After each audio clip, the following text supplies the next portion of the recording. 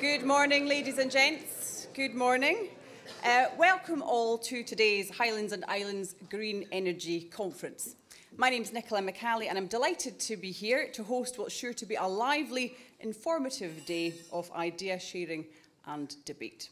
Now, the Highlands and Islands has long been at the forefront of energy production and fabrication, and as the pioneering era of the North Sea oil and gas sector transitions to renewables, once again, the region is punching well above its weight. And with the recent developments and announcements at Nig and Ardersier and the granting of the green freeport status for the Cromarty Firth and Inverness region, this conference could hardly come at a more relevant time. We'll be hearing throughout the day from those at the forefront of some of the largest and most interesting developments and have the chance to listen and ask about the challenges and opportunities that this rising sector offers to the region. So, a few points of housekeeping before we get down to business. Questions can be asked throughout the day online. Use the QR code in the programme or the link on screen to open Slido, and you can ask there, or you can simply raise your hand, old school style, when we come to the questions later. Now, your lanyards must be worn throughout the day, please, and you can't access back into the room without having it on show. So, no fire alarms are planned, but if you do hear one, please find your nearest exit. There's plenty of them, and staff will keep you right. And the muster point is back round at the front of the hotel. Now, it's not a conference without a hashtag, and today's is hashtag HighGreenEnergy24 if you want X to mark the spot. Lastly, I'd like to thank event partners and exhibitors SSEN Transmission, Statera Energy, Vattenfall, West of Orkney Wind Farm, Highland Council, Drax, SSE Renewables, Scottish Power Renewables and Aurora Energy Services for their involvement and support today. So we have a variety of panels with experts today. Let's kick things off with a look at where we are. Now, this session will discuss the green energy story so far in the Highlands and Islands. And I'm now delighted to welcome our first panel today. Please welcome them to the stage. Rachel McEwen, Chief Sustainability Officer from the SSE Group. Malcolm MacLeod of Highland Council, please all come up. Malcolm MacLeod of Highland Council. Ian Kinnaird, Scottish Assets and Generation Engineering Director from Drax, and Peter Dennis, Project Manager from Wave Energy Scotland. Please give our panel a round of applause. Welcome them to the stage today. So, good morning everybody. This is going to be our story so far. The format today will be we will hear from all of our panellists a little bit about who they are, what they do, then we'll get into the discussion and then some Q&A to finish the session off. So panellists in this session, we're going to talk about the experiences of the past and how the Highlands and Islands is becoming a leader in green energy in Scotland, the UK and indeed worldwide. But where do we go from here? What are the next steps needed to level up in the region and what support is needed to get there? So if we can start with a few introductions. Rachel, are you happy to start there with a little bit about yourself and where you are today? Yes, of course. Thanks ever so much, Nicola. So I'm Rachel McEwen. My day job is Chief Sustainability Officer of the SSE Group, and I've basically been doing a variation of this job for the last 11 years and been with the company for 17 years. And it is really, really good to be here this morning. I'm a local girl. And I suppose between us on the panel, our job is to open things up and describe the story of Highland green energy so far. So I suppose my contribution is to articulate the scale of both the opportunity and the challenge of delivering an electricity transmission system that is capable of delivering net zero. So I thought if it's okay, I would do 3 quick things. I will try to be really quick. Okay, the first is to note the climate context. The second is to describe what SSEN must do. And lastly, I do want to give a historical reference point too. So, the context of this, as I know every single one of us in this room knows, is the urgent and overwhelming imperative to tackle climate change. And we also know that there is no technical or plausible net zero pathway that doesn't involve the generation and transportation of, and this isn't a technical term, but effectively shed loads of renewable electricity from the north of the country to the population centres in the south. Now, I'm obviously somebody that works every day in climate action, and there are some people in this room who've dedicated their whole life to it. But even I am in awe of the contribution the north of Scotland must make. This combination of enviable wind resource and world-class precipitation gives the north of Scotland its ultimate competitive advantage. So much so, nearly 16% of the UK's net zero goal will be met by renewable energy from the north. And getting that power to the people requires a once-in-a-century investment in the grid. But I think maybe the scale of that investment in the grid deserves some sort of explanation. ASTI, which is a terrible acronym, but it stands for the Accelerated Strategic Transmission Investment. And what that is effectively a blueprint at a GB level for a modern net zero grid. In the north, it is a programme of 4 offshore direct current transmission circuits plus 4 major onshore links. The cost of that programme is likely to be around £20 billion, and they must be delivered by 2030. The truth is, very few new transmission circuits have been built in the UK in the past 30 years. There is one little heroic one, as you will know, which is Beaulieu-Denny. This is a 400 kilovolt overhead line, partly owned by ourselves and Scottish Power. That project started in 2002 and was completed in 2014. It took 144 months to complete, 48 of which were in local planning inquiry. To achieve the targets set by government, which are set for a very good reason, to help meet the ambitions of generators, many of you are here, and for us as a company to meet our regulatory obligations from Ofgem, we effectively need to deliver 4 Beaulieu-Dennys in the next 78 months. Now, the scale of this and speed of this endeavour is almost without precedent, and I'm saying almost very deliberately. In the north of Scotland, there is a precedent from the 1940s and 50s, and as a company and in my department, we hold the custodians of the archive from that time.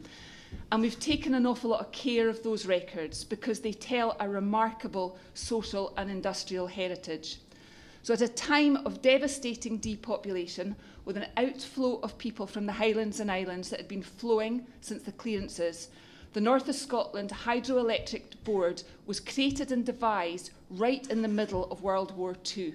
At the time, only 1 in 10 crofts had electricity, and the Hydroelectric Development Act of 1943 brought electric power to every hill, glen and island.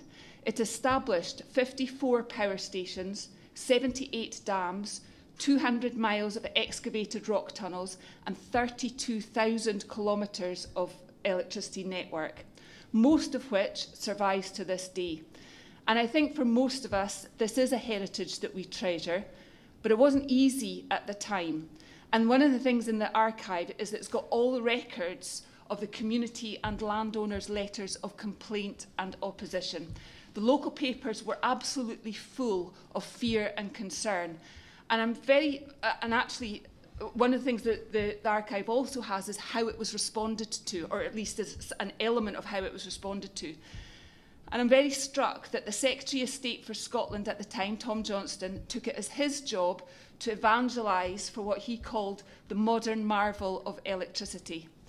But it wasn't just the politicians. The technocrats were making the same case too. That you could effectively say we're technocrats amongst us. And Sir Edward McCall, he was the Chief Executive of NOSHEB, North of Scotland Hydroelectric Board. He went across Scotland speaking to everyone from the Women's Institute to angling societies, making the social and economic case for electricity. So, bringing this back to now, I think this point is as important now as it was then. The truth is, we need all hands on deck to both make the case for this climate action, but also to deliver it. Thank you.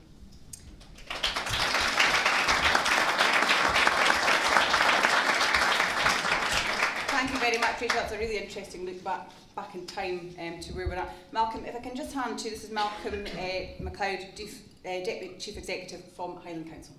Okay, thanks very much, and thanks very much,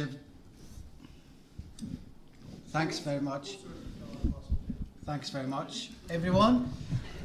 So I'm Malcolm MacLeod, Assistant Chief Executive for the Council, and I look after everything regulatory as well as anything to do with infrastructure for my sins. So I think I've got 3 minutes, so I've got 3 words to tell you the state of where we are at the moment. One is busy, one is excited, and one is legacy. So in terms of level of activity, certainly in the 25 years I've been with the Council, we've never seen the level of activity that we have currently. Right across the board, from onshore and offshore wind, we have an incredibly full pipeline, but we've also got significant interest, as you know, from pumped storage schemes that are adding to those that are already consented and operational. We're seeing some small interest in solar activity, huge grid reinforcement schemes, as well as the newer areas that are coming in. At the moment, for example, we've got around 25 projects related to battery storage, which are giving us a whole fresh number of challenges and levels of knowledge that are required, as well as some really exciting projects coming into the pipeline on hydrogen. Our major pre-application service is absolutely full to the gunnels, and I would encourage everyone to continue to use that, because the key message, I guess, for me, we're at a time of resource challenges, particularly in terms of finding the right people to deal with all of the activity we've got. We've got a fantastic team, but it's really important that we get things right first time, and the information that comes in is as good as it needs to be to enable us to make decisions as quickly as we can. So in terms of that, we have been discussing with Scottish Government around the resources and planning consultation that's just been completed, and I think everyone recognises that we do need additional help, but not necessarily, it's not all about money, because it's about growing the number of people who can actually deal with applications. It's about using the private sector more effectively in terms of some of the environmental or technical approval processes. So I think we've all got a lot to do to work together to make sure that pipeline of activity can come through quicker. So excitement, I'm very, very excited about everything that's happening just now. It's a fantastic place to be around the Highlands just now. We've got a huge amount of activity. I'm not going to steal the thunder of those who are going to come on later, but the Green Freeport, I represent the Council at the moment on the board of the Green Freeport, where the Council is getting close to approving the final business case. But that's one example of where public and private sectors have come together and come up with a vehicle that we hope will really fuel the rest of the activity that's happening, not just in the Freeport area, but across the region as a whole. And I think that message around public-private partnership is so critical. And I've been really, really encouraged, I have to say, by the efforts that are being made across the board on engaging early on some of the local supply chain issues and in terms of some of the challenges that you're all going to face in delivering your project. And I would probably highlight, for example, the contractors in relation to grid reinforcement that have been engaging around housing matters in particular. And this is so critical for the next thing that I'm going to talk about. But it's about thinking outside the box, about working with us on maybe some housing voids we have in areas of low demand, or reusing buildings as opposed to just the perhaps traditional way of looking at get in and get out. And that's been encouraging, so I want that to continue. Thirdly, legacy. Critical. I'm a bit of a Highland Council dinosaur, I guess. I've been here a long time. Been here through the first wave of renewables. The question I get asked all the time is, did we get that legacy right? We've got a lot of work to do, all of us, and I think, again, What I hear all the time, as I'm sure you do, when you're engaging is housing, infrastructure, childcare, skills and training. These are the things that people want to see a real fundamental change on. And for me, that legacy part is going to be a really important part of our engagement with the private sector, our engagement with communities going forward, and I'm sure you'll hear more from the leader of the council later in the day. Thank you. Thank you very much, Malcolm. You're obviously a very, very busy man. We do appreciate you being here today. Can I now hand over to Ian Kinnaird from Scottish Assets and Generation Engineering Director from Drax Hydro. Thank you. Thanks, Nicola. Thank you for the introduction. And also thank you to Rachel and to Malcolm for sharing their stories so far. And I'm also looking forward, obviously, to hearing from Peter in a few minutes.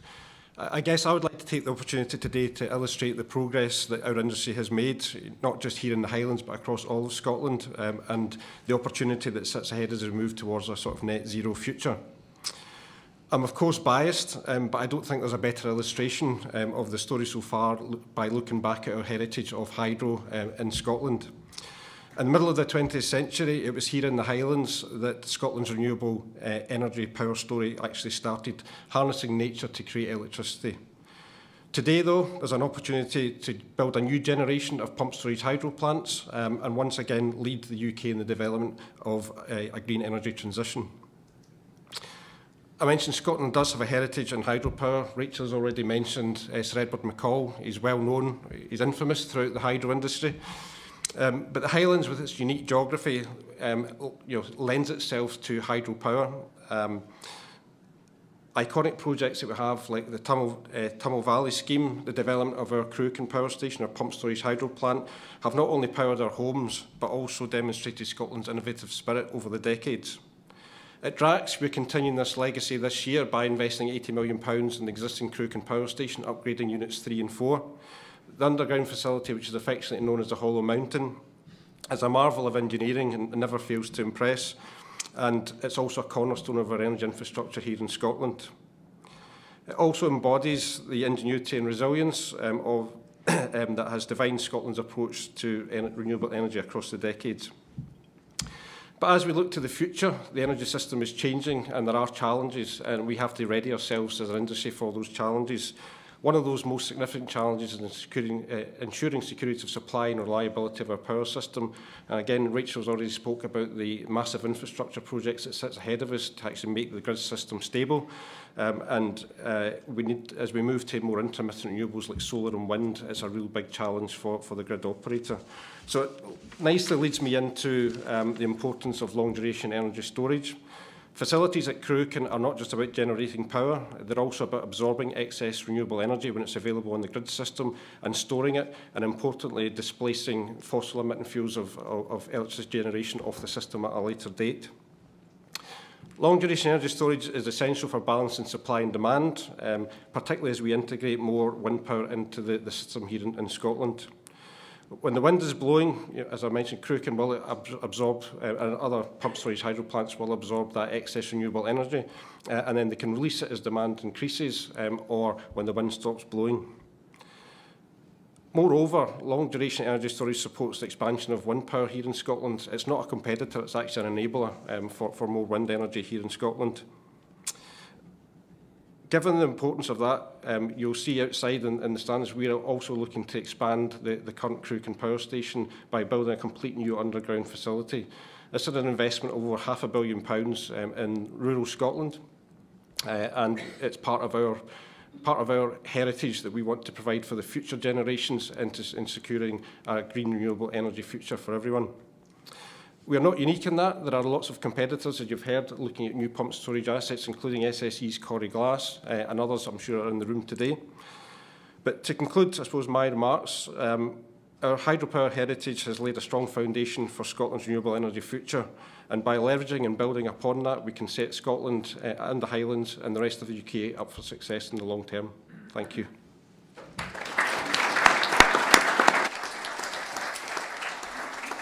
Thank you very much, Ian, and so interesting to hear the key role that hydro continues to play in this sector. Lastly, but by no means least, I would like to hand over to Peter Dennis, who's Project Manager from Wave Energy Scotland. Thank you, Nicola. The story so far for Wave Energy Scotland started 10 years ago when the Scottish Government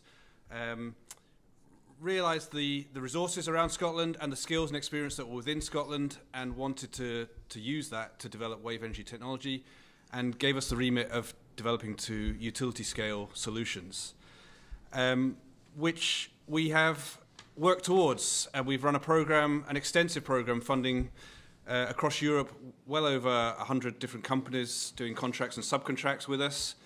And we've run a programme for new wave energy types of devices and also some of the supporting systems such as power takeoff units, control systems and quick connection mooring facilities. And so that program has been running and it's led towards 2 devices reaching the sort of top of that pyramid. It's been a very structured program of funding. It's been competitive, it's been stage gated.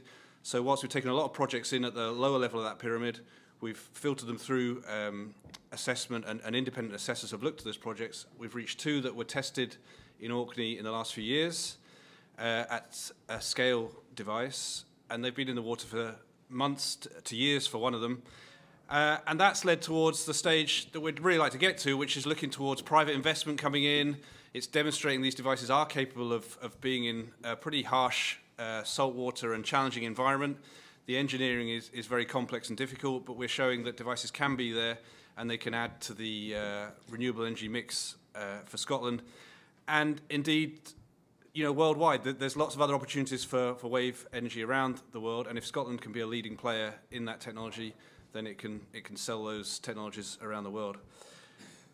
What that leads us to now is the future opportunities, and we're looking at various different aspects now with wave energy. One is looking at what we're calling direct generation, which is using some pretty novel materials and flexible materials to make the whole device be the generator. And it's quite complex materials and quite complex electrical engineering, but the idea is that we can lessen the cost of steel and concrete and those kind of involvements and use these flexible materials, and the whole device is a generator. And I can talk more about that to anyone who's interested and comes to see me during this conference.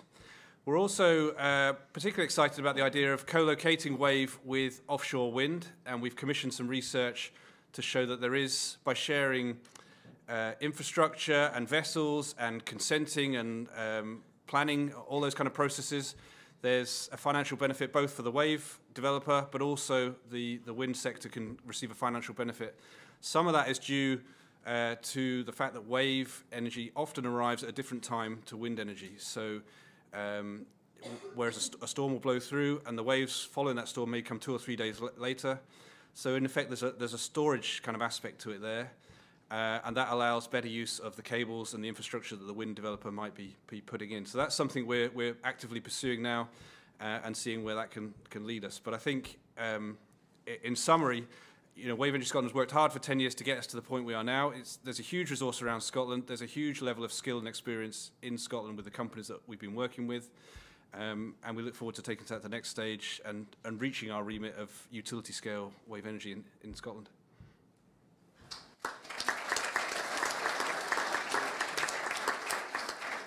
Thank you very much, Peter, as well. It's really interesting to hear about all the innovations in your particular sector too. So those are our panellists. We're going to have a little chat now, and then I'm delighted to open things up to questions. We have our first question on Slido waiting to be asked. So if anybody else would like to ask questions through that format, please do scan the QR code and you can use your phone to type in your questions, or I'll come to you if you raise your hand when we come to this in just a few moments. So back to the panel. We often talk about the Highlands and Islands being a leader for the rest of the world when it comes to renewables and the green energy sector. We heard a little bit from you, Peter, about the kind of innovations in wave power. Tell me, how else are we leading the way, would you say? Rachel, have you got any points there at the moment? So I think I'm going to look at this from a reasonably narrow company perspective. And I think that we shouldn't underestimate some of the things that have happened that give us a bit of an edge over others. And one of the things is that we have got offshore wind deployed at scale. Most countries in the world haven't got to that stage, so the UK offshore wind market is reasonably mature now. Now, what that means, so in my narrow company perspective, is that the technology that is required, the high voltage direct current technology to take very large quantities of offshore wind. And offshore wind, the thing that's sort of different about it compared to onshore is just the scale. You know, right now, so at the moment, we've just completed Seagreen, which is in Scotland, but Dogger Bank is the world's largest offshore wind farm. It is absolutely enormous. So what you've got, so that's quite a technical challenge, is that amount of energy, which obviously is reasonably sort of predictable, but not completely. Getting that onshore and then for that to integrate into the grid takes quite a lot of extremely clever engineering and expertise. Now, other parts in the world are looking at us because we're doing that reasonably well, and we have been able to sort of maybe not get the right words, but synchronise that onto the system. So that is definitely an area of expertise where we are ahead of the game, if that's the question. From my perspective as a sustainability person, SF6 is a nasty little greenhouse gas emission, greenhouse gas. It basically has the global warming potential 26,000 times carbon dioxide. So you don't want to release any of that, but it's an inert gas. So what that means is that it's got brilliant insulating qualities. So that keeps people safe from electrical arcing.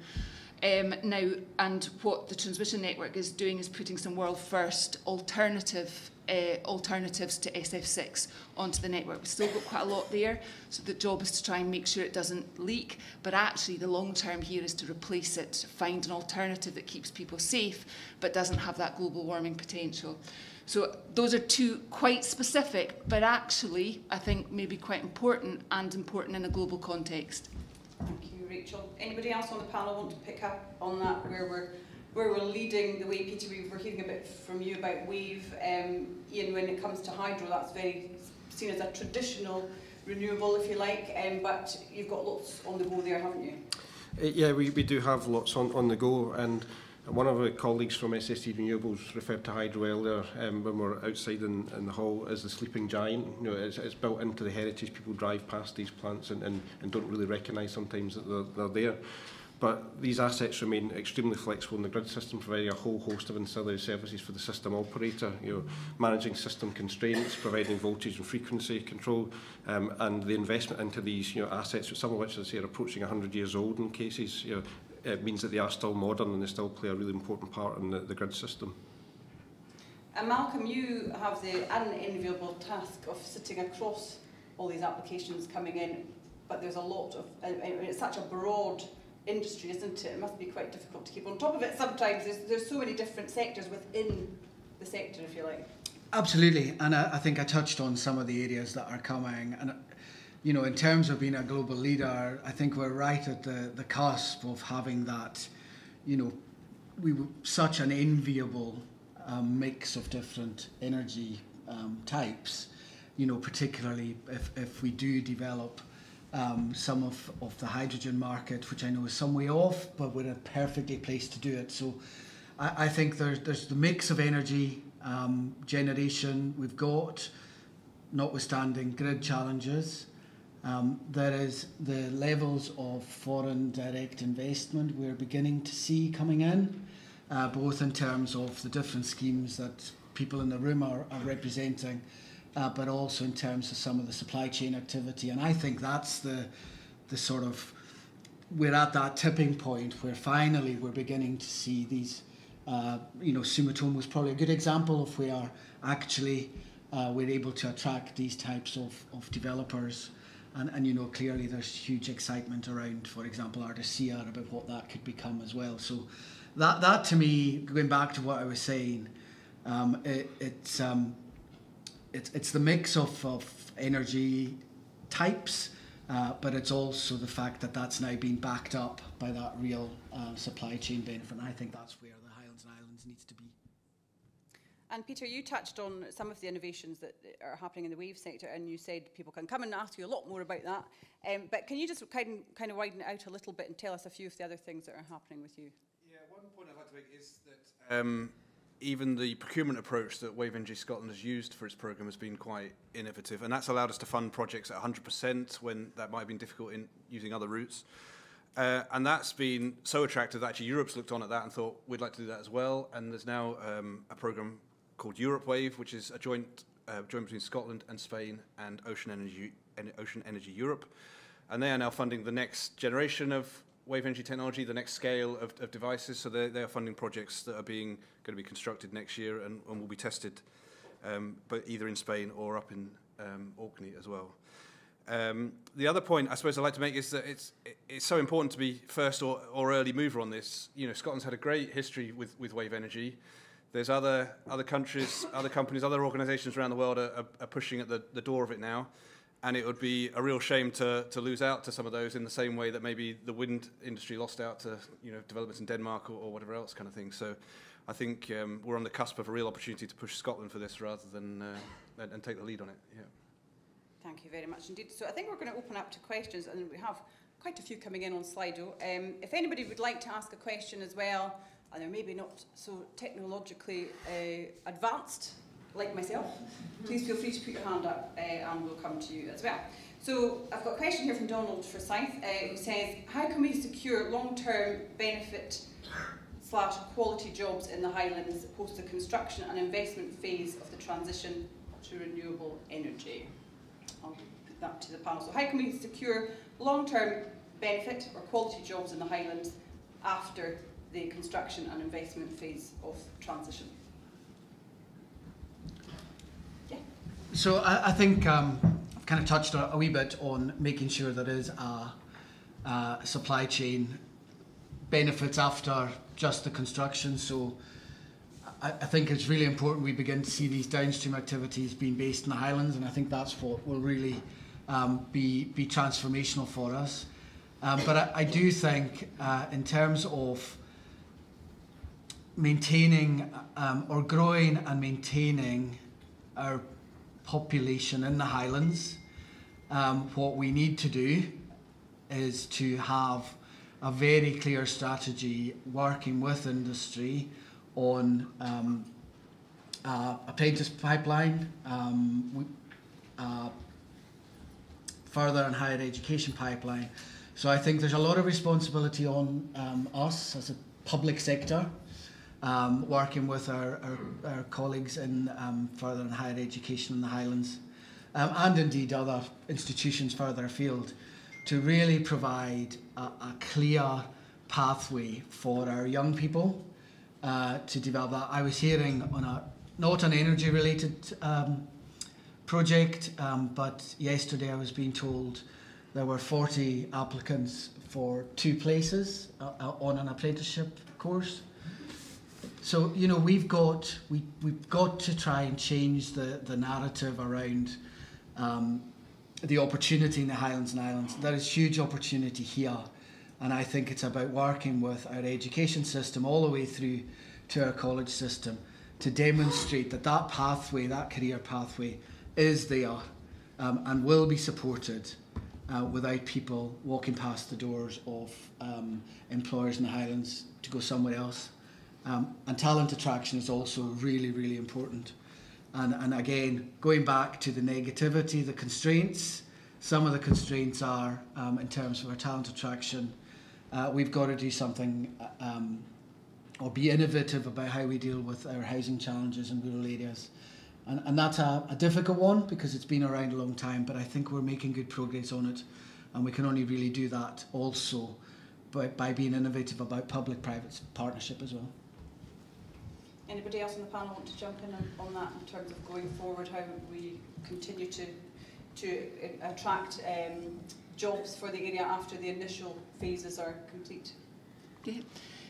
There's a couple of things that I think are important. All that infrastructure, whether it's network or renewables, will require maintenance, and the industry is going to need highly skilled people to maintain that. Now, I want to sort of pick up on two things. Bear with me. So you'll all have heard of the concept of a circular economy. Now, in onshore wind, we have got the most common turbine out there is something called a Siemens 2.3 megawatt turbine. There's about 1,000 of them across the UK. And they're getting to the age where, you know, things are starting to need to be replaced or maintained. Now, the example I've got is something called yaw gears. So yaw gears there's 5 yaw gears in each turbine, and they effectively turn the turbine to face the wind so that you get the best out of it. Now, those yaw gears are breaking at about age of 8 or 9 years old. And the model used to be, you would just go back to Siemens and buy another yaw gear, and you would buy it for £3,000 and it would be a brand new one, and it would be almost in your contracts.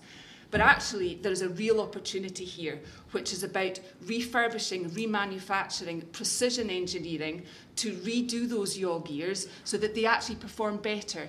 So as an industry, we're trying to take some inspiration from the aerospace industry, where the joke is that in a Boeing 747, you're not actually sure when it was actually created, because they've remanufactured so many of those parts.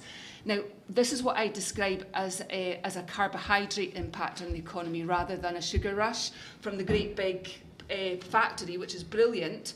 But these are the sorts of things where local engineering firms are providing services to the industry, which it has a bang for buck, which is twice. You save the carbon because you're not making another yaw gear. Now, I'm not saying yaw gears are just one aspect of the bill of materials that goes into a turbine, but that's where we need to get to, is to be breaking that bill of materials down so that we can be working out the models for circularity and remanufacturing. And those are the sorts of things that can be done by smaller, by a wider supply chain. And I think that's the kind of way we need to think about for the Scottish economy, or for all of the economy, going forward. Thank you very much, Rachel. Any hands up in the audience to ask questions?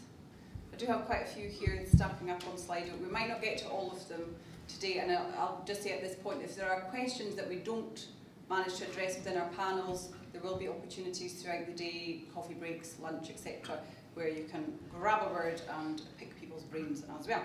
Now, we all know that this is a very topical subject, and to that note, there's a question here saying community support for the transition is going to be critical. How well would the panel assess that engagement with potentially affected communities is going?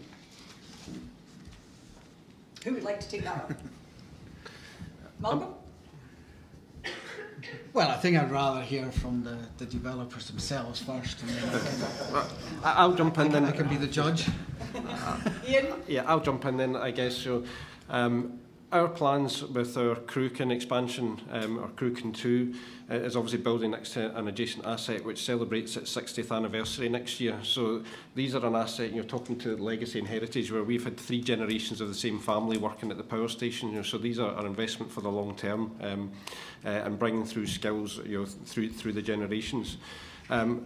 But for us, I guess we benefit from the fact that the local community around us know the existing power station, they know what it's about, they know the employment and the opportunities that it brings to the local community, not just directly at the power station, but those opportunities, as Rachel says, through the wider supply chain, whether that's your travel and accommodation, whether it's in local engineering companies provide services to us. So I think for us, we've had, I would say, quite an easy path, in our planning consenting process with local stakeholders and community, but the challenges I accept for different parts of the energy system are different. I'm sure we can touch on things like the transmission system reinforcements and upgrades that requires, and that is, pylons and things going through, scenes of natural beauty and things like that, and they are challenging and difficult. And similarly, the sort of the visual impact that everyone always refers to with wind farms, etc. But I think communities now, there is obviously I would say a social and moral responsibility for companies to engage with their communities and stakeholders and give back to the communities as part of these projects developing throughout the life cycle. Thank you very much, Ian. Rachel, I think you wanted to pick up on that as well, didn't you? Yeah. The truth is it's not easy if you're a community that is about to host a piece of nationally significant infrastructure. Of course it's not, and it never has been. I think that what we've seen in history is helpful here, is that you are seeing to some extent, the professionalisation of the engagement industry almost. So there's no question all companies are undertaking engagement because of legal reasons, but also because they want to do it earlier and better than was done in the past. So what you're seeing is more engagement than has ever happened in the history of anything. I mean, it's just unbelievable, the scale of what's going on here. And there are standards emerging. There's ISO standards, and there's all sorts of things that keep you right in terms of the quality of that engagement. But there is also a truth, which is that there aren't always happy endings. And this is hard. These are real trade-offs. And we have to be super honest about that. I sort of believe that part of the answer to this is radical transparency, almost, because these are hard things. But we also know there are sort of glimmers in this from history, which is new normals are established, and sometimes the process of pinning down the place where it's going to be developed, that can create as much pain and heartache before it's done, because there's sort of lots of options.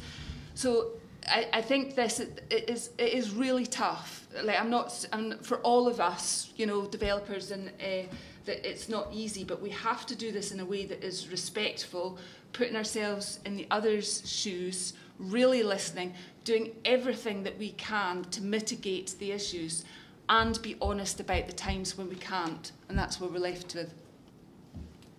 Malcolm, thank you very much for that, Rachel. Malcolm, you wanted to say? Just, I mean, I think the question was about how well. I think the reality is, you know, it's probably mixed, and part of the reason is because very often people are coming in on individual schemes, and the community, the local community, and the kind of wider Highland community don't always see that big picture. So I think we've all got to get better about setting the context correctly, that this is part of a much bigger picture, because very often it can just be focused on the very local issue, and you don't necessarily see all the other parts of the jigsaw that are required. So there's definitely something around that, and you know, being clear about what the community is here, because there are very local impacts, but also there are more, I suppose, area-wide impact and opportunities that come from that. So I think there's still a lot of work to do, a bit of work to do in terms of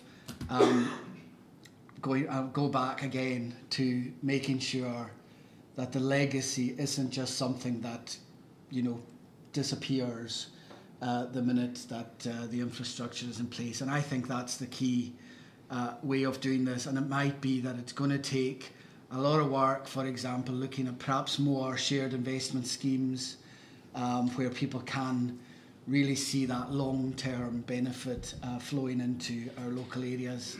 That'll make a difference, but certainly, you know, there's far more engagement and ongoing engagement than there has been for many years, and it's just about keeping working on it and making sure we're identifying the right scale of community for different projects.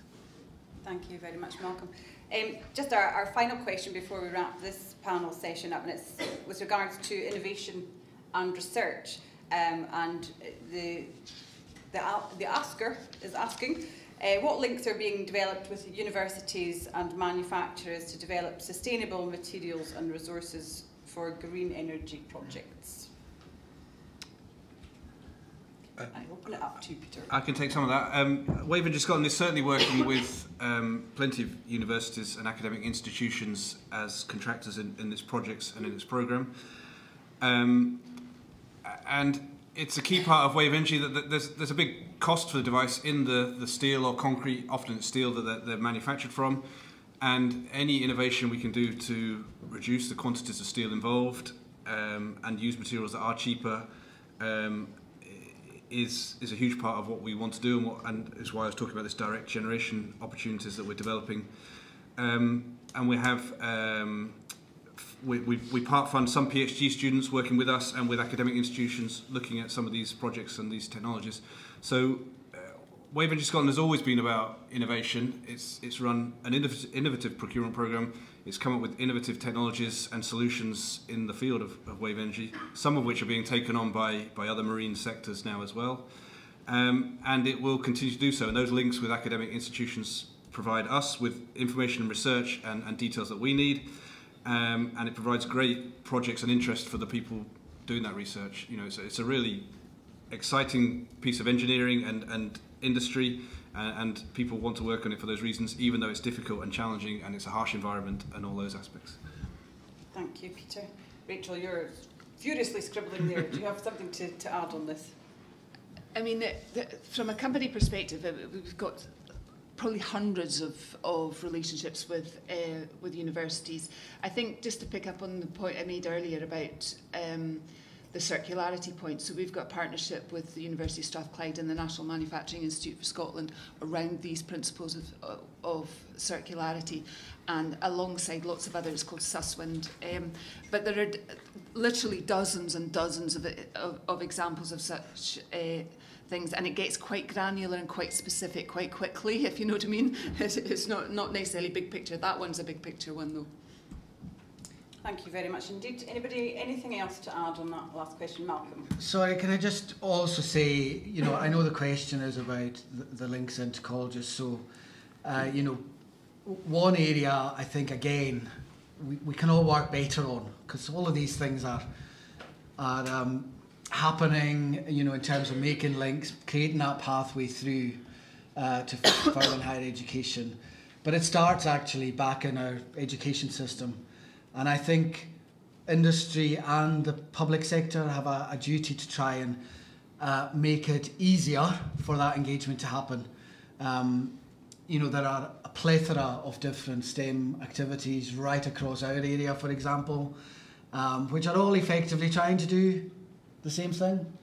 But wouldn't it be much more effective if we're all marching around existing models that give that real introduction for our young people to the kinds of activities that are going to power our green future. And I would say, you know, initiatives like the Science Skills Academy, which has been, you know, funded through the public sector. It's now at that point where it's giving that full immersion for every primary school child in young person in Highland. You know, we're at that point where if there was that industry engagement, you know, it would put it on a much more sustainable footing rather than just constantly reinventing the wheel, which is, I don't like finishing on a negative, but certainly, you know, for me, we can, the key message is let's all try and work together on models that already exist and push them forward. Thank you very much indeed, Malcolm, and a great way to kick off our conference today. Lots of topics to debate and discuss there. As I say, there are some questions we didn't get to for this panel, but just because we have so much going on today. So please do feel free to speak to our speakers as the day goes on. But in the meantime, please give a big thank you to our first panel today.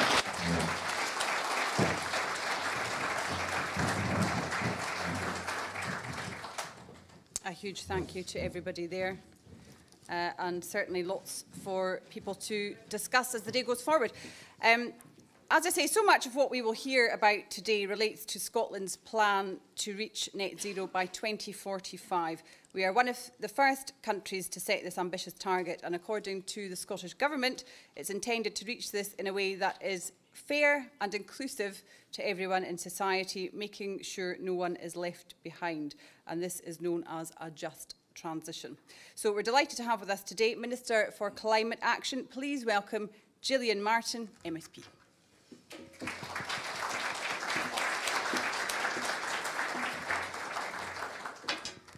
Thank you for inviting me again. I was here last year. It's all gone past in the blink of an eye. I think I'm trying to remember what job title I had that year. I think this is my 4th one. I'm now Climate Action because effectively, having been Energy Minister and then Just Transition Minister and then Environment Minister, they decided just to put it all in because everything that's in my portfolio is effectively about the action to get us to net zero, but it's also a lot to do with the action to get us to sustaining our new economy and a very vibrant economy at that. And that's a sort of the economic aspect of things, I suppose, that's probably the main thrust of what I want to talk today. There's really no more appropriate place to talk about all these initiatives and drives than the Highlands, because you are already front and centre in what we're trying to do here. We've made huge progress in the last 10 years. Scotland's capacity for renewable energy generation has rapidly increased from 6.2 gigawatts in 2013 to 15.3 gigawatts in 2023. That's about 150%. The Highlands and Islands and the north of Scotland as a whole are leading the way on that. About 30% of the onshore electricity generated in Scotland was in the Highlands and Islands in 2022. And the success is not just down to the abundant natural resources around, it's a testament to the innovation and the leadership of the sectors that's made this region its home, but also the plethora of supply chain companies as well that are keeping everything, the show on the road. In terms of offshore wind, it has the potential to be transformational to the economy of the Highlands and Islands. You really do have everything to gain here. And we want to make the most of the massive potential. We're determined to grow Scotland's supply chain and have already committed to investing up to £500 million to anchor the offshore wind supply chain in Scotland. But I also want to mention some of the conditions that you'll be familiar with about the licensing for ScotWind and INTOG projects, very much baked into that is conditions around local supply chains being the first port of call. That is something that we were not able to do, mainly we didn't have a Scottish Government or Parliament at the time, but when oil and gas was starting to sort of like become a major industry in Scotland in the 1970s, supply chains sprung up around that, but there was no sort of conditionality around that. We need to make sure that the supply chain that have serviced and grown up around oil and gas is able to pivot to renewables as much as possible. So now that we've got the Crown Estate devolved to Scotland, we were able to put those conditions in the licensing there, and I think that's a bit of a game changer. Everything we're doing has to be a catalyst to private sector investment as well. So obviously government only has so much funding, but when we're putting in funding like 500 million, it's a signal to the markets that we're serious about this. And here's your starter for 500 million to support that investment and then to capture that private investment as well. In May, of course, I don't have to tell anyone in this room, there was hugely significant milestones in the Highlands and Islands with regards to the infrastructure and the supply chain for the renewables revolution, Ardesir port development investment and the groundbreaking ceremony for Sumitomo's subsea cable factory in Nig as well. Big signals to the rest of the world that Scotland is the place to do business. Get investment from Sumitomo from halfway around the world coming to Scotland to manufacture their cables because they know that it's a worthwhile investment and more will follow. Full capacity, the Ardesir site's potential to enable around 3,000 jobs and reskilling opportunities for the community over the next 10 years. And once fully operational, it's going to be the largest dedicated offshore wind facility in Scotland. And the HVDC cable that Sumitomo are currently building will create hundreds of good sustainable jobs in the Highlands and be the first of its kind in the entire UK. These accomplishments in the last month alone, although say the last month, they've been years in the making, they serve to powerfully demonstrate that Scotland's becoming a renewables powerhouse, but the epicentre of that is the Highlands.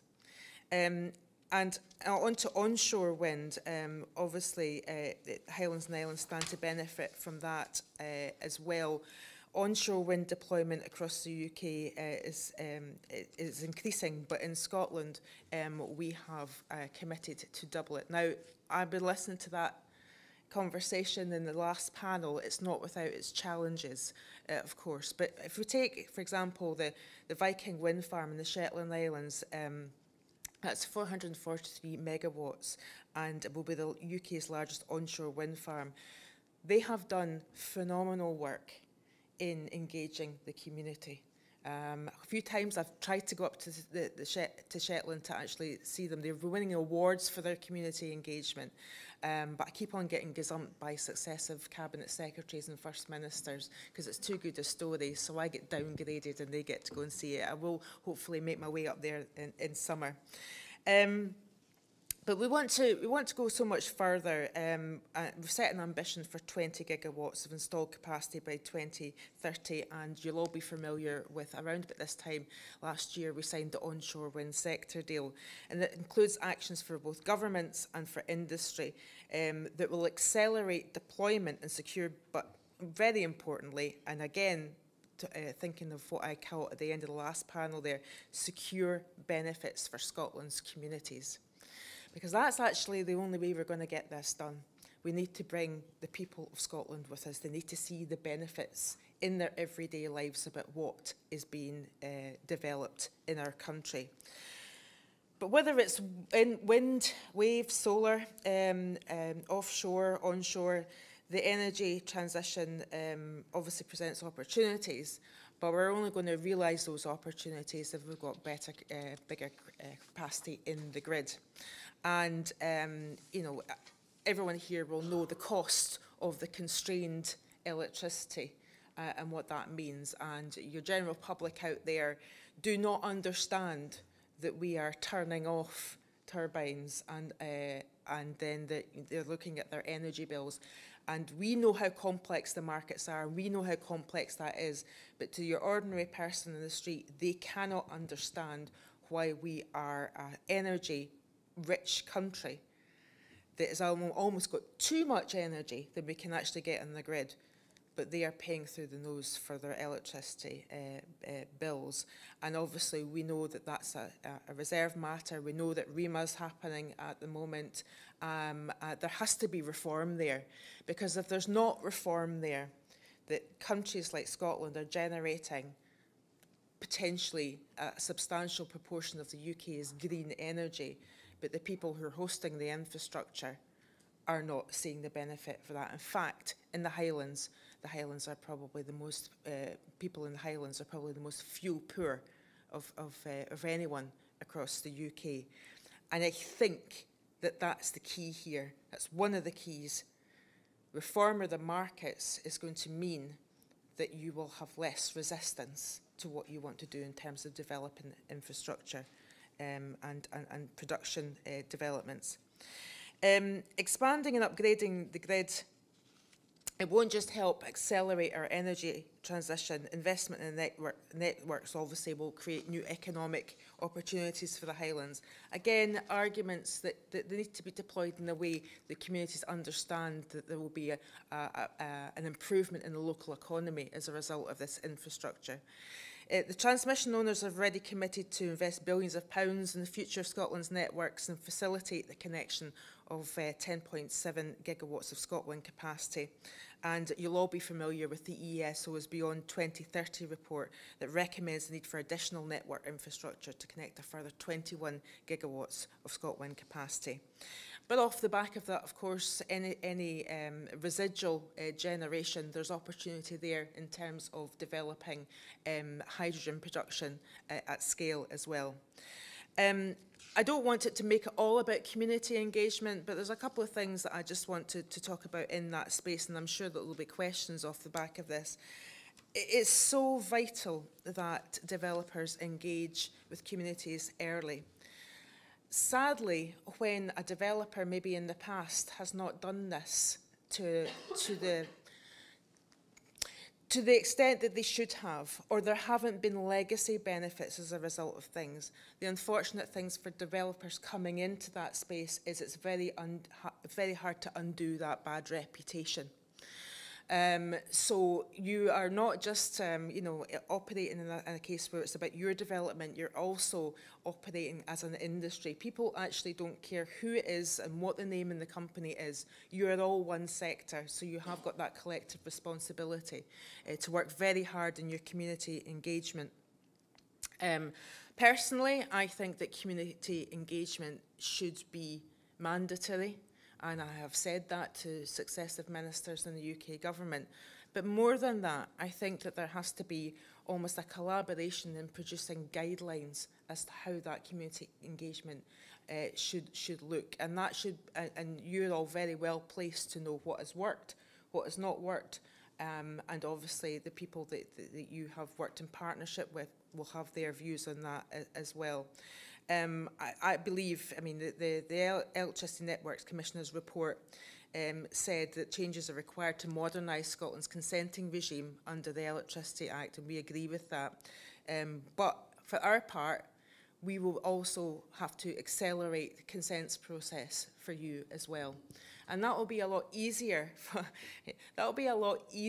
us to do, because we'll have more capacity if the pre-application process, if your community engagement is thorough and well received, but also it will mean that you have better applications and you have got stakeholders behind you, which you know, we can obviously employ a lot more people in our consents unit to improve our capacity, but help yourselves by having thorough and well-received community engagement will mean that your consents will go through faster as well. Obviously, UK government made a commitment to secure community benefits from transmission infrastructure as well. But I think we have to be really inventive about what we do. I mean, the housing gets mentioned an awful lot in the Highlands, and offers that transmission operators, but also developers as well, could be making to communities in terms of, you know, asking them, what is it in your community that you need? What would make the biggest difference to you? And then working with them and coming up with, making suggestions as to where you could invest your community benefits in a way that is going to leave a lasting legacy for the community, but is also going to mean that they're fully foursquare behind you when you put your application in. That's going to be a game changer.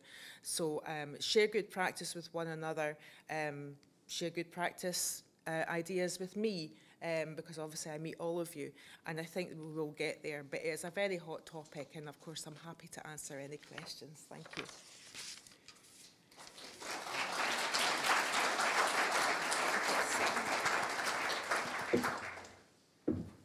Thank you so much, Gillian. As the Minister says, I'm going to just have a little seat beside her here. We have a minute or two for some questions. If anybody would like to pop some through on Slido, or, as I say, raise your hand.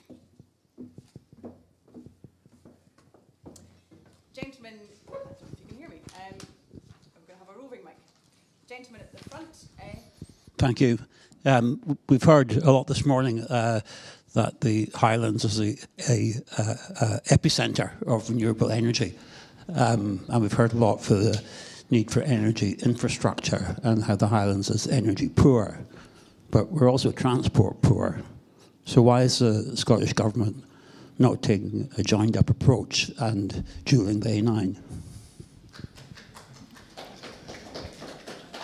So obviously I'm not Transport Minister, but everything that you've said, obviously the infrastructure that's required is not just the transmission infrastructure, it's the roads infrastructure as well. There is a commitment to dual the A9. The Scottish Government has committed to dual the A9. I'd also like to see us somehow, and it is about funding and it is about money, find money to dual the A96 as well, because obviously we're going to have better connections between Aberdeen and Inverness as well, and obviously we know the safety concerns.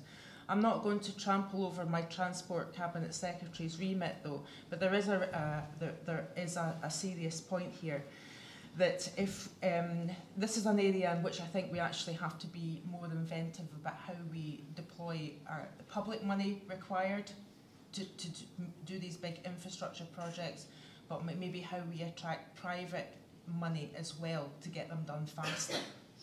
Now, I think it's the art of the possible here. You know, we have got companies, many of whom are in this room, who want to leave a lasting legacy for the whole of the north of Scotland. We also know that the Scottish Government are in a situation where we have a very, very difficult time with balancing our budget as well.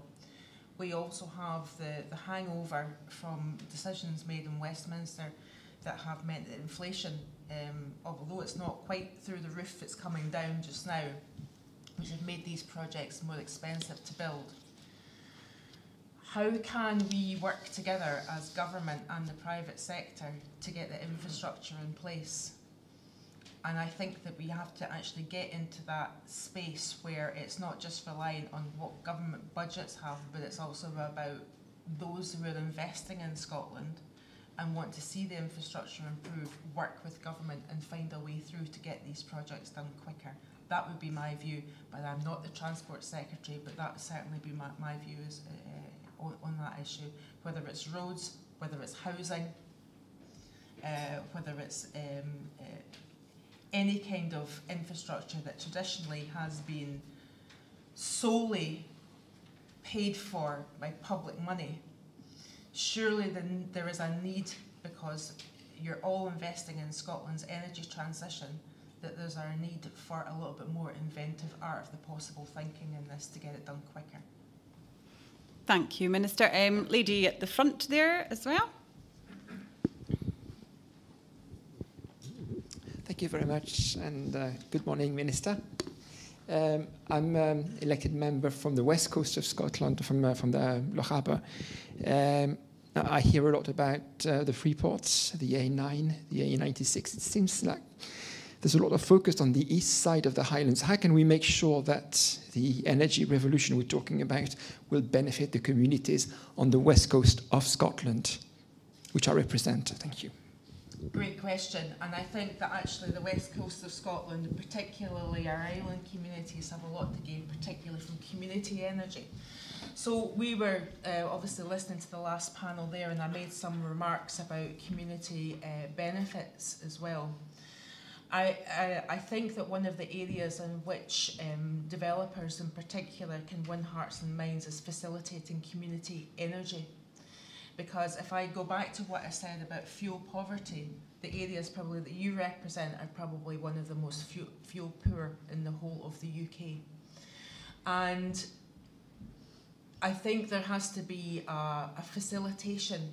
Now, developers have got the knowledge and I've got the expertise, but also have some of the funds available where they can work with communities and say, right, what are the things that are in everyone's everyday life that is a negative? And probably in your communities it would be our energy bills are too high, my housing stock is not as good as it could be. I think there's a lot more that can be done in the community energy space here. Obviously, government, we just recently committed, I think it's like £70 million more to facilitating cares. But when there's developers that maybe are wanting to put developments into the north of Scotland, they could be working with communities to say, would you like a community energy scheme that we do the kind of like legwork in partnership with you? We've obviously got the buying power in terms of all the components required to do that. We've also got a grid connection. We can make sure that you maybe the turbine that maybe becomes your community energy scheme gets a grid connection as well, and you're getting funds off the back of that. You could also be looking at the housing stock and what people might actually need. You know, might there be opportunities for having the installation of air source heat pumps into some of the houses in the villages that you serve off the back of any community benefits? Things that are making a tangible difference to people's lives. Certainly, I'm an East Coaster, so I'm over in my constituencies over in the northeast. We've got, you know, fuel poverty as well, but we probably have a better housing stock than you have as well. So things are a lot easier in terms of like adaptation to those houses to get them to be sort of like clean energy. So I think again it's about the inventiveness of both the transmission operators and the developers, and looking at the communities in Scotland that need a bit of a hand up in terms of people's like cost of living and everyday lives. They're the energy experts, they've got the expertise. Although we've got CARES Scotland as a body which facilitates and helps communities build their own community energy schemes, it still takes a couple of retired people for it to become almost like their full-time job to get these things off the ground.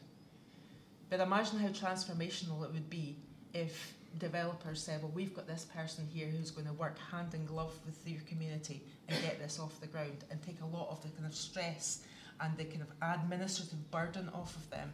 Again, don't wait for permission to do that. You know, you don't need permission to do that as developers. But there's some of the ideas that I have about the justness of the transition, but also helping the community engagement and providing long-lasting legacy benefits to communities, rather than the sort of, we'll refurbish your community centre, we'll build a play park. They've all been done. Time to get a little bit more into people's households. Thank you, Minister. I think you must have been reading Slido without looking at it, because there was a question just coming in there about the longer term benefits for communities, rather than just when a project is finished, something that will be tangible throughout the life of the project. I would also say, and skills were mentioned briefly in the last panel, and I was listening intently to that, is that obviously the developers and the transmission operators and the supply chain need skilled people. And I think, I mean, certainly I obviously know North East Scotland College very well. They're very interested in attracting private partnership and almost sponsorship into new courses as well. And I know that the Highlands and Islands, University of Highlands and Islands are in that space as well. I work very closely with the Further and Higher Education Minister, Graham Day, and we both feel that there's nothing in regulations, there is nothing that says that there can't be private-public partnership in expanding the offer that is there, in the skills offer that's there in colleges and universities. And I think, again, be a little bit more inventive in that space. You were pushing at an open door. Thank you very much indeed for joining us today. We know you're extremely busy. Please, everybody, a big thanks to Minister for Climate Action, Gillian Martin. Thank you so much.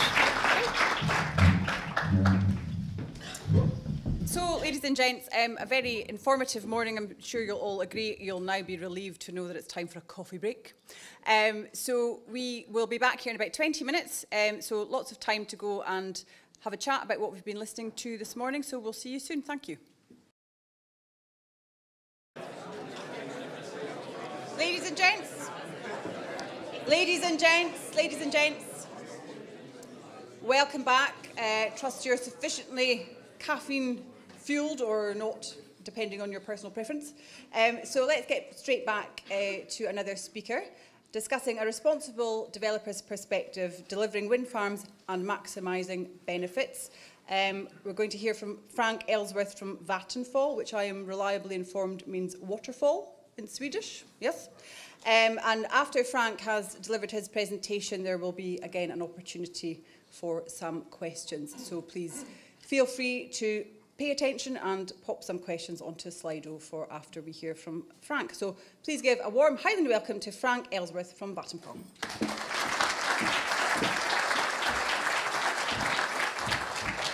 Hi, good morning everyone.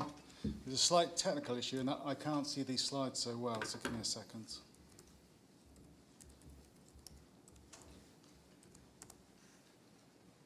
Great, so can you guys hear me okay?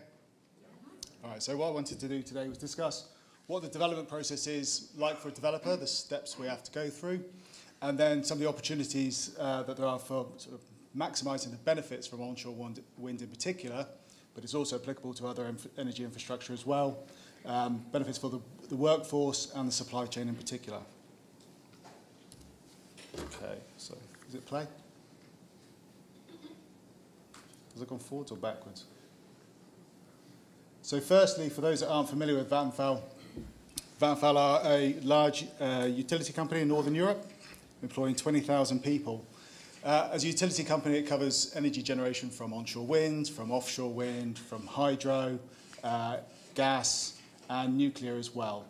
It's involved in distribution networks, so much like Scottish Southern. It's involved in heat networks and a few other bits and pieces you'd expect from a utility company. And it's also 100% owned by the Swedish state. And I think the point to take from that is corporate responsibility is taken very seriously. So just quickly, in the UK, Vattenfall have been present for a number of years now and involved in onshore wind and offshore wind across the UK, quite heavily in the Highlands and northern Scotland, but now also getting involved in heat networks, and that's in London, Bristol, and also Midlothian. Okay, so the development phase. So I don't think everyone is necessarily aware of the process to get a project from just a blank sheet of paper to take it through to the procurement phase and actually engaging with the market. But all energy infrastructure projects have these 5 steps. We need to have a wind resource. And so the wind resource is done through a process of measure, correlate, and predict. So we'll spend 1 year sort of measuring the wind resource. We'll then look to correlate that with a longer-term data set from the region. And then that allows us to predict what the wind resource is going to be like for the lifetime of the project itself. And that gives us a sort of production figure. Land, we need to have a willing landowner. No land, no project. Grid has been touched upon earlier, and the importance of grid is, I think, perhaps well known by everybody. I guess in simple terms, the two most important parts to the grid are the amount of capacity that we can get for the energy we get out, and also about the time of when the grid connection will be ready, and that dictates our critical path. The route to market is a term used for basically how much do we get paid for our product. We have sort of 3 routes to market, as it were. We've got just a market, which is just selling it on the day-ahead market, which is obviously quite volatile. We have what people may have heard of contracts for difference, CFDs, and power purchase agreements. And these two, power purchase agreements and CFDs, are very similar in the sense of it's about a fixed unit price for a period of time. We do like the CFD in particular because I like it as a bill payer as well, because it's forcing prices down and energy prices to be lower, but it gives utility companies and everyone who takes part certainty on that return. The final part, very important, the planning consent. Planning has been touched on quite a bit already, and the importance of it, I think, is very well understood. For us, it provides the most really uncertainty in terms of outcome and time frame as well. What I'm sharing here is one of our projects, which we're very pleasant, very pleased to be able to say, was being recommended for approval here in the Highlands, just to the southeast from here. I guess what I wanted to share here was a couple of things. One is that the duration it takes to get through the planning system. Now, all projects are different, but this isn't an unusual story that a project should take so long to go through. And there's very good reasons for it. And I think the limitation of resource from local authorities and consultees and statutory consultees is very well understood and a genuine cause for the delay that needs to be addressed. But that's been touched upon already. That is being looked at. The other is, from a project's perspective, you need feedback to understand what is an appropriate development, what's the scale of it, and you need the feedback to understand how best to balance all the impacts. Every wind farm has an impact. It's about what's an appropriate impact, and I think finally, after many years, we've settled on something which is, on balance, deemed acceptable. The point to say here is that although you've been through the planning process and you may have your planning consent, it's not the end of the process. Oh, sorry, I moved on. Okay. Sorry. So once you've got your planning consent, it's not the end of the process. There's still other checks and balances to make sure that when the construction starts and the project is underway, that it's delivered in a professional manner as has been proposed in the first place.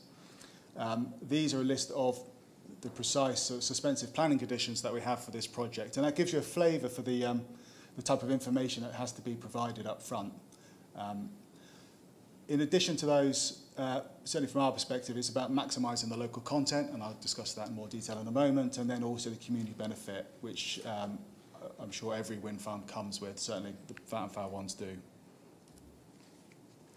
Okay, once you've been through that process, we can then go to procurement, construction, operations, and it's really at that point we have proven a concept that we can go to the market with, and we've been able to make a final investment. We're confident that the project sort of wiped its own face from a commercial perspective.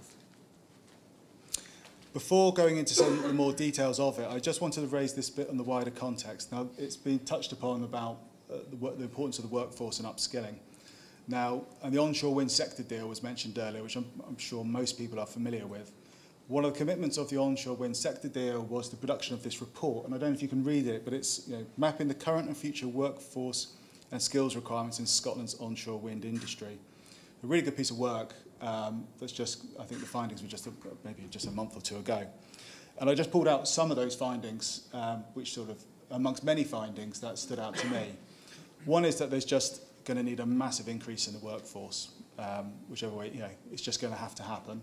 Secondly, is that a lot of that workforce is going to be required in the construction and installation sectors, fields. A lot of jobs are going to be required in operations and maintenance, and this is all by 2030 as well. And already there's a significant shortage of those roles, and a lot of these roles are, technical, really important roles. And this has, some of the talks earlier were fantastic from my perspective, because it feels like I'm going to touch a lot of those points, and I guess it shows that we're all largely in phase of what needs to happen, which is, first part of solving the problem. And then the final sort of the findings that stood out was the Highlands has got this shortage significantly, along with Dumfries and Galloway, but most of the demand is going to be here. In terms of the recommendations, obviously there's going to require a significant amount of investment and skills to bring people on board, to make them, to be able to perform the work. And the second recommendation that I've highlighted, of which there were many more, but stood out as well, it was about making sure people are aware of the opportunities. Now, too often, people simply aren't. But for the Highlands, for people to be, and I've listened to the conversation earlier and I had a feel for the Highlands and the situation here, which is not too dissimilar to other rural places across the UK, is that a lot of people have to leave to go and get professional jobs. But I think it'll be very helpful for people to be aware that there are skilled jobs, well-paid jobs in the Highlands. Okay, sorry, what are we doing for time? We've lost track. Okay.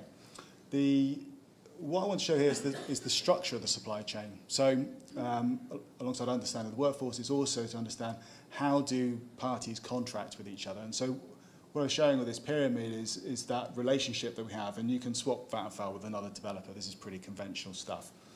So, Vattenfall, as a client, we will have probably 2 or 3 main contracts. That will be with a turbine supplier, it will be with a major civil works contractor, and maybe a very large electrical works package as well if a big substation is needed. But so 2 or 3.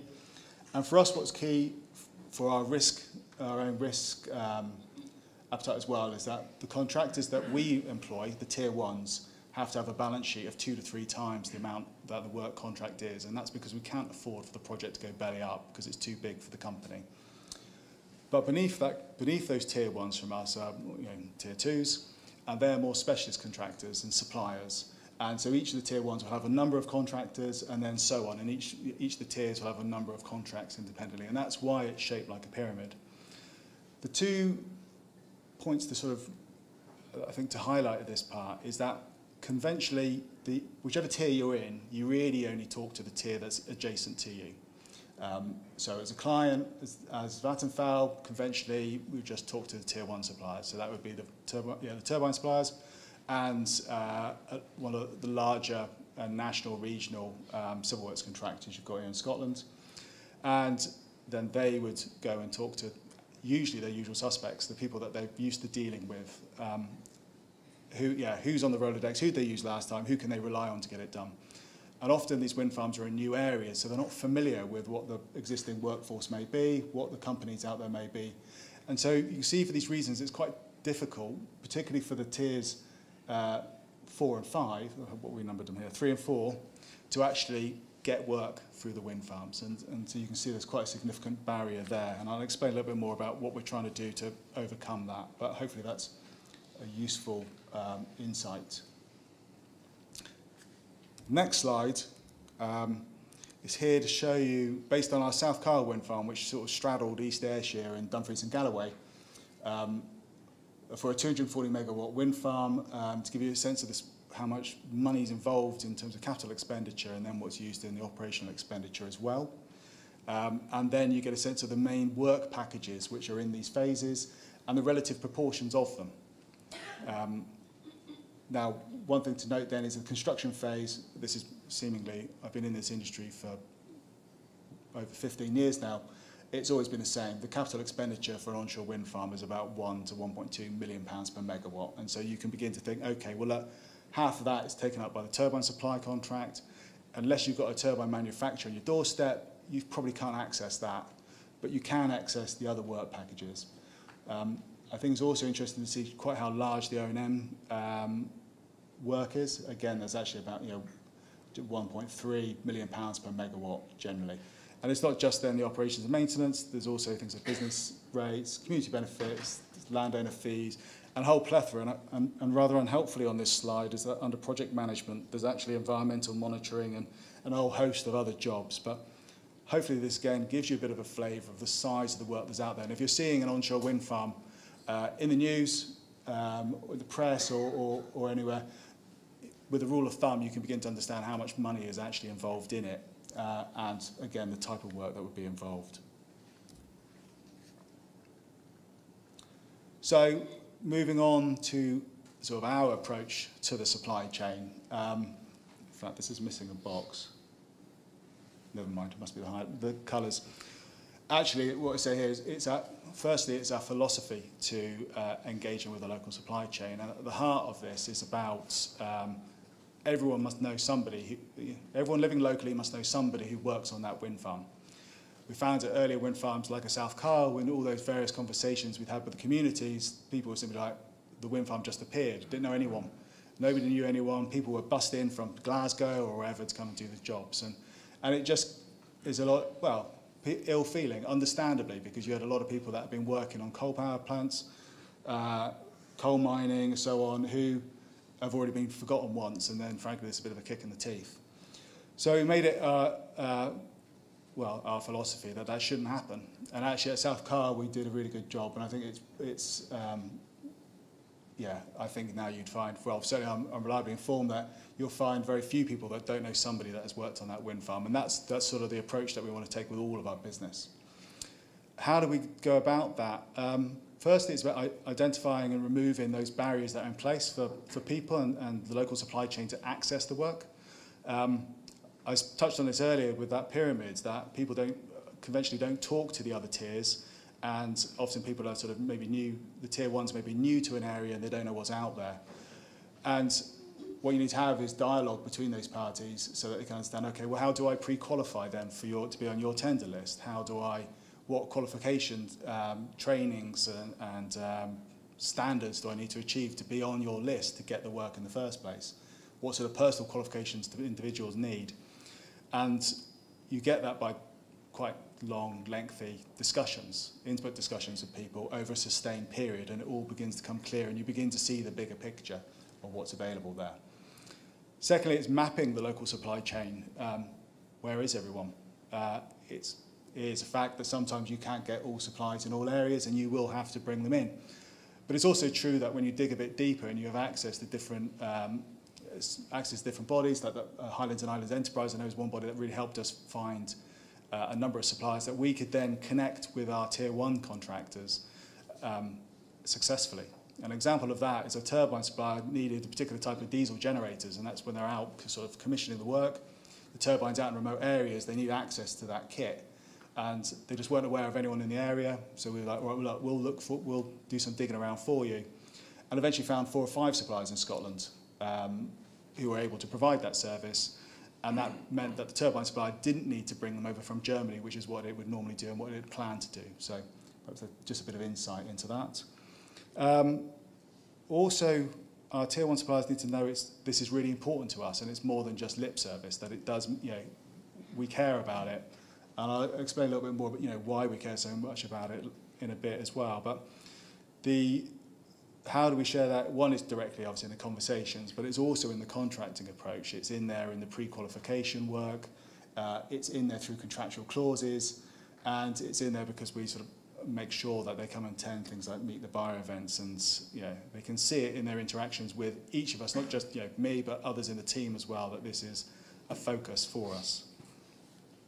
I should also probably add at this moment, this is usually really appreciated by the Tier 1 suppliers and actually everyone, because finding a good quality local workforce and supply chain is just really handy.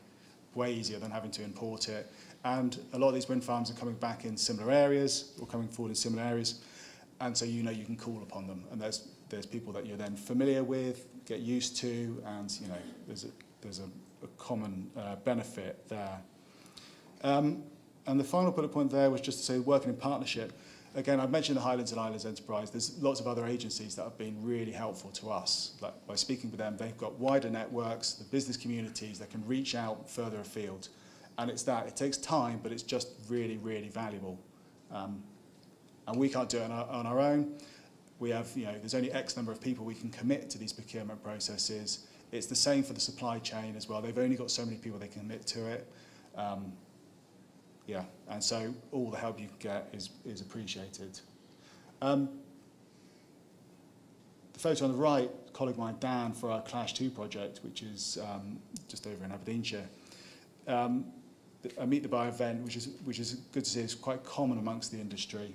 And they're also improving in terms of how effective those meetings are as well. But this, I think I heard, maybe it was you, Tom, that said that we might get 50 companies to join because it's quite, there's not so many companies around.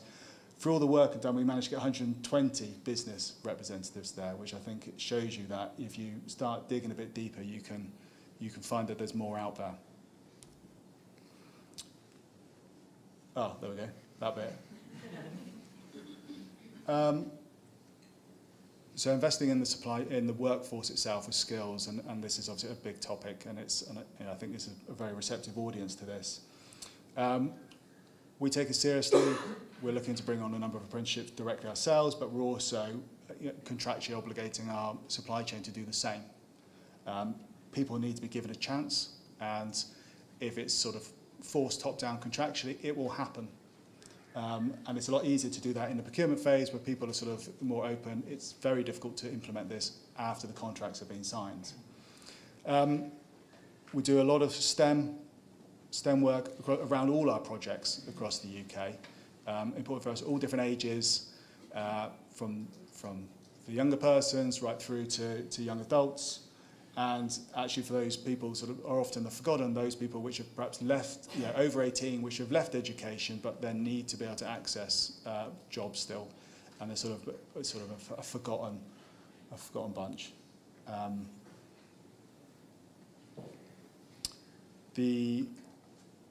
again, this isn't something we can do on our own. We do have quite a few people that are dedicated to doing this, but again, we're sort of working with these other agencies that can let them understand what it takes to be involved in this industry, what are the jobs, what are the skills needed, helping them sort of implement that into sort of the trainings that are happening around the place. I think one of the speakers earlier, it may have been the Chief or Deputy Chief Exec of the Highlands, was saying about that more, actually getting that information and getting it properly into syllabuses. So people are earning it as part of a core part of their sort of education rather than it being a sort of a sticky plaster or a bolt-on. Very enthusiastic about that concept, much more deeper integration of the skills needed for the workforce. And I know in South Wales we've done that, has exactly happened. Some of the materials we've produced for our wind farm, like the Pinnacle Wind Farm, have gone directly into the skills syllabus down there, and that's obviously brilliant, so it's highly applicable, and more of the same would be good. I think it's also helpful for the teaching staff as well. Teaching staff, obviously it's hard to stay on top of your job, do your teaching, and still be aware of all that's needed in a sort of modern workforce. So a lot of work to be done. A lot of work to be done there, but with these bodies listed down here, we were just really fortunate that, as I said earlier, it very much is pushing on an open door. So what does it mean? What can it mean economically? So this is a snapshot we commissioned an independent report by Bigger Economics, and it's a snapshot during the midpoint of the South Car construction.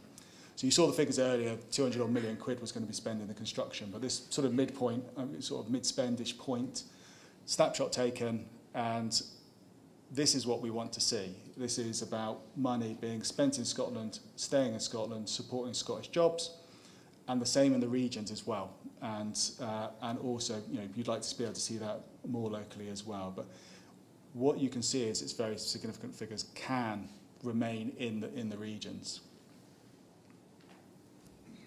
I said earlier, like, so why are we doing that? And we have the corporate responsibility of being Swedish state-owned, no surprises there. But this statement is sort of where we want to get to. We recognise, and I think this perhaps captures a point that was made earlier in terms of the nature of the engagement, that if people see and feel the benefits of an onshore wind farm, they are actually the most supportive of onshore wind. And we've seen that from our own polling from projects in England, which we know is quite hostile. That the biggest advocates are there which are actually familiar with the projects, and it's done when they are actually aware of what's happening.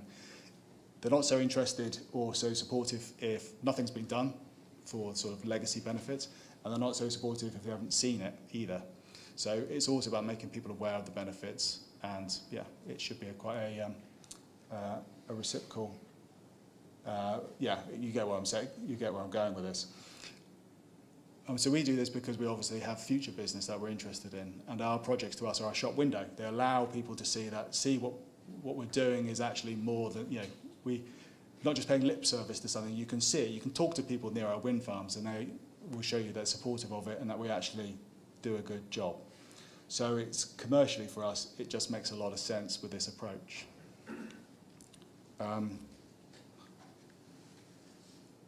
Right, that's it.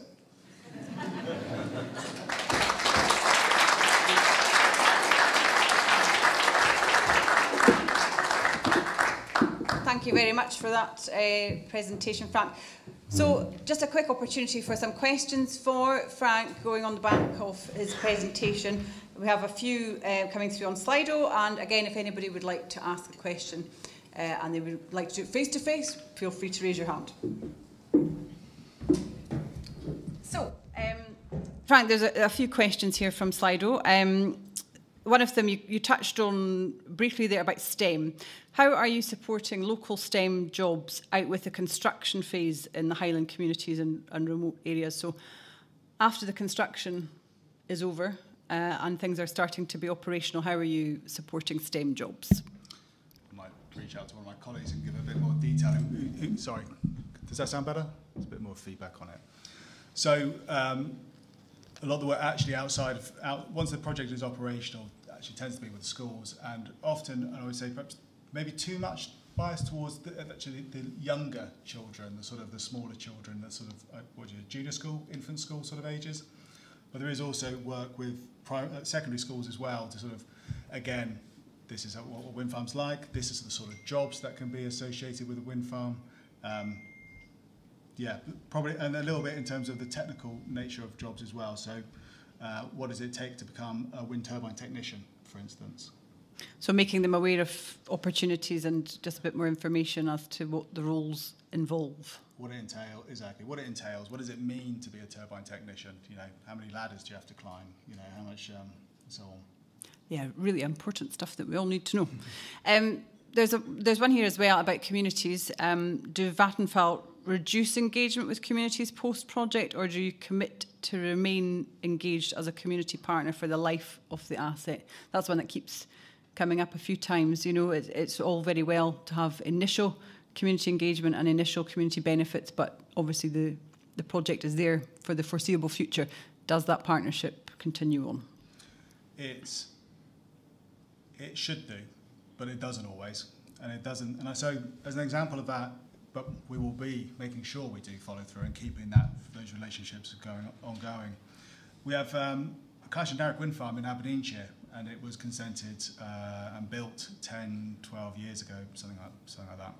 And we went forward with an extension opportunity to that project, and it got turned down locally, and so we had to go to public inquiry for it. And I'm convinced it's because people just didn't know, had forgotten about us, we hadn't paid any attention, and all the goodwill that had been generated during the construction phase basically dissipated. If you're not keeping your relationships warm, they're getting cold.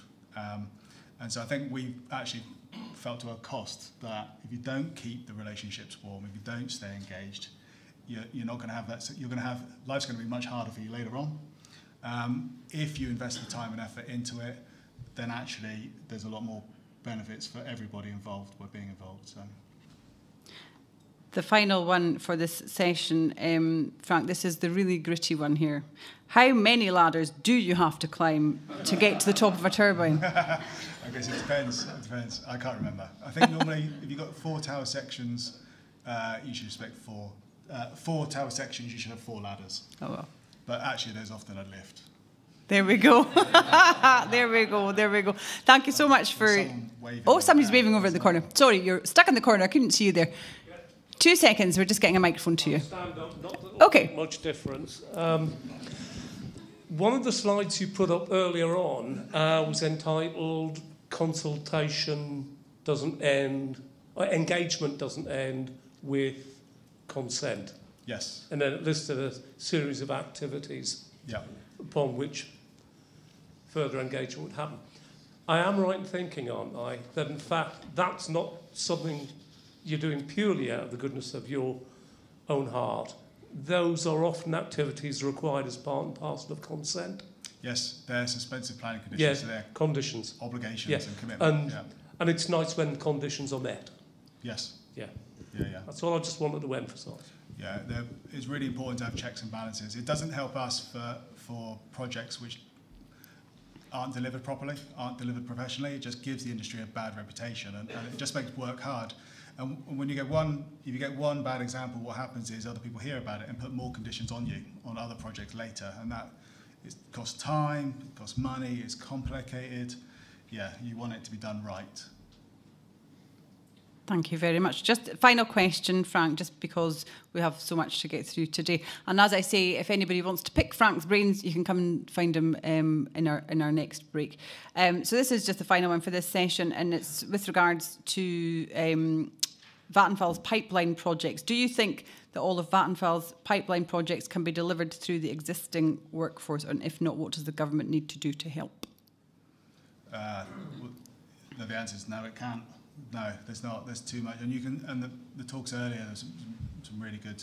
I thought some really good talks earlier by the earlier panelists. There's just so much that needs to get done. Like it's overwhelming how much work needs to get done, and it's going to require an awful lot of people to get trained up for it. It's going to need an awful lot of people to sort of transfer from other sectors to be able to deliver it, and it has to happen yesterday.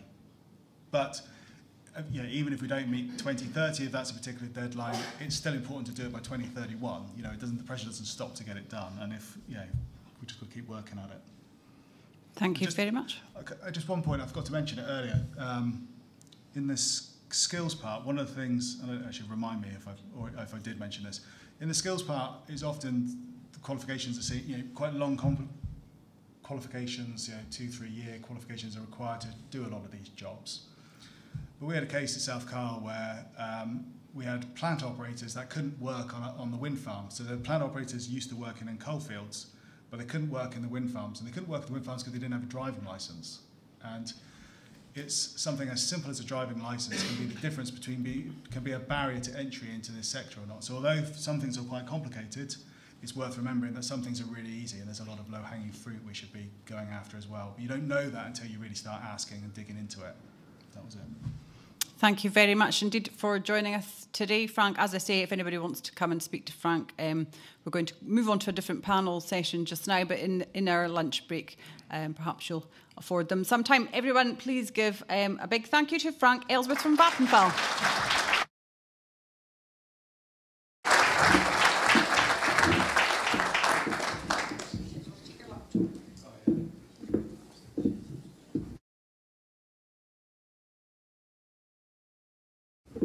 So thank you to Frank. We're now going to move on to another panel. and this is hosted by the West of Orkney Wind Farm, and we're going to discuss offshore wind, ports and infrastructure. So please let me introduce our panellists to the stage. Stuart Macaulay from West of Orkney Wind Farm. Callum McPherson from Cromarty Firth Green Freeport. Carol Drastic from Associated British Ports. We have a wee change in our programme because Joanne from Cromarty Firth Port Authority is unable to attend, so we now welcome Katarina McKinnon from the Crown Estate Scotland. Welcome one and all. As I say, this session is brought to you all by the West of Orkney Wind Farm. We're going to be discussing the economic opportunities of offshore wind and how it will impact the region. So I'm going to start off by asking our panel again to introduce themselves and tell us a little bit about what they do. So Stuart, if you would like to kick things off, we'll go from this end of the table towards me. So over to you, Stuart Macaulay, West of Orkney Wind Farm. No, thank you very much, and thanks everyone for attending today. Stuart Macaulay, so I'm the project director for the West of Orkney Wind Farm.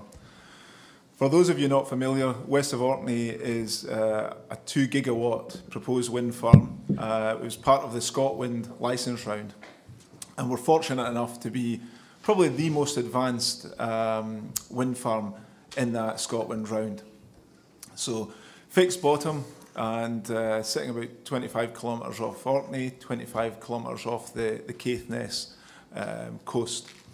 We'll tie into a new substation at the Spittal in Caithness, and actually significant progress we had just yesterday with Highland Council approving our planning in principle for that substation, which actually is a great example of the way we need to act and the progress we need to make to really be proactive to make these projects happen. We're also heavily involved with Malcolm's team and a lot of the other infrastructure players around about how we can develop the infrastructure we need for the wind farm. I think, though, probably for me, one of the key messages now is it feels a little bit like the gold rush the last couple of years, that this is inevitable, this is coming, it's in the bag, how do we prepare for it? It's not like that. From a developer perspective, these projects are hugely challenging. They're massive. They're 6 billion, 7 billion pound investments. That makes them world scale. That means that they have to compete for capital, not just against UK projects, but against world projects, international projects. So they have to be attractive to invest in. Commercially, they're challenging because the capital costs have gone up, probably up to 100%. You know, they've almost, in some cases, have doubled since bids went in. That's challenging. The regime that we work in, what made oil and gas successful in the UK wasn't that it was the cheapest place to invest, but it was predictable. If you don't have predictability, it's very difficult to justify these huge investments. So that's, again, another challenge that we're facing, and we need to work with government to ensure that we can be predictable. Like I say, the process with Highland Council yesterday, exactly what we need. We go into a process and we come out of it when we expect, with a positive result. Consenting in the UK is a real challenge for us.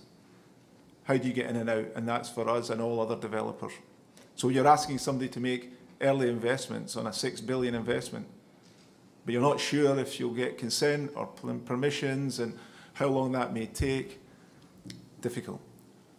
If you're not sure what the pot is for CFD, if you're not sure what the price is, again, difficult. But these are the challenges as the developer we are facing, and we will take that on. And that's my job, and that's our team's job, is to win that capital investment. I think for the area, though, again, it's about we need to be competitive. This is an opportunity that exists, but we need to be able to take it. If we don't take it, it will go. It'll go somewhere else, and we could be left looking in years to come thinking, if only we had the proportion of that, the community benefits that Frank was talking about earlier, and that the Minister spoke about. There is no community benefit if there is no project. And if we're not positive and about taking these opportunities, if we don't work together as government, council, supply chain and developer, they won't happen. So I think really for me now the rubber's hitting the ground now. And so for something like West of Orkney, we now need to be in the process of making this an executable commercial project. And that's really now when the real difficult discussions happen. How do we get the commitment from government? How do we support supply chain? How do we make sure the north of Scotland, where we have world-class resources, we've just done our wind measurements, we've got the highest wind speeds of any wind farm in the UK, probably any wind farm in the world at the moment. That's the opportunity. How do we make sure that we capitalise this as the north, as Scotland? And we have to push back against things that we are disadvantaged by, things like government policy, where this is where the energy is being generated, but we're penalised because the energy is used in the south, and then we're charged these grid charges that challenge our commerciality. These are the issues now that we really have to, together, as developers, as government, as councils, as supply chain players, have to really start lobbying around and making those changes to win the opportunity. Well, lots of big questions there, Stuart, and we'll certainly come back to some of them as this panel continues. Thank you very much for that. I'll now move on to Callum McPherson and Cromarty Firth, Green Freeport.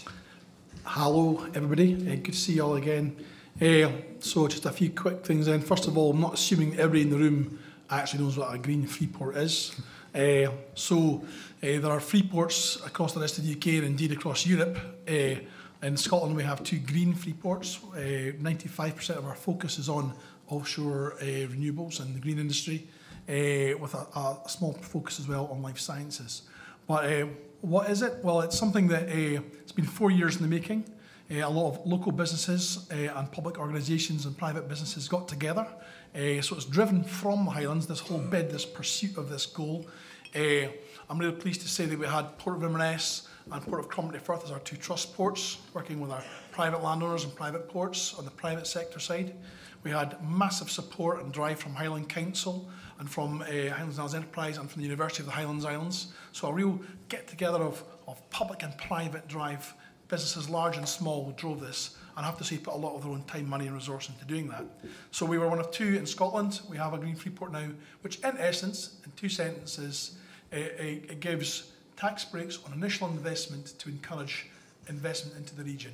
And we've only really had a formal tax site since 8th of April, but already, and this has taken a while to brew, but we've already had a formal commitment of about 800 to 900 million of investment in the tax sites already, which is not bad going. Why? Why did all these people commit this time and resource at a time when people were tight for resources to pursue this?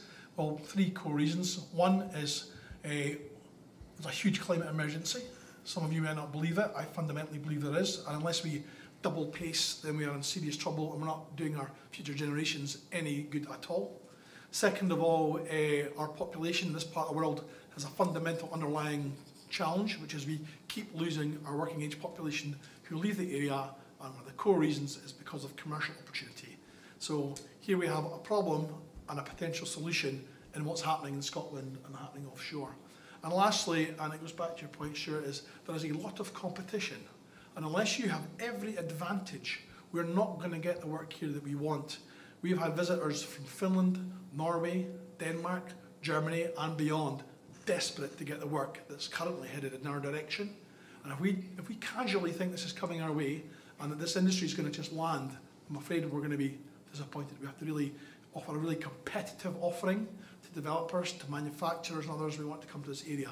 And as we've already done, and I think this is a huge factor, when people come here, they're greeted in such a friendly and enthusiastic way that they never forget it.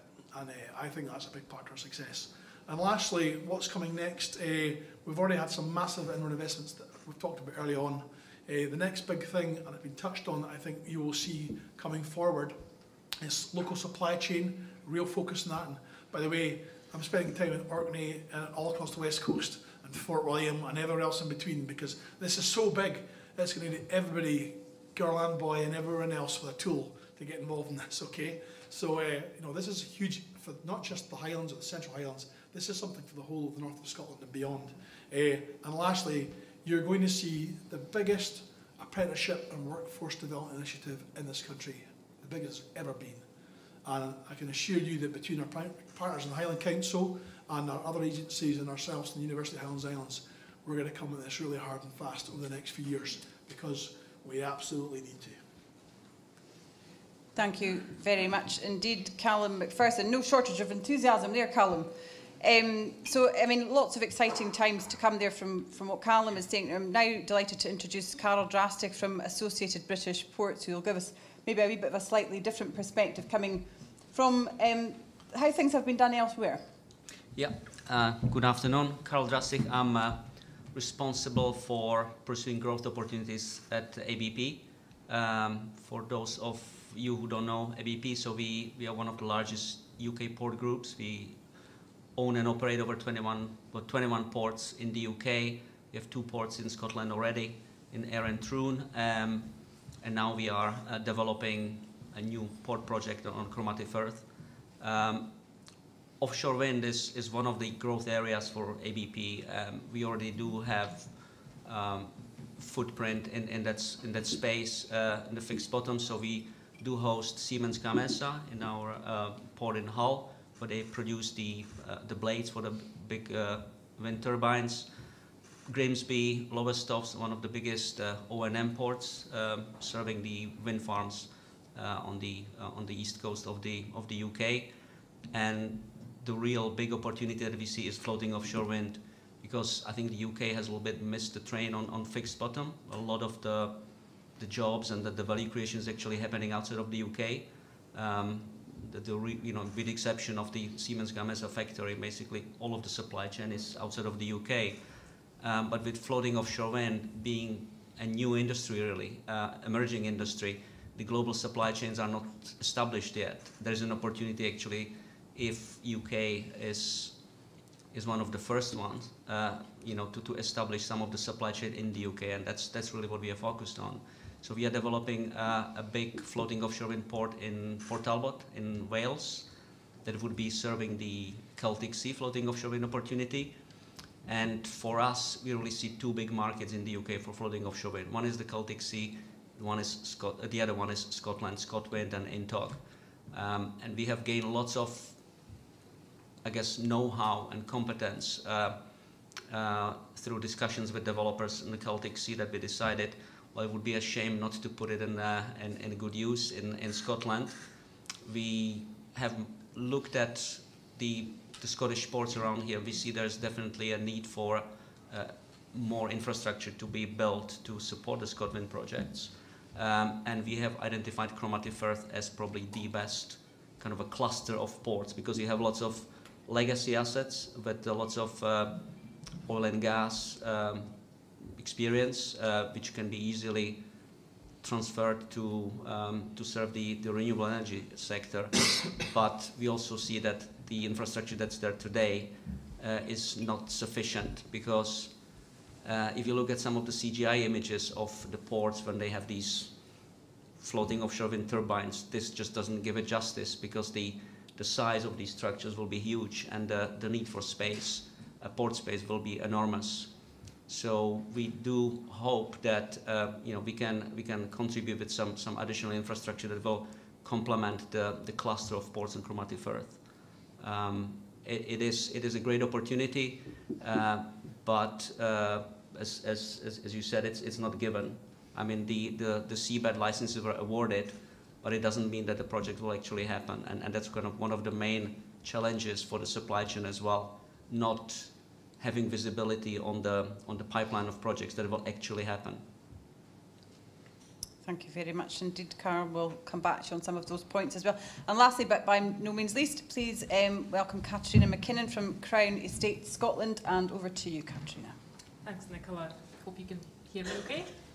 And thanks to West Orkney Wind Farm for the invitation to join the panel today. So I'm Katrina McKinnon, and I'm Development Manager with the Offshore Wind Development Team at Crown Estate Scotland. So my role is to manage seabed option to lease agreements, So I work directly with projects like West of Orkney throughout that development phase of their project. And maybe just a few words about Crown Estate Scotland. So we are a public corporation, and essentially we're a landlord. So we manage a range of assets, and this includes both land-based assets, but crucially seabed, which we obviously have leased quite a lot of seabed recently through both ScotWind and Intog leasing rounds. So we've created that huge pipeline, but we also not just let the developers get on with it, we also work with projects. So in particular in my role, we work with tenants, we identify challenges and barriers to deployment, and also that informs our enabling work, be it on grid or supply chain development. We can also invest in new type of assets, like, for example, buying the land to enable ports investment, which is crucial, obviously, to unlock some of these opportunities. And finally, we also play a role in coordinating some of that spatial information and also interactions. Crucially, seabed space becomes increasingly busy with a lot of activity across different sectors. So it's up to us as seabed manager to manage those interactions, particularly for cables and other infrastructure. So in terms of progress with the projects, we are in the third year of ScotWind since the leasing was done. A lot of work has been done, but it's still, the time is obviously marching on. So developers have 10 years to develop the project, and they've got that option to lease for 10 years. They've been busy working on site investigation works, on understanding what is the ground conditions, what is the resource there, and that informs the early stages of design for projects. And indeed, the planning, consenting has been the big focus, obviously, with one project, West of Orkney, has applied for their offshore consent, and obviously huge congratulations to the team for achieving major milestone with securing the onshore consent announced yesterday. So we also, for Intog, there's been progress achieved there. We've got one project, one TOG project consented. It's now under option as well. And we also have two projects that are seeking consent from the Scottish ministers on their applications. For projects achieving milestones such as consenting is hugely important, as has been mentioned. It's something that needs to be done in a timely manner. That determination needs to be done and without any delays, but it also needs to be done right. So we need to make sure that it is done in balance with the environment and with the communities as well. And this is something that, is obviously we need that robust process that is not open to challenge later. However, in terms of, if we're talking about challenges, it's still all about grid across the board.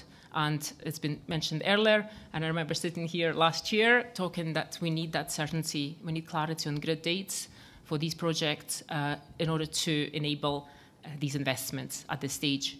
Ultimately, developers, they cannot be expected to continue to invest in projects which have lack of certainty in terms of grid connection, and whether it's within that 10-year period or outside of that.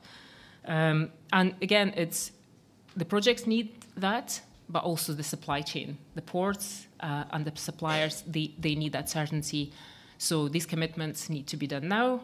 We've got a huge pipeline. We've got 40 gigawatts, including some of these near-term projects. We mustn't forget the likes of Berwickbank, Seagreen 1A. We've got Pentland, just off the coast of the north coast here. So, but these decisions for the investments, and actually not decisions, but actually invest in financial commitments need to happen now in order for these facilities to be ready for the delivery of these projects, and equally to be ready to deliver for the likes of Celtic Sea and other markets as well. So again, it's a huge opportunity, but we mustn't be complacent. It's not a given. It could go away elsewhere if we don't do it now. And we've done a lot of work through the likes of SOWEC in terms of research. We know what's needed and where. We just need to make this happen. And indeed, that capacity-led investment has been obviously the mechanism is there through the strategic investment model, which has been great at mobilising engagement. It's got developers, supply chain, investors. They're all there. There's clarity on the opportunities and the projects. It's just we need these investments to start happening at this stage, and we'll probably have a role to play in this. Thank you for that. Thank you very much indeed, Katrina. So lots and lots to discuss here, I think, in this panel. We're hearing time is of the essence, aren't we? What has to happen to speed things up then? We were hearing from the Minister earlier on.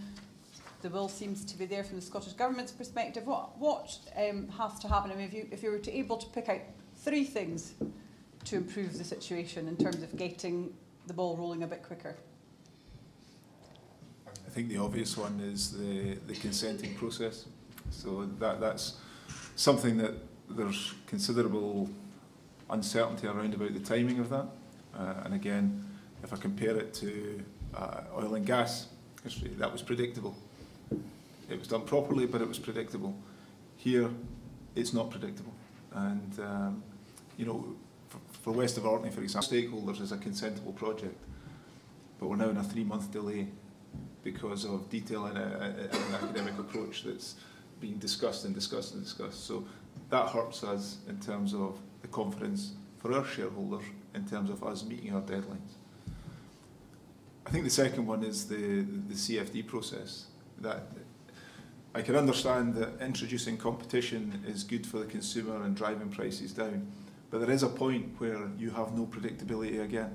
So I understand the supply chain's frustration in saying, well, you know, if you're going to develop, we need to get the infrastructure ready. From a developer's perspective, we've no idea what the size of the pot will be. We've got to compete perhaps against 2 or 10 projects for a sum of money that we're no certainty around. Rule sets that are changing and uncertain. So again, it's all about this. I think the key message is predictability. Things have got to be predictable when you're asking people to invest 6, 7, 8, 9 billion pounds, because they can go elsewhere and get that predictability. And it's not there's national competition, but we now have international competition. So we are in the lead in terms of offshore wind, but other countries are catching up, and they will be competing to grab that. And it's international investment that we're competing for when you're talking in billions of pounds. And can you just clarify what you mean by predictability? Is it in the is it within the planning framework you mean by that, or what do you mean when you say we need predictability? You need predictability in terms of being able to meet a schedule. So, for example, if we want to make a major infrastructure investment, so if we sit with Malcolm and say we need a port for 2028 for marshalling or for construction of jackets, Malcolm will quite rightly ask us for some money, for a sum of money, whether that be tens or hundreds of millions of pounds. As a developer at the moment, I can aspire to hit 28, but I've got no guarantee. So when I go and ask my shareholder for that, they'll say, do you have, when will your consent come? Well, we hope at the end of the year and maybe next year. You take Berwick Bank, they're years into this process now, so I don't know. What will the metric be that you have to hit for this project to make it commercial? Not sure, because we've no certainty on what the strike price will be or the pot that the government will put in for the CFD. So if it's good, yeah, we'll hit 27, 28. If it's not, we may be a year later. So AR7 could become AR8, could become AR9. That's where predictability is difficult. And we're also having to second guess what all the other wind farms are doing as well. Because the way the process works, we need to beat probably 70% of the other wind farms. So again, that's difficult, you know, and it's different from, say, where, again, my reference is oil and gas. All projects could compete together. They didn't have to compete. You took a price, you made your judgment, and you progressed on that basis. So, like I say, that for me is what predictability means. Do you feel that this is a kind of teething problem at this stage, or can you see that levelling out as the industry goes forward? Or will it have to level out? I'm sure it will. I'm sure it will, but it won't level out without proactive action. You know, and what people got to understand is that once investors lose confidence, it takes a long time to bring it back. So the opportunity at the moment is that we're ahead of the field. You know, we have that momentum now.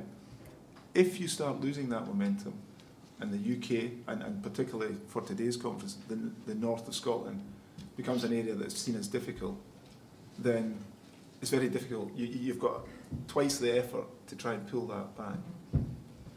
Callum, you were talking about people beating a path to this part of the world, so tell me a bit about that in terms of the interest that there has been globally from people coming here, and why do they want to come here?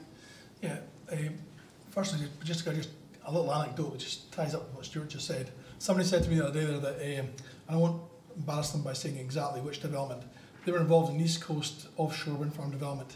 They started that project when they were in a technical junior role in the company, and by the time it was actually determined, they were on the board.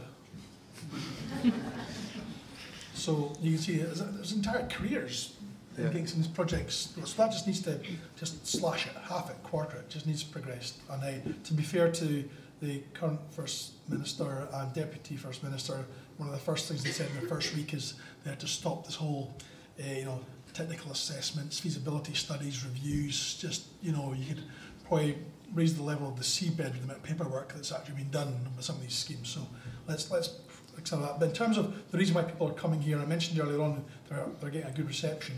We obviously have some natural assets which are here, but for a very, very long time, having sea locks that were not easily built around, or having an extremely wet weather and extremely windy weather was a huge economic disadvantage. Well, now it's a huge advantage, and we have proximity to the market.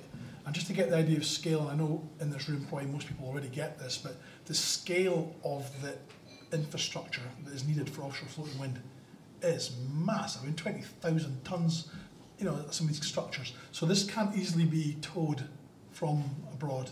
It needs to be done here. So I think we've got, you've heard earlier today, we've got a legacy of energy. We have, and I will just make this point because we've talked a bit, understandably, about the challenge. Last week we were really pleased to be in the room when Quantum, who behind Port of Ardeshir, were announcing 100 million on top of their 300 million.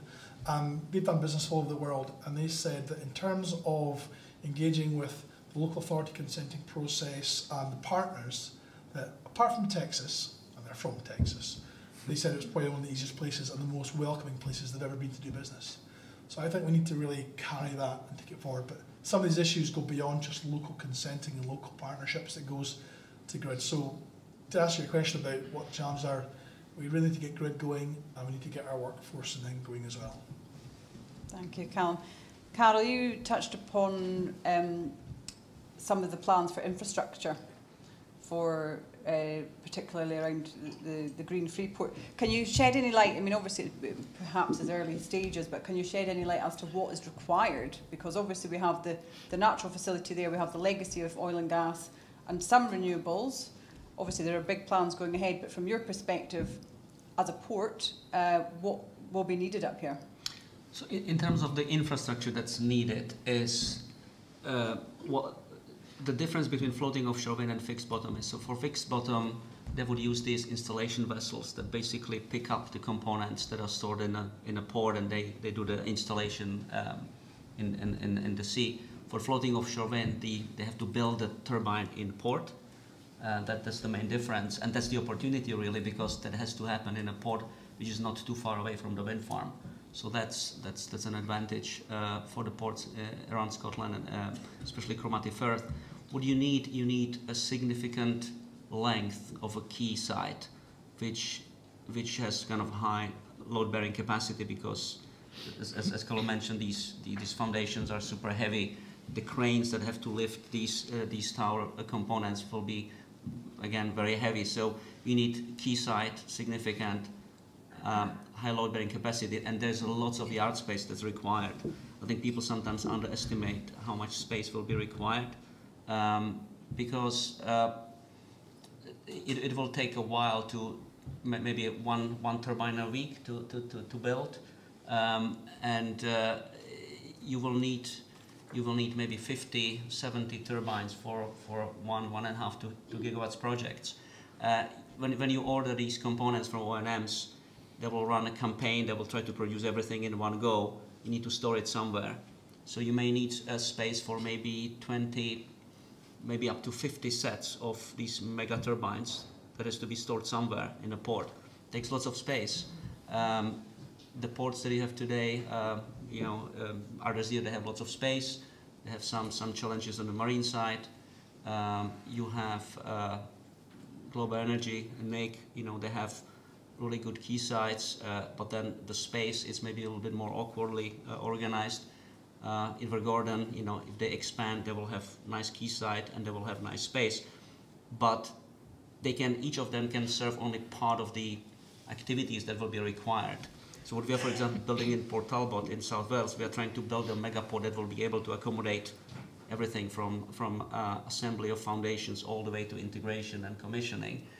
And here it will have to work as a system, and you just need a little bit more quay space. You need a little bit more yard space, and you need area where you will be storing these floating foundations before they are integrated, because the rate at which the foundations will be produced is not the same as the rate at which the turbines will be integrated.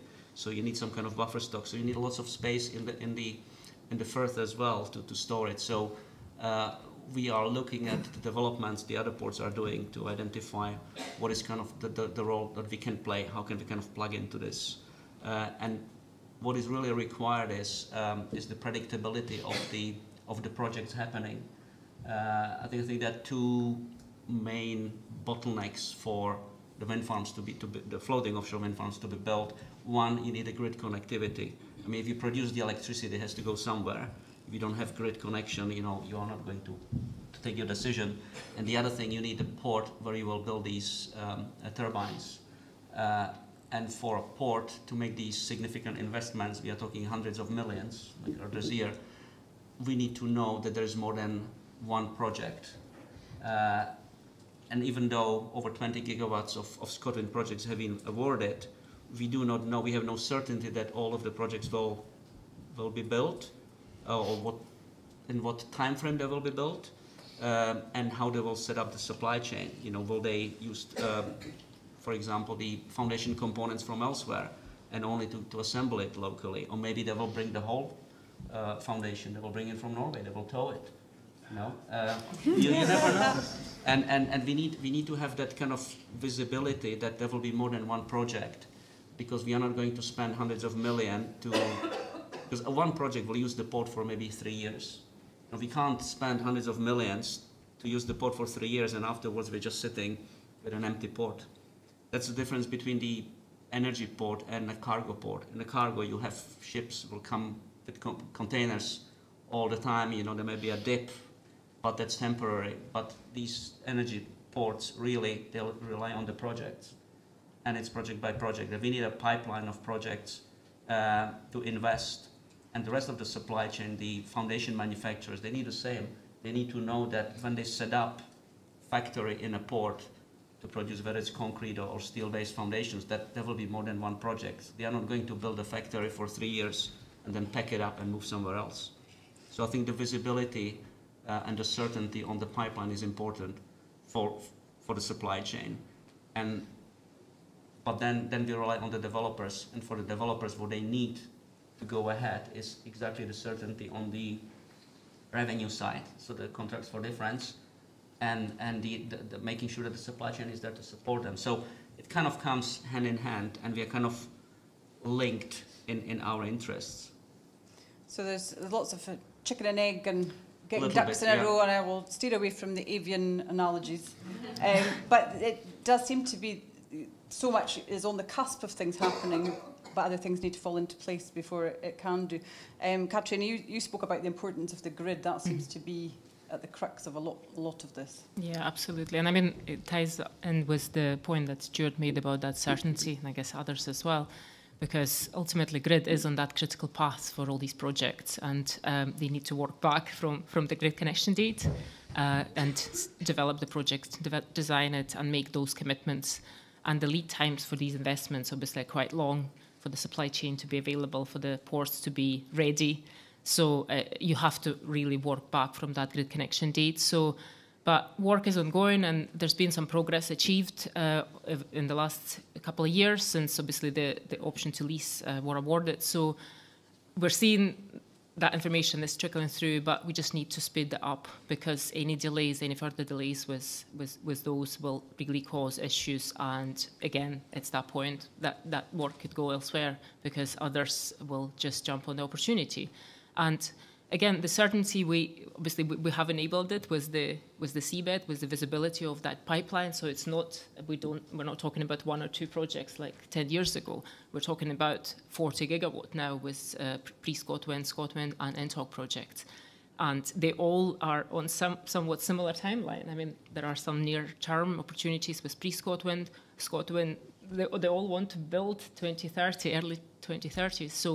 So that grid connection, and obviously that enabling infrastructure to obviously colleagues here from the transmission operators, we need to ensure that enabling infrastructure is in place as well. And ultimately, we also need to bring communities on board as well, because there'll be a lot of onshore impact as well as obviously offshore. So it's because that planning and that consenting timelines, it's something that I guess we can have more control. We can make decisions in Scotland here, and we've got our net zero target, so we need to make sure that that process is as smooth, as quick as possible as well. Callum. Just sorry, the fatal optimist in me has to say something, because we've talked about the challenges there. Just another anecdote, if I may. Speak to Hugh Mitchell, who's the chairman at Port Cromley Firth, who spent 40 odd years in oil and gas. And he reminded me when I was talking about just these issues, and I know you've spent time in oil and gas as well. 40 years ago in Aberdeen, they weren't ready. They didn't have factories, they didn't have offices, they didn't have the same supply chain. So listen, there's a lot of things we want to get in place, and there'll be an element of running at the start to get here. But I'm really optimistic that if we do work together and where our eyes are open on the challenges in this, I think we'll probably maybe do better than Aberdeen did 40 years ago, which was, I mean, they only got the bypass a couple of years ago. So, you know, when I lived in Aberdeen, so I can complain about it. I spent a long time in Aberdeen, so I can grumble about it. So I think there is going to be an element of chicken and egg, and it's going to take a few steps, and massive step by you and your team yesterday with the Highland Council getting that approval of one of the front runners. So these things will happen, and there will be an element to catch up, but that's in a way to be expected. But I think as well, you know, just following on that and keeping up there, I am an optimist even after my opening statement. The thing is that we do have momentum, and that's what that's the real opportunity. That's what we need to capitalise on and be proactive about grabbing that opportunity, and not just. My concern is sometimes it sounds as if it's a done deal, and what are you going to do when you've got this in place? It's not. We need to keep on working to get it. Good examples, again, going back to the council yesterday, that's exactly what we need. That gives confidence. To support SSEN, actually, our experience in grid has been very, very good. What we did, though, is we sent in an application very early, and there's been time to work through that in a controlled manner, and we have a grid connection for 2029. Again, that's a huge tick in the box for an investor. They can see it's now real. You're knocking these milestones over. It gives more confidence that when we go and say, listen, we need to support Malcolm, some Cromarty Firth investment, they can say, oh, okay, you know, we can start to see things are in place. So the opportunity is definitely there, and it's, like I say, it's in our hands, it's in the developers' hands, it's in everyone's hands to grasp it. So I'm going to open up to any questions. I've got a few on Slido, but if anybody wants to raise their hand, please do feel free. Gentleman at the very back of the room. Hello, Gareth Davis from the Orkney Renewable Energy Forum and Aquaterra up in Orkney. And it's been a fascinating start to this session, and I think one of the things I was going to add is that I think there are some great lessons to learn from what this region has done previously. This isn't the first energy revolution that's happened. There was the oil and gas before, and in different ways, particularly the islands, grasped that opportunity by getting the Orkney and Zetland Act through Parliament, which gave those local authorities new and different executive powers to those that exist in other local authorities. So those are unique civic agreements, if you like, about responsibility that were appropriate 50 years ago. And maybe now, in this world that we're in, it's appropriate to look at that level of governance and think about how changing our way that we govern things on a local level could help unlock some of the risks and deal with those that you're talking about. And I think for some people, localism might sound adding risk, but I think if you look at what those island groups have achieved with those powers, it's hard to say that that hasn't been a success. So I think that's possibly something that could be positive. I mean, there's lots of positives here as well. I think, you know, we talked rightly here in Inverness about the Cromarty Firth and other places in this region as part of the solution. And as a manufacturing base, it is the place in Scotland where these things are going to be manufactured. I think, as you talked about the capacity that's needed under Intog and ScotWind, and you mentioned about 1 turbine a week, if you actually look at what the UK needs to achieve net zero, it probably needs to produce a turbine a day for 20 years. And therein lies one of the challenges, but also one of the opportunities for this region, because I think if we could get Invergordon and the area around here to focus on construction, and you talked about the integration and some of these other activities, we've seen that in Orkney and Scapa and in Shetland and some of the Vos there, close to the places where these turbines are going to be deployed, these are the places where that part of the jigsaw needs to be put in place. And I think at the moment, the discussion's getting too focused in one particular solution being the answer to all the problems, but it probably isn't. And if we don't have the vision now to look at what the long-term solution looks like and allocate the right responsibilities to the right place, we may not end up with the right answer. And there was a comment about and engaging with the communities. So one of the things I would make a plea to is that at the moment the communities and the local supply chain are the parts of the business that aren't in any of the forums that are set up by government to deal with this. And we really need to urgently address that, because these are the places that actually have the solutions that can de-risk projects. They've got the local knowledge, the local understanding, and frankly, they've lived with renewable developments for 25 years. So virtually everything that we've talked about here has been dealt with locally for 25 years. The grid, the infrastructure, the conditions, the harbour infrastructure, all of that is stuff that the local community has been trying to work on. So let's try and mobilise that experience and the solutions that people have to make this easier for, you know, the developers that are coming along, but also for the other parts of the chain that are needed, because there are solutions there that are not yet being used. So I just wonder, you know, whether there's a mechanism through which we could unleash that potential, you know, in the context that we're looking at.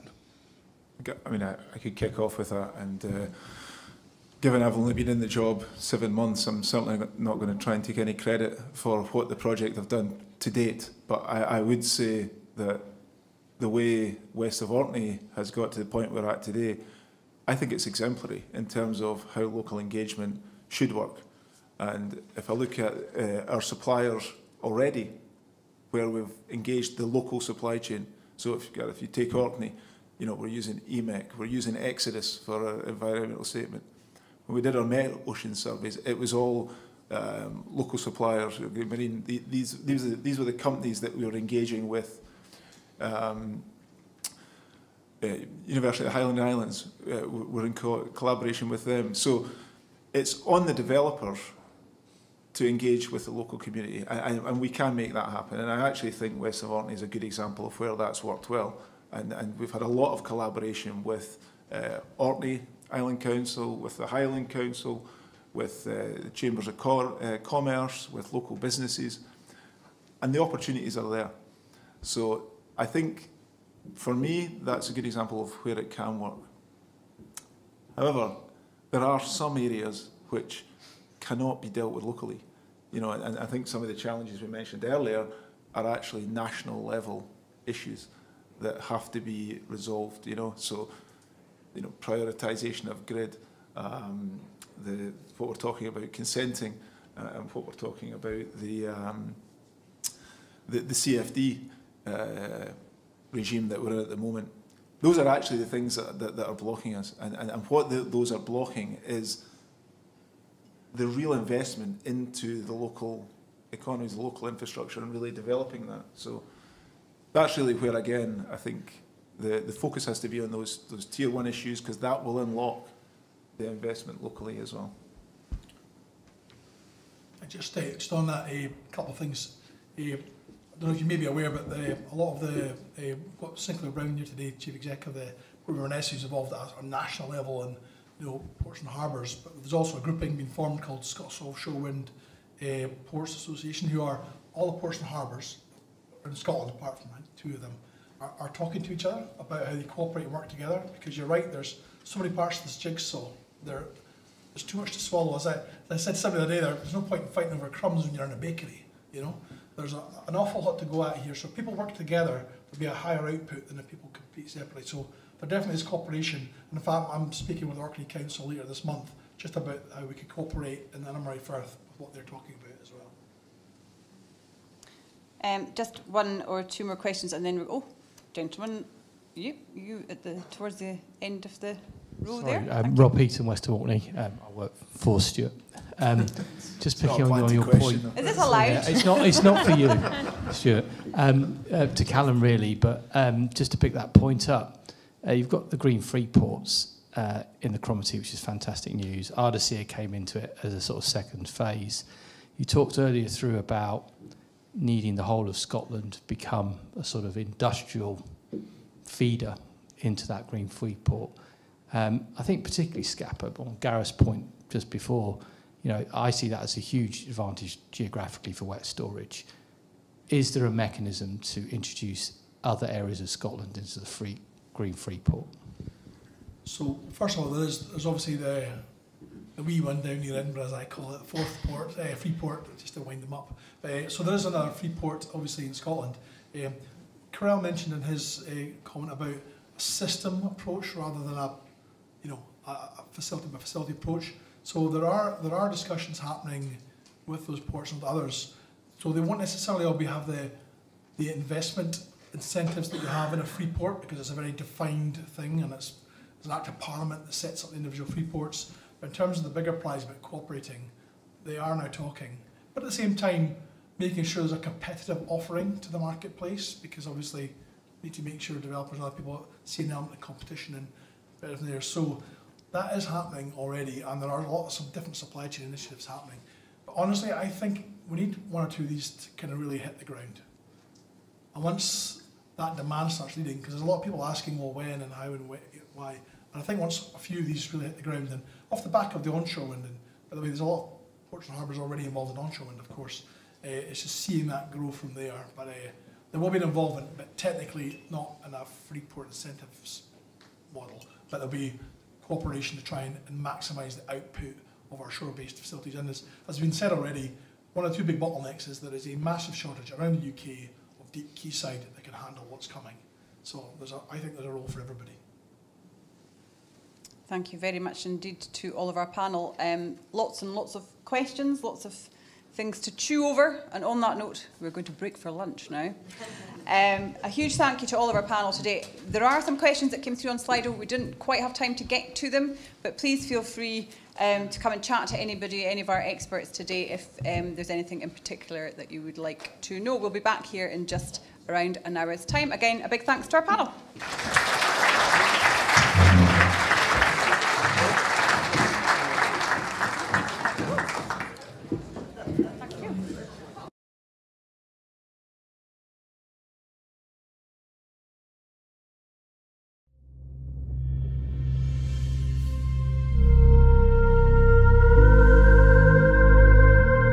Júndach. At Inverness's most scenic point, the views are about to become even more breathtaking as the Highlands' newest must-see visitor experience is on its way.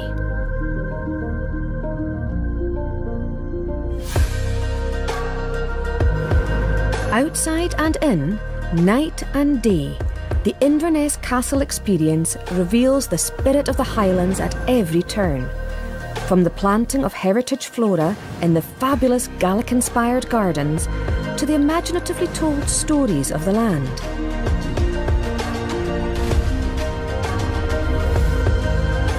And everywhere the voices and stories of the people of the Highlands are heard, gathered over years and with you from the moment you enter the magnificently restored hall and staircase.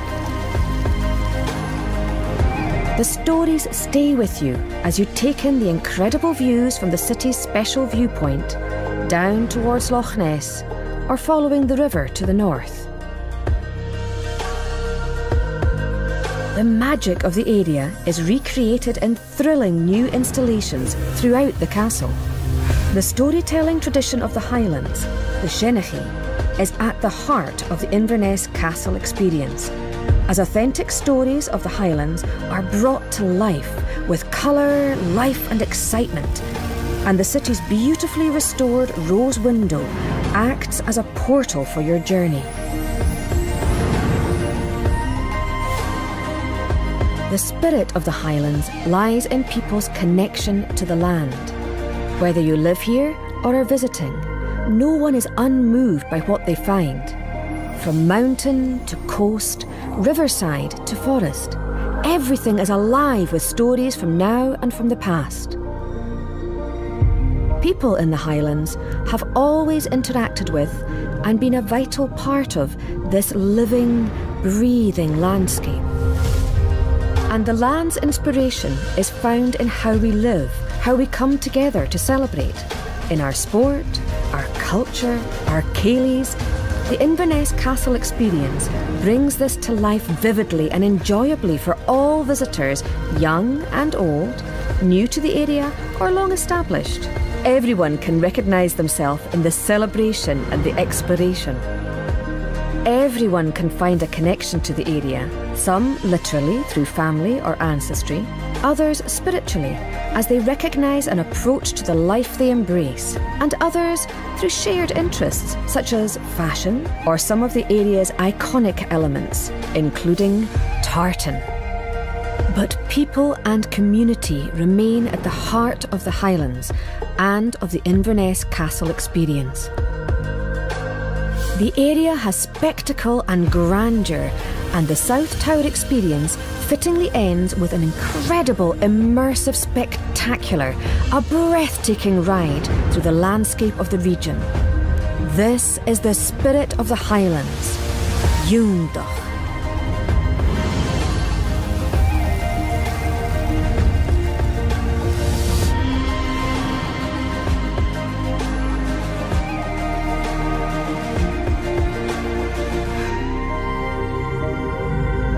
In the North Tower are the Ceilidh Rooms, bringing together two of the Highlands' most famous icons, music and whisky, throughout the day and long into the evening, with the very best of the area's food, drink and live performance.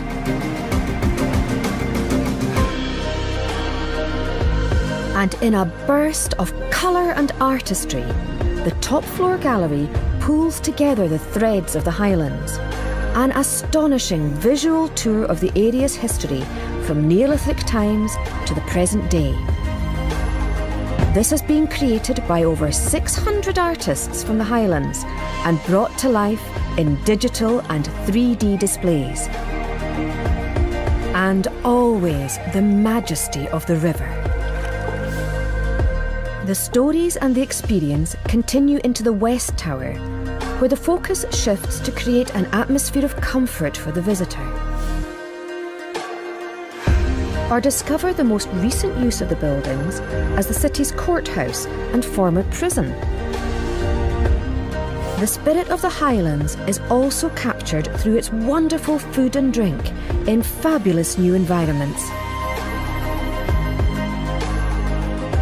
And if you want to capture a more permanent reminder of your visit, then that is possible too, in the spirit of the Highlands shop.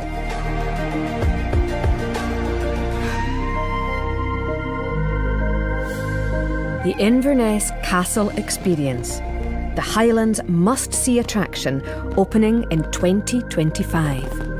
Júndach.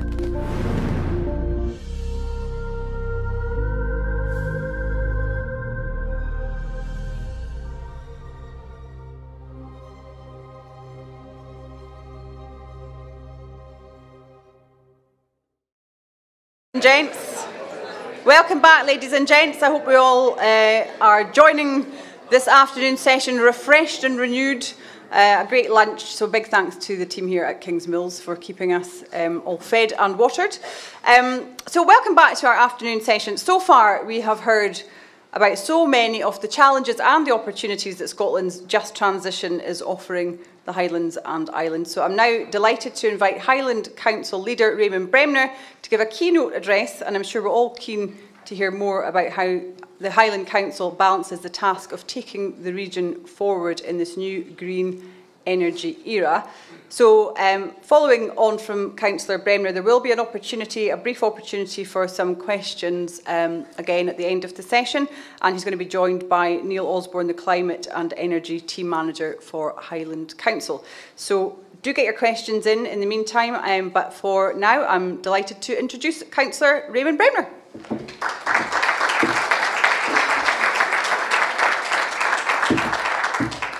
Many thanks. Thank vorige vule. It's very nice to be with you, and many faces that I actually recognise now. I remember, I feel as though, Nicola, I'm a bit of a veteran at this now. I was here at the beginning. How many of you were here at the very first conference? How many of you were here last year as well? So the bunch of you are newbies. Well, it's very nice to be here. This is the third year, 2 years after the first keynote speech that I gave, and I have to say it's an absolute pleasure to be standing in front of you again. Each year, this conference grows stronger and stronger. As coming in the door earlier on, it's wonderful to see so many familiar faces, and those of you who are new, it's nice to see you and welcome into the Highland Energy family. Your presence here signifies our collective commitment to a very much brighter future. 2 years ago, we envisioned a future filled with opportunities for the Highlands energy sector, and today I'm thrilled to share our progress towards a sustainable and prosperous future powered by renewable energy. Our journey has been nothing short of remarkable from the day that I first gave a keynote speech here, and the achievements that we've made together highlight the strength of our community and our shared vision.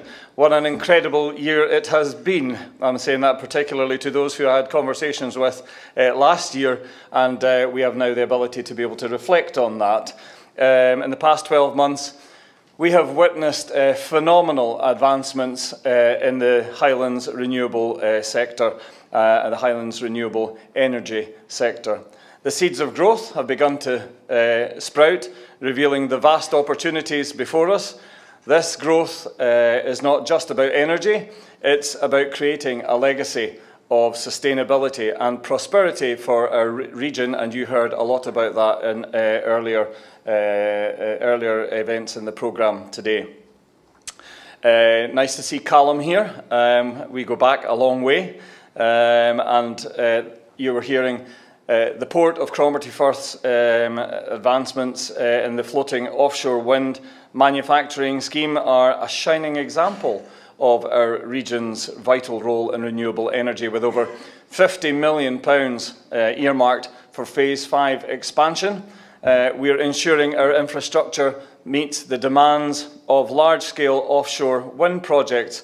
This investment is laying the foundation for a future where renewable energy is at the heart of our economy. The Port of Nigg is buzzing with new manufacturing and supply chain opportunities, and that in a large way is thanks to the Sumitomo Electric UK Power Cables manufacturing facility. This development will not only bring jobs and economic growth, but also positioning us as a leader in cable manufacturing for the offshore wind supply chain. The collaboration between local businesses, we were actually talking about that earlier on, and in ensuring how we can engage with local businesses, but the collaboration with local businesses and global companies is a testament to the Highlands and the testament to the Highlands' attractiveness as a hub for innovation and industry. Haventus and £400 million of investment in the port of Ardeshir further highlights the Highlands and Islands as a premier destination for renewable energy investment. Through the Green Freeport initiative, I was very proud to be engaged heavily in that, in the securing of the bid and then the setting up of it, and there are now others who are taking it forward, and I've had the pleasure of being able to meet Callum on more than one occasion now. But that initiative, we anticipate, is going to be a £1 billion investment influx, and that paves the way for sustainable growth that will benefit not just our generation, but many generations to come as well. Those investments are more than just numbers. They represent a hope for the Highlands, they represent opportunity for the Highlands, and that's a commitment to a much greener future for the Highlands as well. Our established renewable industries continue to thrive, with onshore and pumped hydro opportunities developing at a remarkable pace. The recent round of the recent round of HAR2 application funding has seen multiple bids for commercial scale hydrogen production across the whole region.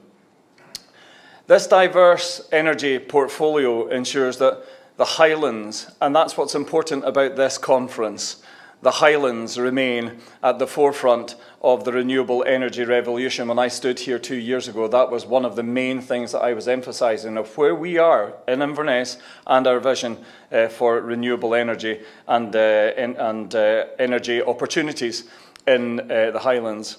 So as we celebrate our successes, we also recognise the challenges that are ahead. Challenges with opportunity, I have to say. Infrastructure limitations, particularly our grid systems constraints, are hurdles we must overcome. You heard that earlier on. I've made representation at government level. We've just come back from UK Reef. We made that representation there. And it's a common theme that we're hearing right across the whole industry. The Highland Council is committed to collaborating with industry stakeholders, public sector partners and network providers to develop a strategic approach to energy planning across the Highlands. Talking about planning for energy, I asked last year and I asked the year before, and I'm going to ask you again this year, will you stop pinching our planners from Highland Council? We have few of them, and you keep nicking them. Together, we will address grid constraints and ensure the seamless integration of renewable energy sources. This proactive approach will ensure that our infrastructure evolves in tandem with our ambitions. A key aspect of our transition to renewable energy is building a skilled, adaptable workforce. Again, something that we've talked about in the past two conferences, and something that is high on our agenda today. The Highland Council's Future Highland Delivery Plan, which I'm glad that I said we would be doing things at Highland Council, and we did, and that has been one of the things that we've been looking at over the past year. And it's dedicated to developing a robust workforce equipped with the necessary skills and expertise to drive innovation and sustainable growth, including planners. We call upon industry leaders to join us in adopting an employer's charter, focusing on engaging young people in education, reskilling our existing workforce, and nurturing local talent to build a future-ready workforce capable of thriving in our evolving economy. Interesting to hear West of Orkney talking about investing in young people right down into primary school age and preparing their mindset for what's going to be the opportunities for them in the future. Our economy must also thrive locally. That's one of the things that we are constantly talking about at this energy conference, the local benefit and the local opportunities. For generations, various industries have prospered by utilising the Highlands assets. The opportunity before us is different. We have the resources to deliver energy continuity and security for a much longer term. This is our chance to create lasting economic resilience and prosperity for the Highlands. Isn't that exciting? Isn't that exciting? Yes. Thanks. See, they've fed you and watered you now, so. With great opportunities, though, comes great responsibility. Those who benefit from our resources must accept stewardship of our infrastructure and our communities. While community funds have been doing fantastic work, the 5,000, crikey, nearly did myself out of money there, £5,000 per megawatt is invaluable to the communities already benefiting. How many I had a conversation with this about last year. However, we have to ensure that support is more equitable to deliver a just transition for everybody. We need to think creatively and inclusively about how we distribute the benefits of our energy resources. We have so much of it in the Highlands, so there is the great responsibility that's on us. Existing commitments to community benefits must remain, but we need to develop a regional fund, whether through fixed contributions, whether exploring shared ownership models, or introducing new mechanisms that allow communities to invest in a strategic fund. We need to give our communities more control, and we need to give our communities more options. This is about empowering local voices and ensuring that every community can share in the prosperity generated by our renewable energy projects and the renewable energy projects that they see all around them. So as we transition to net zero, we have a responsibility to ensure everyone across the Highlands benefits equitably, focusing on key areas like housing, connecting people and places, improving employment opportunities. Thanks to everybody who have had the opportunity to chat about that over the past year, and you've come to see some of the places where those opportunities exist. Affordable and sustainable housing is critical for our growing workforce. Improved connectivity will ensure that our remote areas, I'm going to change that to our rural areas, yeah? Because if anybody knows, I think that Edinburgh is remote from me, not that I'm remote from Edinburgh. And that our rural areas can participate fully in this economic transformation. If anybody recorded that last bit and sends it off to the Parliament. Enhanced employment opportunities will drive economic growth and social well-being across the region. We propose setting up a strategic fund partnership comprising public agencies, industry representatives, community partners to steer our investments in the right direction. The partnership will ensure that our investments are strategic, that our investments are impactful, and that they are also aligned with the long-term needs of our communities, that they're not just one-offs, that eventually in 10 years' time you actually don't know what that looked like in the first place. So to bring this to life, we have several clear goals, and I'm just going to take a little bit of time, very briefly, to list them. We're going to establish the strategic fund partnership to oversee the central fund, to create financial models for housing investments to ensure that everyone has access to affordable, sustainable housing. Identify the opportunities to enhance the Highland Investment Plan. Another thing I'm really proud of, the fact that the Highland Council has now launched that £2.1 billion Highland Investment Plan, driving economic growth and social well-being and creating jobs and providing for jobs for not just for now but for many years to come. To promote integrated shared ownership models for renewable energy projects, ensuring that local communities can benefit directly themselves from these initiatives.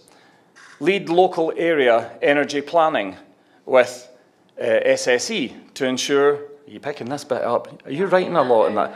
Are you writing that down? I'll give you a copy of this at the end. To ensure that our energy planning is holistic and inclusive. Where's SSE's reps here? Oh, little wonder I thought you would be running out the door. Develop a sustainable workforce through the employer charter, focusing on education, on reskilling, and local talent development. Align socioeconomic benefits with strategic community priorities, ensuring that our investments address the most pressing needs of our communities. Update and enforce our community benefit policy to ensure that the benefits of our energy projects are distributed equitably, and to review them often enough to know that they're working. Together, we can develop the Highlands as a major contributor to national energy security, and by fostering collaborative relationships with our investors, our communities and public agencies, and aligning with government policies, we can drive long-term growth, energy security and environmental sustainability. Together, we're not just powering our homes with renewable energy and making sure, I can't remember, was it Jim earlier on that turned around and says, right, whose kettles are we going to be looking to make sure that they can switch on tomorrow? We're empowering our communities. This is about creating a legacy of sustainability, prosperity, resilience for all our future generations, not just for today. So thanks, folks, for your commitment and your ongoing commitment and your ongoing support. Let's move forward with determination. We have done for the past 2 years. Let's keep that going. And a shared vision for an even more prosperous Highland. So, and with that, the last thing I'm going to say to you is that I think that together we can still achieve very extraordinary things. I was full of excitement 2 years ago. I still have that, and I was only the new leader of the council there, stuck in front of you with a speech to provide you with some hope that Highland Council would work with you.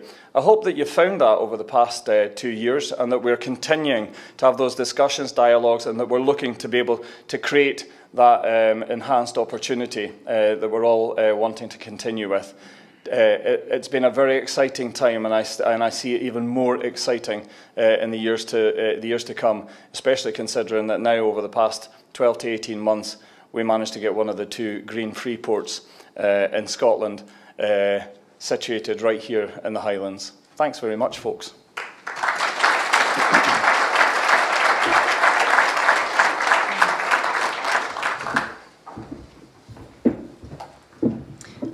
Thank you, Raymond Bremner, and Raymond's going to take his seat there, and also joined by Neil Osborne too, and I will sit down too.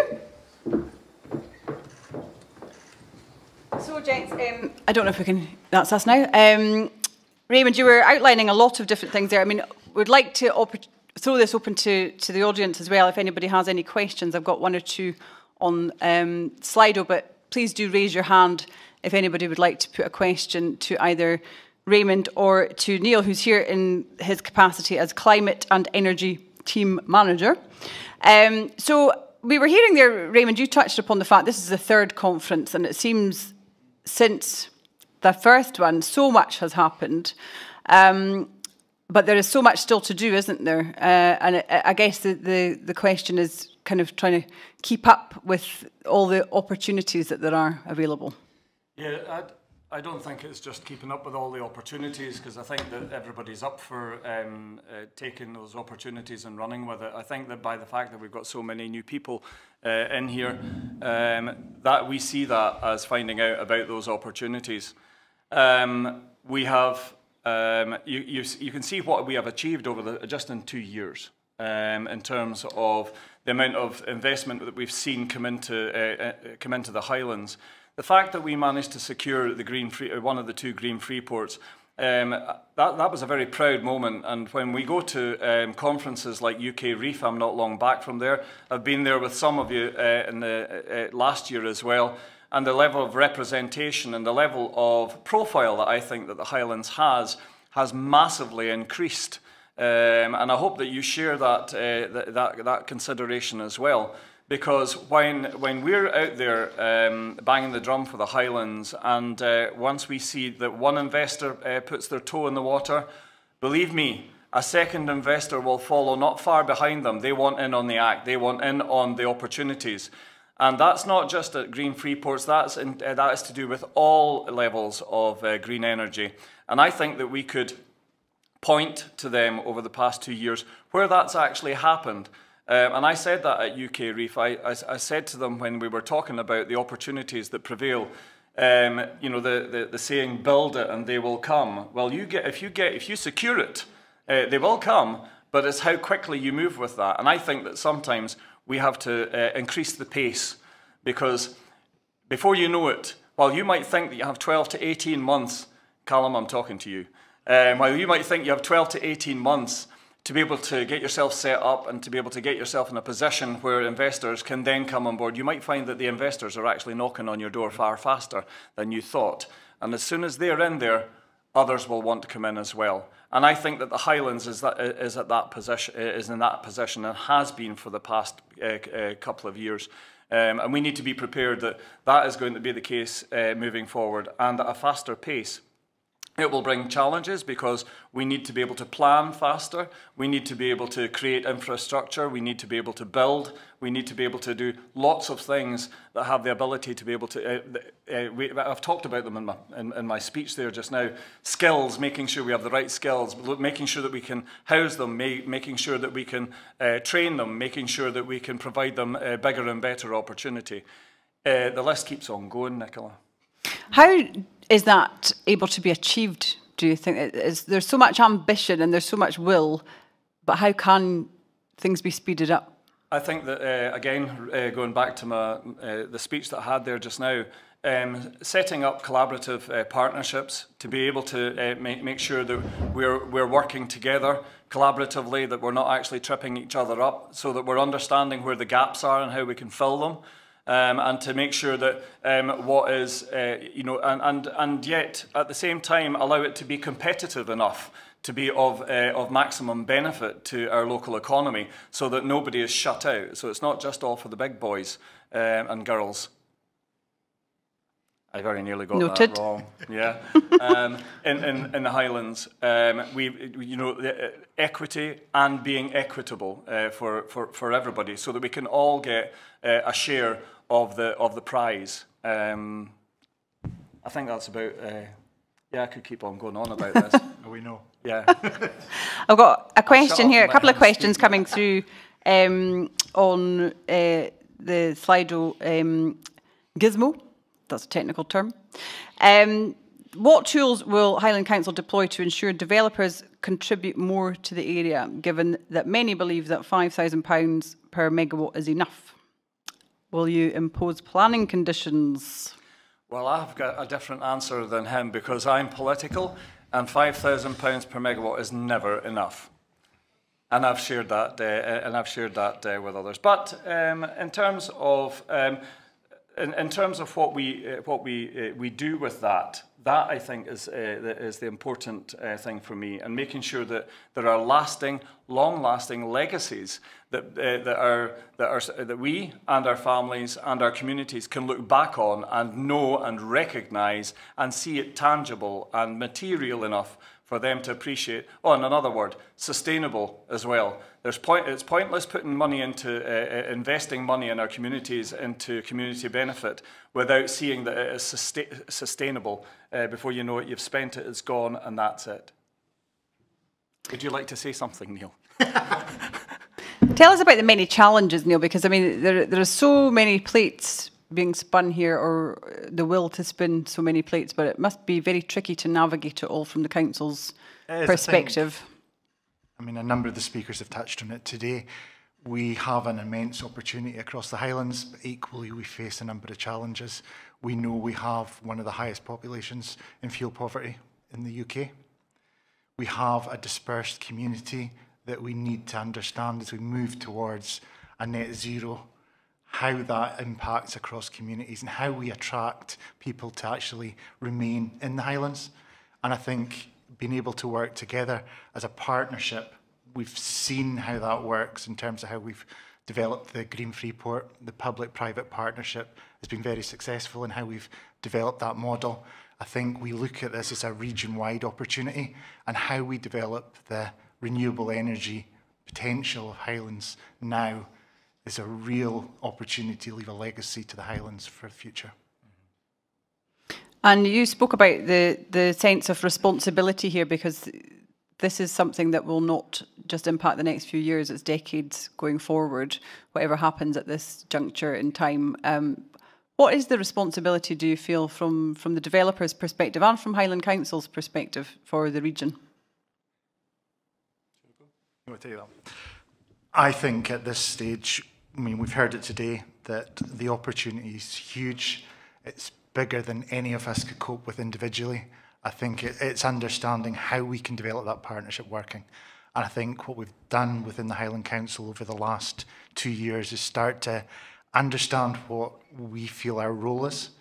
And we have a responsibility to the region, but we want to work with the private sector now to understand how we can develop that to get the maximum impact across the region.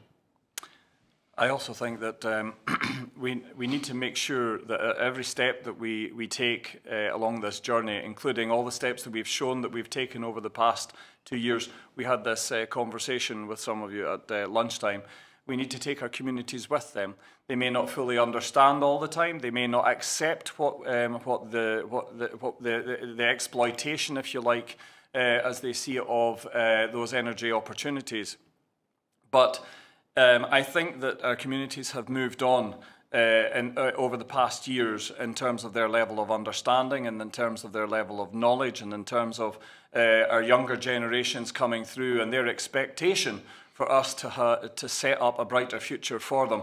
And that's not by meaning the Central Belt and other populated areas. That's by ensuring that we protect the ability for them to have a prosperous Highlands and a prosperous rural Highlands, because the challenges of servicing that rural Highland are going to get bigger as we go on. But I think that what we've got in terms of community benefit and in terms of opportunity has the potential to deliver answers in terms of how we support those demands and those challenges to our communities and our populations going forward. And I think that if our younger generations see that that is an answer, then they will be on board and they will increasingly grasp the opportunities that we've got that we can deliver on. Just time for one more question from the back of the room. If you could just raise your hand again, Jane. So. Jane, we've been able to hear you shout since...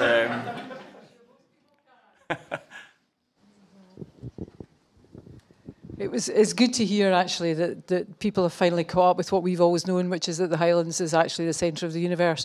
But I would argue it's Beauly in particular that's the centre of the universe, but certainly the electrical one. But speaking with kind of more of a community hat on than a developer hat, but I think developers would welcome some more certainty about it. I certainly would like to see a strategic fund. I think it's something that's desperately needed because there's no equity across the piece. There are some communities with huge pots of money that they can't spend and others that are really, really struggling. But I think one of the things I'm not conscious of in the council them doing is using that the provisions within National Planning Framework 4 for community wealth building. That actually, I mean, one of the issues with community benefit is that in theory it's not supposed to be taken into account in a planning decision, but also you find community benefit funds are only allowed to be spent on things that are not a statutory responsibility of the local authority. Now, if I go to my community, they want a school and they want their potholes fixed. And that's what they would like community benefit funds to be spent on. So it's really so would about... I, but I can't say that. Well, I know, but it's really just about how could you use that provision within National Planning Framework 4 to do something a bit more imaginative. Thanks, Jane. I share some of your views there, but as many of you know, I actually sit on the North Planning Applications Committee. Hence why it was much safer to be at this conference today with West of Orkney sitting in the chair this morning and being able to speak to them quite freely after yesterday. So, but because of that, I'll allow, sorry, I beg your pardon, I'll invite Neil to answer that so that I can keep myself distanced from that. Thanks. I think in terms of what the Council's looking at the moment, we are looking at mechanisms that we can use MPF for to unlock some various options. We have been speaking to a number of developers about how we can change the mechanisms and how we can work with them to allow us to work together to deliver some of these projects. I think we've certainly had some great success with the SSE in terms of looking at fuel poverty. They've provided funding to a team within the council that operate essentially outside the council looking at fuel poverty in private housing, and they've successfully utilised blended funding to maximise the projects that we can do within that space.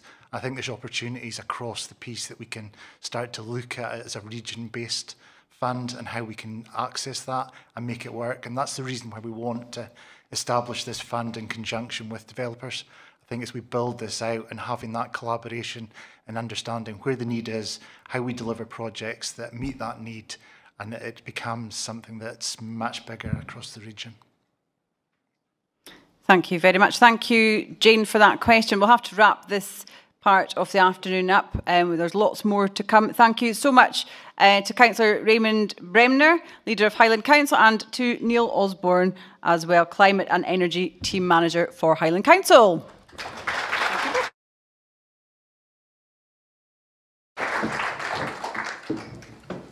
I'll let the gents depart the stage. Thank you so much. So we're now moving on to another panel this afternoon. This is Balancing the Grid, the challenge of our net zero future. And I'd like to invite to the stage Lewis Elder, Director of Statera Energy, Christiana Logan, Director of Customers and Stakeholders from Scottish and Southern Networks Transmission, and lastly but by no means least, Gareth Davies, Chief Executive Officer from Aqua Terra Group, brackets Reflex Orkney.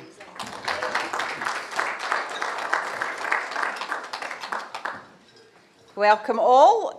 So the panel this afternoon is going to discuss green infrastructure in the Highlands and Islands, balancing the grid, and what community support networks are in place or needed to achieve success. So lovely hailstones outside, try not to let that put you off. So 4 seasons in 10 minutes here, but what we'll do with the panel to start off with, I will ask you all to give us a bit of an overview from your own perspectives, and I'll start by inviting you, Lewis, to talk first. Great. Well, good afternoon. I'm Lewis Elder, Director at Statera Energy. I've set myself a bit of a challenge here to try and explain Statera, grid balancing, and the technologies that will help us with grid balancing in 5 minutes. So wish me luck. Statera was founded with the ambition to deploy the technologies that will complement a renewable-based, high-wind energy system. And that has led us now to deploy a pipeline of 1.2 gigawatts of battery storage and dispatchable generation. And we have a pipeline beyond that of pump storage and hydrogen assets. The rationale for that combination of technologies, I hope to briefly summarise in this introduction. But to start, we need to acknowledge what it is to balance the grid. And quite simply, we mean ensuring that we have sufficient supply to meet demand at all periods of the year. And in a renewable system, that means ensuring we have renewable energy meeting demand at all periods of the year. So that's every second of every minute of every hour. So it's quite a challenge. And what makes that most difficult is that wind is our primary, or will be our primary source of electricity generation in the future. And wind is volatile, it's intermittent, and it doesn't correlate necessarily with demand. So how do we resolve that mismatch? How do we rebalance the energy system? Well, battery storage is absolutely key, as it's a very effective tool at moving energy through time, through short durations of time. So it can take energy that's in excess in the overnight periods and move it to the morning and energy that's in excess in the afternoon and move it to the evening. So cycling 2 times a day would be the typical approach, moving that energy through time. In addition, we need some form of dispatchable generation because sometimes the wind just isn't there and you need something that can ramp up very quickly to cover those shortfalls and keep the lights on. However, those 2 technologies alone will not get us to a fully decarbonised energy system, and there's 2 other issues I should briefly explain. The first one is that we're moving to a world where we'll have vast amounts of excess renewable energy beyond our demand. Today, in 2023-24, the excess renewables beyond our demand accounts for 14% of the hours in the year. By 2035, it'll be 64% of the hours of the year. The issue number 2 is that of those periods where you've got more energy than you can use, they're now becoming much longer in duration. So we expect half of those periods where you have excess renewables to last for longer, or 50% of them to last for longer than a continuous period of 24 hours, and a quarter of that excess energy periods to last for a continuous period of 2 days or more. So those 2 issues mean 2 things. You're going to need a very large-scale, low-cost sources of energy storage, and you're going to have to make sure that they are storage that can operate for very long durations of time. And we think the technologies that will help us with that are pumped storage. It's a very, very low-cost way of storing vast amounts of energy and shifting that across time, whereas a battery works intraday. It takes the energy, it shifts it through a single day, maybe across a day or 2. Pumped storage is very effective at moving across days and maybe a week or so in extreme events. In addition, hydrogen operates very, very effectively at soaking up all that excess wind. Once you've filled all your storage, no demand needs it. We need something that makes use of it. And hydrogen is a very effective tool and quite elegant in the fact that it takes excess renewable energy, converts it into hydrogen, so into a gaseous form that can then be stored and converted back to energy at some point in the future when we need it. And that hydrogen electricity in to power out squares the circle on decarbonising our power system. So it's those 4 technologies acting in unison that we think is the route to balancing a future energy system. Thank you very much, I think Lewis. we got there. Yeah. Quite succinct, great. Christiana, can I move on to you now and ask you to give us a kind of overview from your perspective? Certainly, thanks Nicola, and thanks Lewis for setting out your perspective on balancing the grid. So I'm Christiana Logan, I'm the Director of Customers and Stakeholders for SSEN Transmission, which you've actually already heard a fair bit about today from our own people and from others. But really our role is we are the network owner and operator for the north of Scotland grid, so that covers the Highlands and Islands. So we have the most northerly transmission network in the UK, including now up to Shetland. We have the substations at the highest level above sea level. And yet with all those challenges, we're also the most reliable transmission system in the UK, which is something that our connected customers like in future Statera and Battenball that you heard from earlier, and in the future West of Orkney too, are really pleased to hear, because they need that reliability so that their power can be transported to the areas of demand where it's going to be used. What you heard from Lewis is that we need to balance the grid system at a system level. And we absolutely do need to keep the GB system balanced in terms of supply and demand. To do that in open terms, you would have to have an electricity network that could transport the total demand or the total generation of the entire grid across the entire UK. We don't have that, because that wouldn't be efficient to develop. But what we do have just now is a system that can't currently export as much renewable power as we have in the north of Scotland. So what you get in the end is layers of balancing the grid. You have the system-wide balancing, keeping demand and supply in at balance. But we also have balancing at a more local level to stay within the constraints of what our electricity networks can actually cope with without bluntly melting and setting our substations on fire. That's not something that we want to do as network companies. So the system operator and ourselves work together to make sure that we're not overdoing those limits of that system. Unfortunately, because we don't have as much grid as we do power that would like to flow on it right now, we have constraints. And that adds money to consumer bills. And so what we are working on is building an expansion of the North of Scotland electricity network that will increase capacity to move those power flows to the areas where the demand actually is located. Some of that is here in the North of Scotland, that demand, and some of it is further south. And that is a £20 billion investment programme for us. That comes with support for 20,000 jobs, 9,000 of those in Scotland, and many of them here in the Highlands.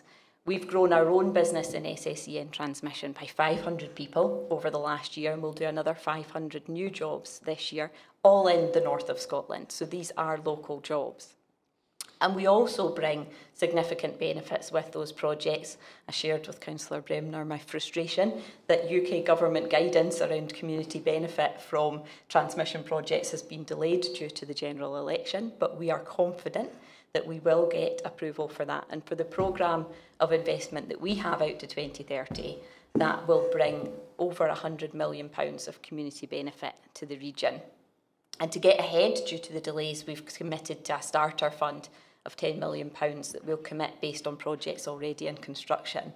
And that includes a regional fund for the north of Scotland, and that includes the Highlands and Islands. So really looking to directly target what's going to be meaningful and impactful in our communities here. So you've got system balancing, you've got grid balancing, and the third version of balancing is some of the system requirements that we have as an electricity network. We have an AC system, and we have to keep our voltage and our current balanced at all times, or else all your appliances in your house will go kaput. And you might have seen some stuff in the news about actually down in Glasgow, some of the, it's not here so don't panic, but down in Glasgow they had some of the traffic lights going off because there were some stability system issues on the network, right? Some of that is because of all the offshore wind that we're connecting, right? Big power on from offshore wind can destabilise the system. So we need services from things like batteries or other types of balancing technologies that can help keep that voltage and current in check and make sure that all our appliances are operating the way they should. So there's actually 3 layers to system balancing and different ways to deliver of them. Some of it's technologies, some of it's building more capacity, and some of it, I think we'll hear, could come from a different route as well. Nice segue there, Christiana. I'll just sit back. And well, before I do that, I shall introduce Gareth Davies, who's Chief Executive Officer of the Aquaterra Group Reflex Orkney. So over to you, Gareth. Thank you very much. Yes, so that is a really great segue. And what I'm going to talk to you about was a project that 6 partners in Orkney launched in 2018 called Reflex. And although I can't see it, there might be a slide about it just to explain it as I speak. But what Reflex was about was actually, as a community and as consumers of energy, dealing with kind of the system that we've just heard about. And the unfortunate truth for us in Orkney was that the system just wasn't working for us. And part of that is it was obviously built around the coal production and then oil and gas and then feeding the energy out to the extremities. And the renewable world that we've just talked about means that the islands and the Highlands are going to be the powerhouse of the energy future for the UK. We had the dubious pleasure of hosting Boris in the middle of the pandemic, and the one thing that he did remember was that we said that the UK could produce 50% of the future energy of the UK is probably going to come from the Highlands and Islands area. Now, that's an incredible resource, but it also means it's turning our energy system on its head. So to be in a position to turn our energy system on our head, we need to think about how we're going to do that. So we're going to do it in the, if you like, the old centralised way, or is there a new decentralised way? So Reflex was about empowering that and seeing how that could be achieved. We started believing it was a technical solution around managing flexibility and sharing value of flexibility with customers. We soon found the system at various levels wouldn't allow us to do that. And so we ended up exploring a number of non-technical solutions. The technology's there, the batteries are there, all the different bits are there. We just don't have the ability within the legal framework and the procedures that are enacted on the network at the moment to deliver them.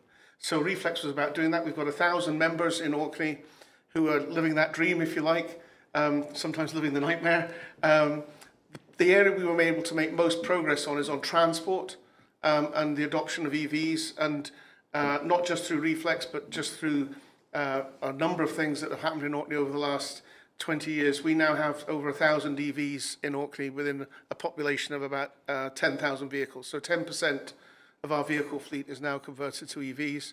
We're also looking at aircraft and boats and other things as well. So once you start thinking about an integrated energy system, not just electricity, but transport, heat, and all these other things, maybe we need to think differently about that. And we believe that building from a community level up is perhaps a much more inventive and distributive way of thinking about energy. Thank you very much indeed, Gareth. That's really an interesting way of looking at it from a community perspective. If anybody has any questions for the panel, do raise your hand or send them in via your phones. And there's one or two coming in just now. So you've spoken about the challenges. What are the opportunities, would you say, when it comes to balancing the grid? I mean, you spoke about transport, which could be a real lifeline for more rural communities, can't it? Yeah, I think when you look at value, and we've talked a lot about investment and sums of investment, one of the calculations we wanted to think about is not how much we just pay our electricity bill or maybe how much we pay at the pumps for fuel, but when you think about the vehicle you drive and the heating system you operate and the way you insulate your house, what is the total energy spend that we all have in our houses? And in Orkney at the moment, we estimate that on average, that's around £15,000 per household in a year across all of those things. If you aggregate that over the next 20 years, it means an ordinary average household in Orkney is going to spend £300,000 on its energy future. We've got 10,000 households, so that's £3 billion that Orkney, business as usual, is going to spend on energy. So then the question is, if that's what we're already doing, how can we spend that differently and better to achieve the net zero transition? So one of the propositions is obviously investing in transmission, and I and others have canvassed for literally 20 years to get the transmission connection to Orkney, but that's going to come at a price tag of £500 million. So is that £500 million to get a grid connection to the mainland the best way of investing that money? Or perhaps if we had a strategic local storage solution, would that be better? Or is it a mixture of both? And I think that's maybe something we can explore here, but it's one of the conundrums that I think we have as a community, is that how do we explore those futures, our energy futures, in a way that doesn't just push us down the route of tinkering with what we've got at the moment? Is there a revolutionary way we can think about it which addresses some of the, the political ambitions you've outlined for the Highlands? We share them in the islands as well. We need to address that. And from both your perspectives, how does that feed into your objectives, the kind of thing that Gareth is talking about? How could you get involved on that kind of level? Shall I go first? Of course, yeah. So thinking specifically about the islands, but this actually applies to many rural areas across the north of Scotland where the network capacity historically hasn't been that big because it wasn't designed to have these sort of systems in operation. One of the things that's been a frustration, I think, for many community developers has been the grid connection process and the restrictions on how much they can do when they're looking to balance locally, create more demand and bring some local generation on to meet that demand. And what will happen is ourselves and the system operator will say, but you might sometimes export some energy and there isn't space for that on the grid, so we can't let you do that. And I can very much understand the frustration that causes, because the whole point of that design is to not export to the grid, to balance locally and make the most of it. And so what's going on in the industry at the moment is a programme of reform to that connections process. And one of the areas I'm personally most excited about is an introduction of a new system where there will be technical limits at the supply point, where the system goes from a distribution level, which is your local electricity networks, to the transmission level that we look after. And essentially, those distribution companies will be allowed to manage and meet that flexible demand and generation locally and we won't have to be involved up to that threshold, at which point, if you need more transmission, we'll have to go and build it. And that we get back to the first conversation. But that will give so much more freedom for solutions like Gareth's describing across all of our rural areas and urban areas too. And from my point of view, it means that our team can focus on the big projects and the system balancing that our system's really designed for, without having to do assessments on what are small-scale projects that, bluntly, we'd rather not have to assess. So that's a really exciting step forward, and I think creates a whole fresh set of opportunities for these sorts of projects across the region. And is the infrastructure there to allow that to happen at the moment, or and what's the kind of timescale for that kind of thing, would you say? So the regulatory processes and rules are as much the challenge there as the infrastructure itself. We will have to build some technical solutions to be able to manage to those limits and make sure we don't accidentally breach thresholds and cause issues. But really it's about changing the codes that all of the network companies have to adhere to introduce this as an option for the future. And what's great is that our regulator Ofgem is absolutely behind these initiatives now, and the Electricity Networks Association, all network companies are working collaboratively through that to make this happen. And we have a monthly meeting with government and Ofgem to update on the progress of these programmes, and they've been tagged as an accelerated programme to make sure that what can be a slow process normally happens at pace. Gareth, you wanted to come back in there. Yeah, and it's really great to hear that there might be some more regulatory flexibility happening, because there's always too much control on that. But I think one of the realities for us has been down from the transmission level at the distribution level. Orkney is the land of what are known as saggy wires. So you talked about the melting of the substation. Well, in Orkney, the problem is that our wires are not strung high enough, so they sag too low when they get hot. Now, that might sound like a bizarre reason why we have a constrained grid, but welcome to our world. So the challenge then is to get the investment focus on that. That's been a problem for 20 years now in our system. And part of that reason is that we've literally had our system humming, if you like, because Orkney's got so much renewables. We achieved 100% renewable electricity in 2013. So our past is essentially the rest of the UK's future.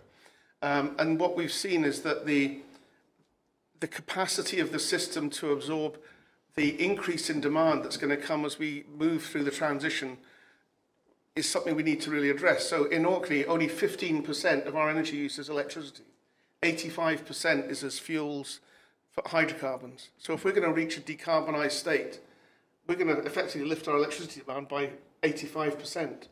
You know, nobody's talking about our distribution network growing to that degree, and that's before we even think about transmission. Transmission. So I think that we have to think about what are we going to do at a distribution level, and that's where storage can perhaps play a part, because then we've got a choice of having distributed storage and locally centralised storage, which may help relieve some of that pressure that we're seeing on the system and the constrained losses that we get as well. Yeah, just to respond to a couple of the points there, I've been reflecting on your question about whether or not we should have an interconnector to Orkney, or whether or not you could create an islanded grid. And I think my feeling on that is that it's almost always better to create the transmission system to connect everything up. You know, I think that's what we see really drives down cost. And when you don't have it allows you to decouple supply and demand, and that's absolutely crucial to really driving down costs. I think the other big challenge with that islanded network in Orkney would be that, to the conversation earlier, it'd be very hard to decarbonise without very long forms of energy storage, which often are found where you've got particular geographies such as the Highlands. So yeah, I think it would be very challenging. I was worried you were going to kind of put me on the spot and ask me to build a solution in 200 days like Elon Musk famously said yes to and tried to deliver against. But yeah, and Christiana, the points in connection reform, yeah, absolutely, it can't come soon enough. You know, we think flexibility should be prioritised in some of the queue management, because bringing on flex early then allows you to facilitate more renewables. You know, it can help alleviate some of the issues on the grid and get more renewables on. So I'm very keen to see that happen. I think we were exhausted by the treatment of battery storage, where the assumption on how a battery operates on the system was that it was both importing and exporting at 100% all of the time. which it could never do, which has now been addressed, I think. Yeah. So yeah, very pleased with all the reforms that are coming forward. And on the subject of battery storage, that seems to be something that's coming more to the fore now. Do you think maybe a bit more explanation and clarity is needed for the wider public, for them to understand exactly what the whole theory is behind this? Yes, yeah, absolutely. It's as I demonstrated maybe in my 5-minute intro, it's more challenging to explain how it operates in the system than it is to talk about renewables. And renewables come on, it's green energy, and everybody gets that. But we're now getting to a stage with renewable penetration where we need to get very, very good at reallocating that energy to the times that we need it to make sure that it's made use of. So yeah, look, I think we as a market leader in battery storage have some responsibility in doing that and trying to educate the wider public on the role of battery storage. But then again, you know, pumped storage and that kind of evolution, as I say, it's not just battery storage that we think will be the solution to our storage issues. We've got to bring other forms of very long duration storage into the mix as well. Yeah, just to add to that, I think we shouldn't underestimate the power of us, basically as citizens, to change. And I mean, every EV is a battery. You know, it has that. We've got, as I said, 1,000 vehicles in Orkney that are batteries. We've got another 200 households that have adopted solar battery systems in the last 2 years. So we haven't had any problems with that. We had another 150 that were ready to take that up, but they weren't allowed on the grid because of some of the controls that were put on it. So I actually don't think this is a consumer problem. And I think battery technology will evolve as well. You know, at the moment, there's a lot of publicity about lithium-ion batteries and the fire risk associated with those. I definitely suspect that within 5 years, certainly 10 years, we're going to have different chemistries which are totally different to where we are at the moment, and that's going to alleviate some of those problems. So, yeah, I think very often the consumer's put up as the barrier. We haven't found the consumer as the barrier. The barrier is the system. And that's from the sharp end. That's actually dealing with customers. If anybody would like to ask a question before we wrap this panel up, please do put your hand up. I do have a question on Slido, but I think I would actually like the gentleman to ask it because I think he'll do it more justice than I will reading it off the screen. So Martin, I don't know, it's to do with costs. So Martin, I don't know if you're around, if you want to pop your hand up. There you are. We'll get a microphone to you, Martin, just in the middle of the room there. Just so I can make sure that I'm getting the gist of your question properly, that's all. Hello, can you hear me? No, I just wondered, with the advent of the different forms of storage that you discussed, what do you see as a reduction in charge or in cost due to the reduction, I presume, in curtailments? You know, if most of the energy is being stored, then presumably we won't see so many curtailments, or it'll be power tax. I've got the answer to that on my phone, but my bag's over there. Do you know well, this? No. I know that next is a great question. Next year, the constraint costs will be 2.5 billion per year, and I think your question is just, you know, should we expect that to go? And in a fully just a ballpark. You know, yeah. What's your target? You must have a target of some kind. Yes. Yeah, it's you know, a fully balanced system would see constraint costs disappear altogether. I mean, that is the answer, and that is what we should all be aiming for. And I think, you know, we're kind of also, everyone in this room that's an energy professional has a responsibility to ensure that it's not just about decarbonisation, but it's decarbonisation at minimal cost. You know, anyone could power ahead and build a very expensive decarbonised system. We don't want to do that. Everything we should be doing should be fully optimised. So you know, in answer to your question, the target is £0 of constraint costs. You know, that kind of reflects an inefficient system, constraint costs, curtailment. So yeah. So well, yeah, it's necessary to some extent, but it's inefficient. Yeah. So £0 would be the target of curtailment. That's costs. a very low number. Yes. Best of luck. Can I build on that? Do you want to come in first, Gavin? Well, no, I just agree. You know, when we looked at flexibility at a local level, we saw it as a fast diminishing trading option, because as you balance the system, you lose the value of that. I think that the other question about cost, which is interesting, is that maybe because we're talking about balancing, we're saying about the constraint cost being so high. nobody's actually said what the cost is of having twice the thermal generation that we actually need in reserve. So the number of power stations we have in the UK is twice our actual peak demand. Nobody ever says that in any discussion when it's not renewables. We don't talk about the capacity of the grid and how much more that is than actually what we need to shift stuff around. So I think it's really difficult when we start taking apart the system and trying to monetize it without thinking about what our whole system costs are. And the other issue with that is that where that value lies. So if, and it's about, do we invest in the centre and then push it out to the periphery, if you like, or can we actually do something which is much more imaginative and break energy down under a new renewables model to smaller packages where we don't actually have to have this mass movement of electricity. What we then have is, if you like, the rural and energy-rich parts of the country feeding energy into the urban parts on a redistributive model. That might be really good in terms of wealth redistribution and actually using the assets that we've got for the future, which is renewables, rather than the old stuff, which is gone. So. I was going to pick up one of the points you made there, Gareth, about the diminishing return that you get from the investment. And zero constraint sounds like the right target, but actually some level of constraint is probably efficient, because getting to zero would cost more than what you're spending on the constraint. And I think there is a tipping point there. But the numbers were so far away from that we almost don't even need to have that conversation at the moment. Right now, the projects that ourselves and the other transmission owners are building out to 2030 will save over £13 billion of constraint costs off consumer bills. So that is absolutely worth doing. And the number that's on my phone is how much more constraint costs will be saved through other measures, including flexibility. I think it's another over £5 billion. So these are huge numbers. So the investment right now, it makes absolute sense. But there will be a point where more investment actually is more expensive than having a small constraint. Because especially with renewable generation, you wouldn't build a system, to your point, to deliver on 100% all of the time, because most of the time it's not operating at 100%. So if you've designed your system for the fact that they mostly operate at 40%, then when they are operating over 40%, you might have to constrain.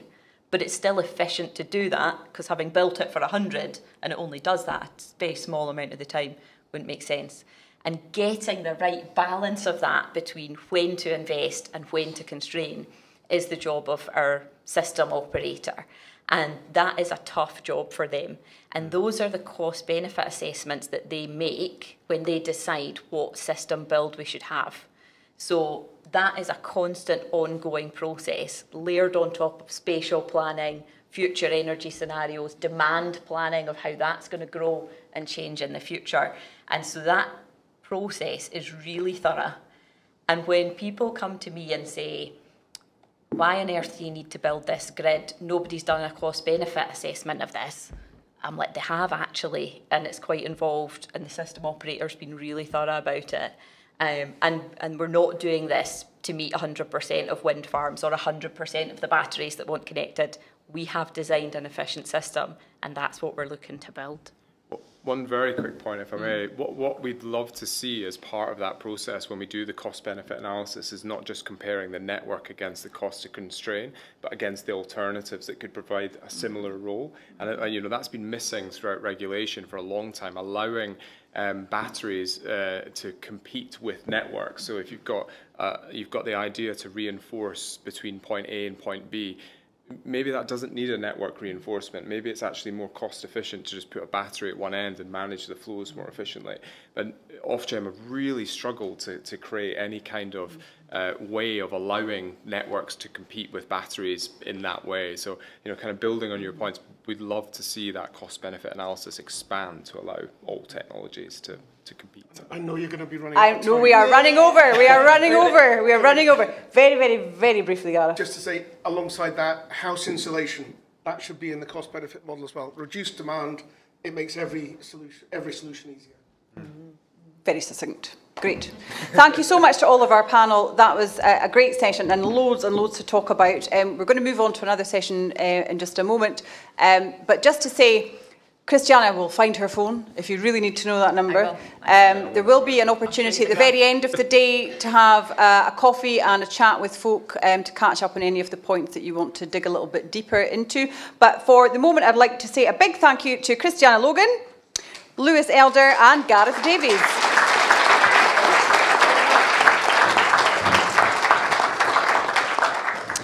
So we're now going to move on to another session, and I am going to vacate the stage and give way to Morven Fancy from HIE.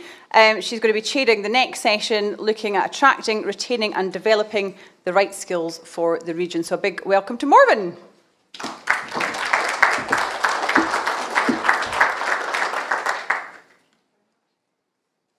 I'm just going to invite our panel up now so we can just get settled and have a seat.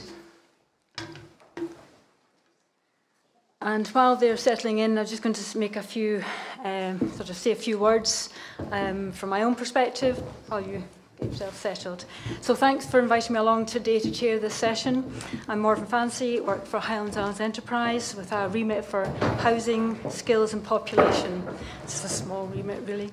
It's been a great day so far, and I've no doubt that today's People Power panel, the alliteration, which I'll introduce to you shortly, will continue to provide update, challenge and hopefully some solutions to this fantastic green energy transformational opportunity that the region is in the grip of.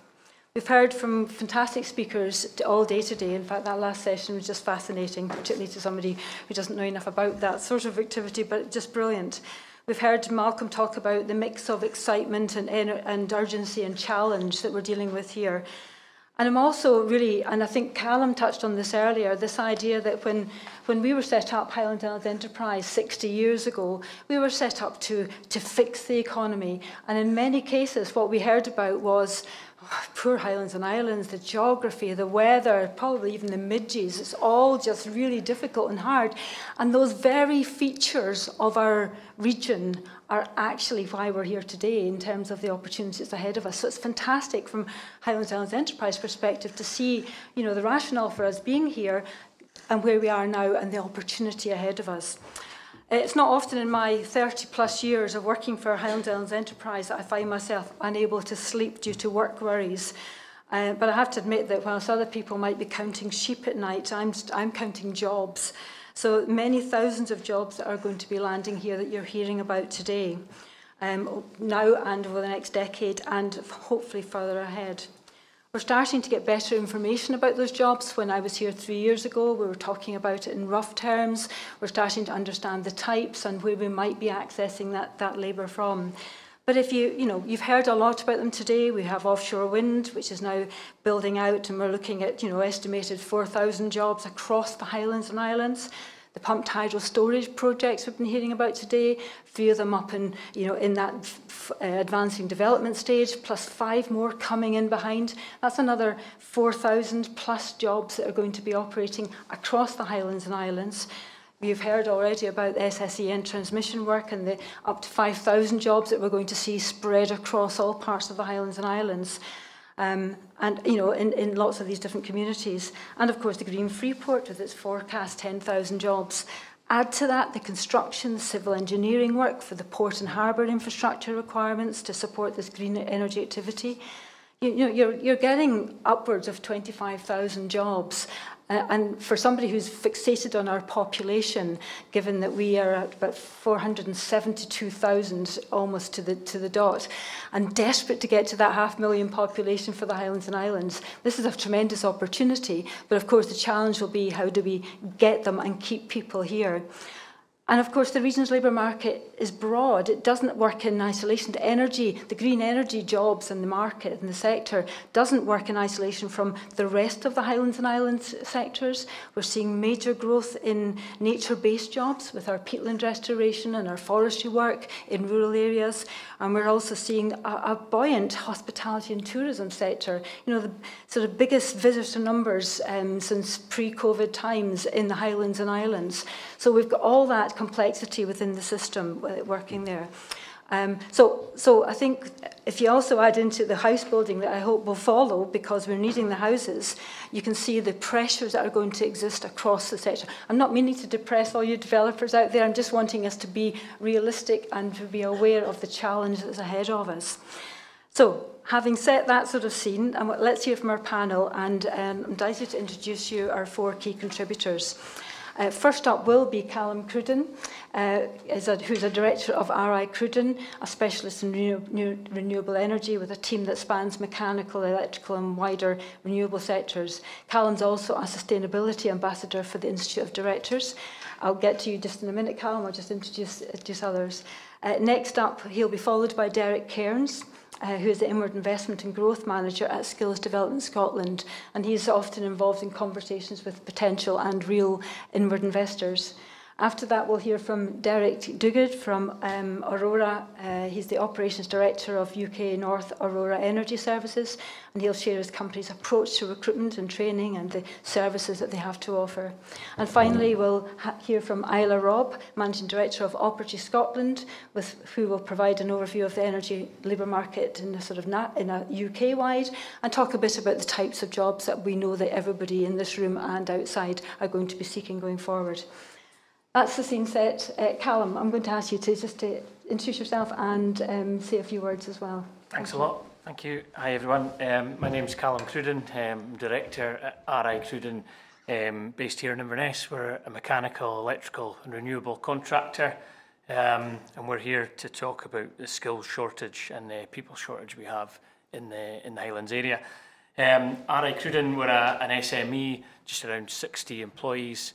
And we've embraced a sort of longer term approach, developing our own pipeline of talent through apprenticeship programmes. It's historically something that's been really strong for us, and we've taken that historic model from engineering apprenticeships throughout our whole business now and into our office as well.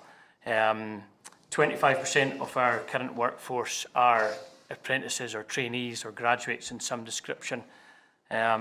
Having started as an apprentice myself, I know firsthand the impact these roles can have on the individual, the business and the wider industry.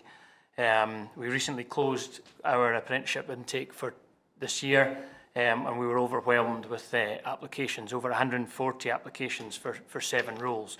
So it shows the appetite in the area is there, and how can we and more do more to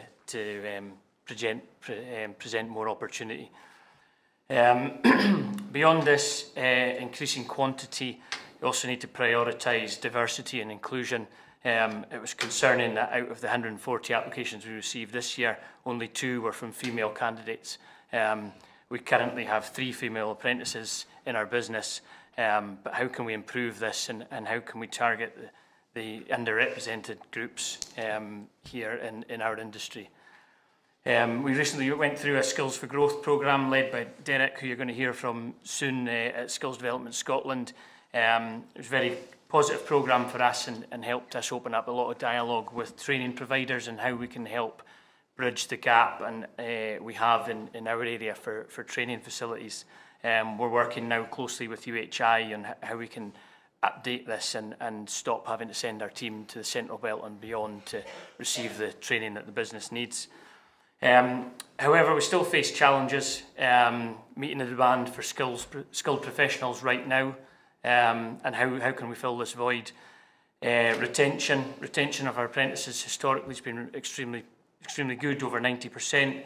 How can we continue this as we grow and the landscape changes in where we're working? And funding support for training, a lot of cuts with the public sector. Who's going to fill that training provision? So I think the word collaboration's probably come up in every panel, every topic of conversation today, but it's vital.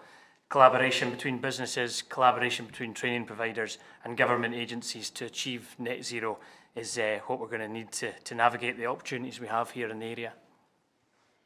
Thanks very much, Callum.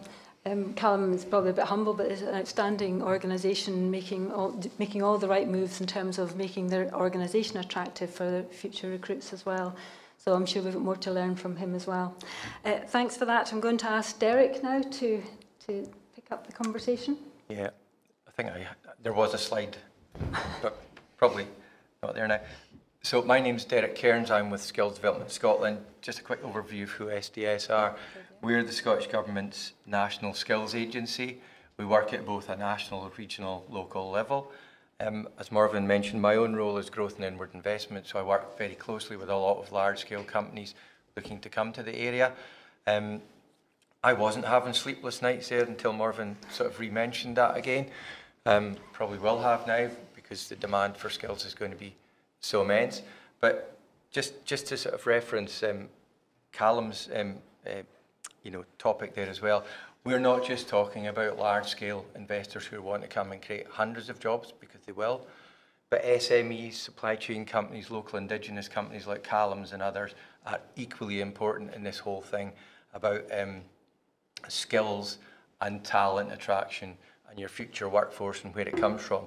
Skills Development Scotland annually put in about £100 million into the apprenticeship system in Scotland, of which a fair chunk of that does come to the Highlands.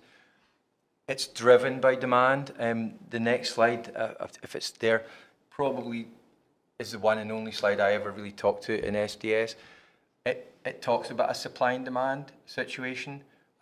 We need employers to help inform what's required, and we need the talent attraction, the pipeline, the pool of future talent who are going to work for all your organisations to be equally aware of what's coming. It's two sides of the same coin.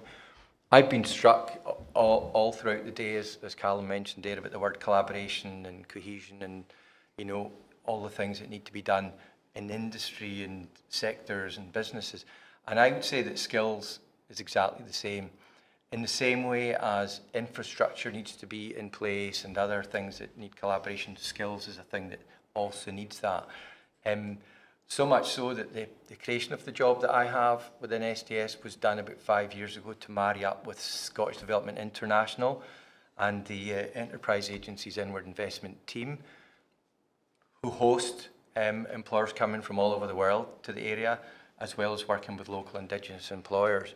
We've got to make sure to see what's called a joined up Team Scotland, or in my case, Team Highland approach.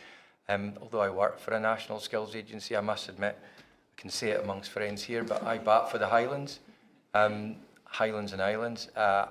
Yes, there are national skills solutions to things, but as far as I'm concerned, like everything else we've talked about here, the more we can grow skills support in the Highlands, the more we can develop provision, the more partners like University of Highlands and Islands and a lot of training providers such as David's company that you'll hear about in a second, the more we lift our own offering up, the more we lift what we can do for all these businesses that want to come, because they all want to know what skills support will be there. I have to say that in my own meetings with businesses, I always just say the answer is yes. What's the question? And then I'll let others work that out, experts in their field. But we cannot be saying to people, don't come here, don't expand here, don't grow your business here, because skills and people are a problem. And actually they shouldn't be, if we can do more of what everyone said today about retain talent in the area. Part of that, and a big part of that, not to be underestimated, and I think this goes for anyone in here that's a parent or an influencer or a teacher, whatever you want to say, if you have any way to influence young people in the next generation or job changers, you can let them know that careers, not just jobs, but really rich careers will be available on their doorstep in a range of occupations, from the sort of thing that Callum's offering in renewable energy, next generation heating solutions, apprenticeships, all sorts of occupations, right through to manufacturing, hopefully the kind of things we're going to see out in the North Sea and beyond. It's all possible. There's going to be data analytic jobs, digital related jobs, engineering jobs, you name it. We've got to get the young people, the teachers and the schools, really briefed in on that. So a big part of what SDS also do is the Careers Guidance Service.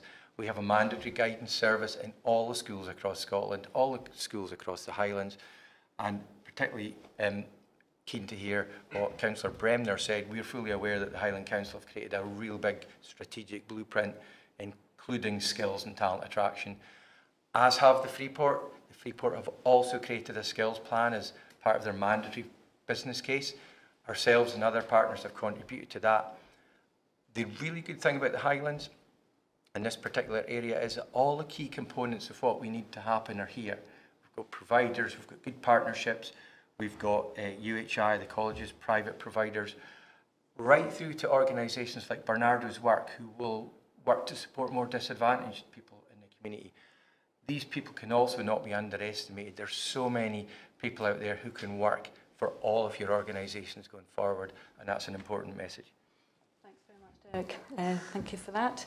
I'm going to move now to David and ask David to contribute. Thank you. Hi, I'm David Duckett. I'm part of the operations team at Aurora in the north of Scotland. I'm pleased that Morven's called this People Powered because coincidentally our tagline is People Powered Progress. And Morven, I'll give you that tenner later on for that. So just a bit on us, because we're obviously quite new on the scene. So we're Aurora, we're an international multidisciplinary energy services business with particular focus on the renewable energy generation and transmission industries. We offer solutions across the whole asset life cycle, so design, fabrication, construction, ops and maintenance, right through to decommissioning. And we have bases in the UK, the USA, Australia, and now Chile, with further expansion planned. I think it's worth noting in this room that we've chosen to base our headquarters in Inverness. And this is due to the scale of the opportunities, both present and future, in the Highlands and Islands. And we complement our base in Inverness with facilities in Wick and Huntly. And also, to feed into Callum's point earlier, a very small part of our work is actually conducted in the inner Moray Firth area. We do a lot in the northwest of Scotland, we do a lot in the Isles. So to us, this sort of energy bonanza thing, it can be sort of capitalised on throughout the whole Highlands. Of relevance to this panel session, we at Aurora founded the Highlands' first GWO, so Global Wind Organisation, ECITB, and ERATA accredited training centre at Longwind Drive in Inverness, and you're all welcome to come and visit it and see what we do. Here we offer basic through to advanced safety and technical training, which is critical for technicians to operate on site in the renewables industry. So we train our own techs, including our first intake of trainees in the Inverness and Caithness areas, self-sponsored delegates, so self-employed people and new entrants to the industry, and other businesses, employees, including many from the large operators and the OEMs. And during our growth, we've received a commercial debt package from the Scottish National Investment Bank. We've had support from Highlands and Islands Enterprise, and we've become a member of the Inverness and Cromarty Firth Green Freeport, which has been a great story for Aurora, but also it shows tangible delivery from public and industry bodies in the area, assisting with development of training for the energy transition. Personally, I am a proud Highlander. I grew up in the Black Isle, and in my teens, after a few years of poor spelling and general lack of social skills, this led me inevitably towards engineering. But I remember when I decided on engineering and I said this is what my path would be, there was two questions asked. So where will you study and where will you work? And at the time, which was a while ago, this weather-beaten face will probably tell you that, but the assumption was that it was unlikely to be in the Highlands. To me now, I think we have the chance to reverse that. You've got great practical training from the likes of Aurora and NIG Skills Academy with their accelerated welding programme. You've got great further education options at UHI, which can allow for full-time study or flexible learning to fit the employer's needs, and we're actually talking to them about that just now. If you couple this with a pipeline of energy and infrastructure projects which can realistically provide a job for life in the Highlands, particularly for the younger generation coming through, I'm hoping that going forward, maybe the question elsewhere in the country should be, have you thought about the Highlands? Thanks very much, David. Absolutely, I'm sure that is what's happening right now. Isla, I'm going to ask you to contribute now. Hello, my name's Isla Robb and I run a company called Opporgy Scotland, but I also run an EDI group, a diversity and inclusion group called Full Circle 21, and we're really keen to encourage more people into clean energy sector, whether or not they're coming from an energy sector or from elsewhere and transitioning into it, and also for businesses to be more inclusive as well. Now, I did also have one slide, so just the one slide, because I wanted to show the numbers that are needed in Scotland and the UK across all energy types. So I would highly recommend that you go to this website. We worked with Apito to create this energy skills hub, Once you log in, there's a wee square at the top right and you register, and you can then play around with it to see what jobs are needed across which sectors and the skills level for it. And that's something that we work with developers of large projects to help them understand what do they need and when, because we keep on hearing there's going to be a skills shortage, but a skills shortage of who and what and when and where.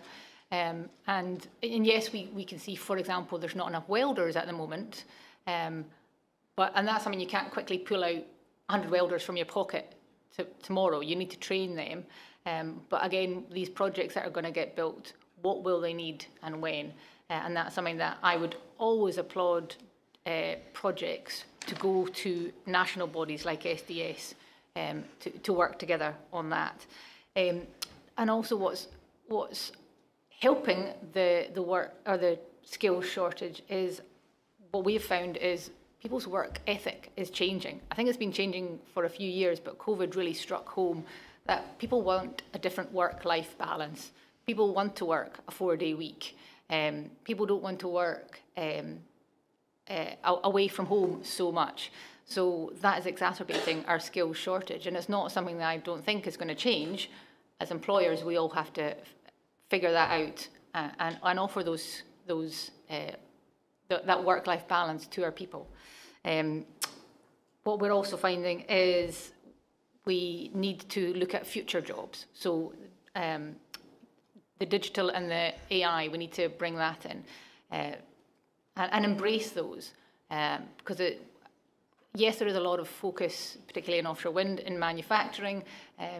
Can we compete with international organisations for manufacturing? Well, not if we're going to do it the way we did it 20 years ago. We need to embrace new technology to reshore jobs and opportunities into this country as well. And yeah, that'll be me. Okay, thanks very much, Isla. I've got a few questions that I might just put to the panel, but hopefully there'll also be some time for other questions, and I'll check Slido as well. I think one of the things I've been scratching my head over is this public-private response. You know, is it the public sector's job to ensure that all the developers and all these businesses coming here access the labour, or is it the businesses themselves? And I've got certain views on that, but I was quite keen just to kind of get a little bit of a test of the panel on that front, as to, you know, and I think probably the answer will be the collaboration word, which we've heard of enough, but just that whole issue about who is accountable, who's responsible for ensuring that each of these developers, each of these manufacturers, all these companies are ultimately responsible to access their labour that's required. I don't know who wants to go first. I'm not seeing lots of hands rising up.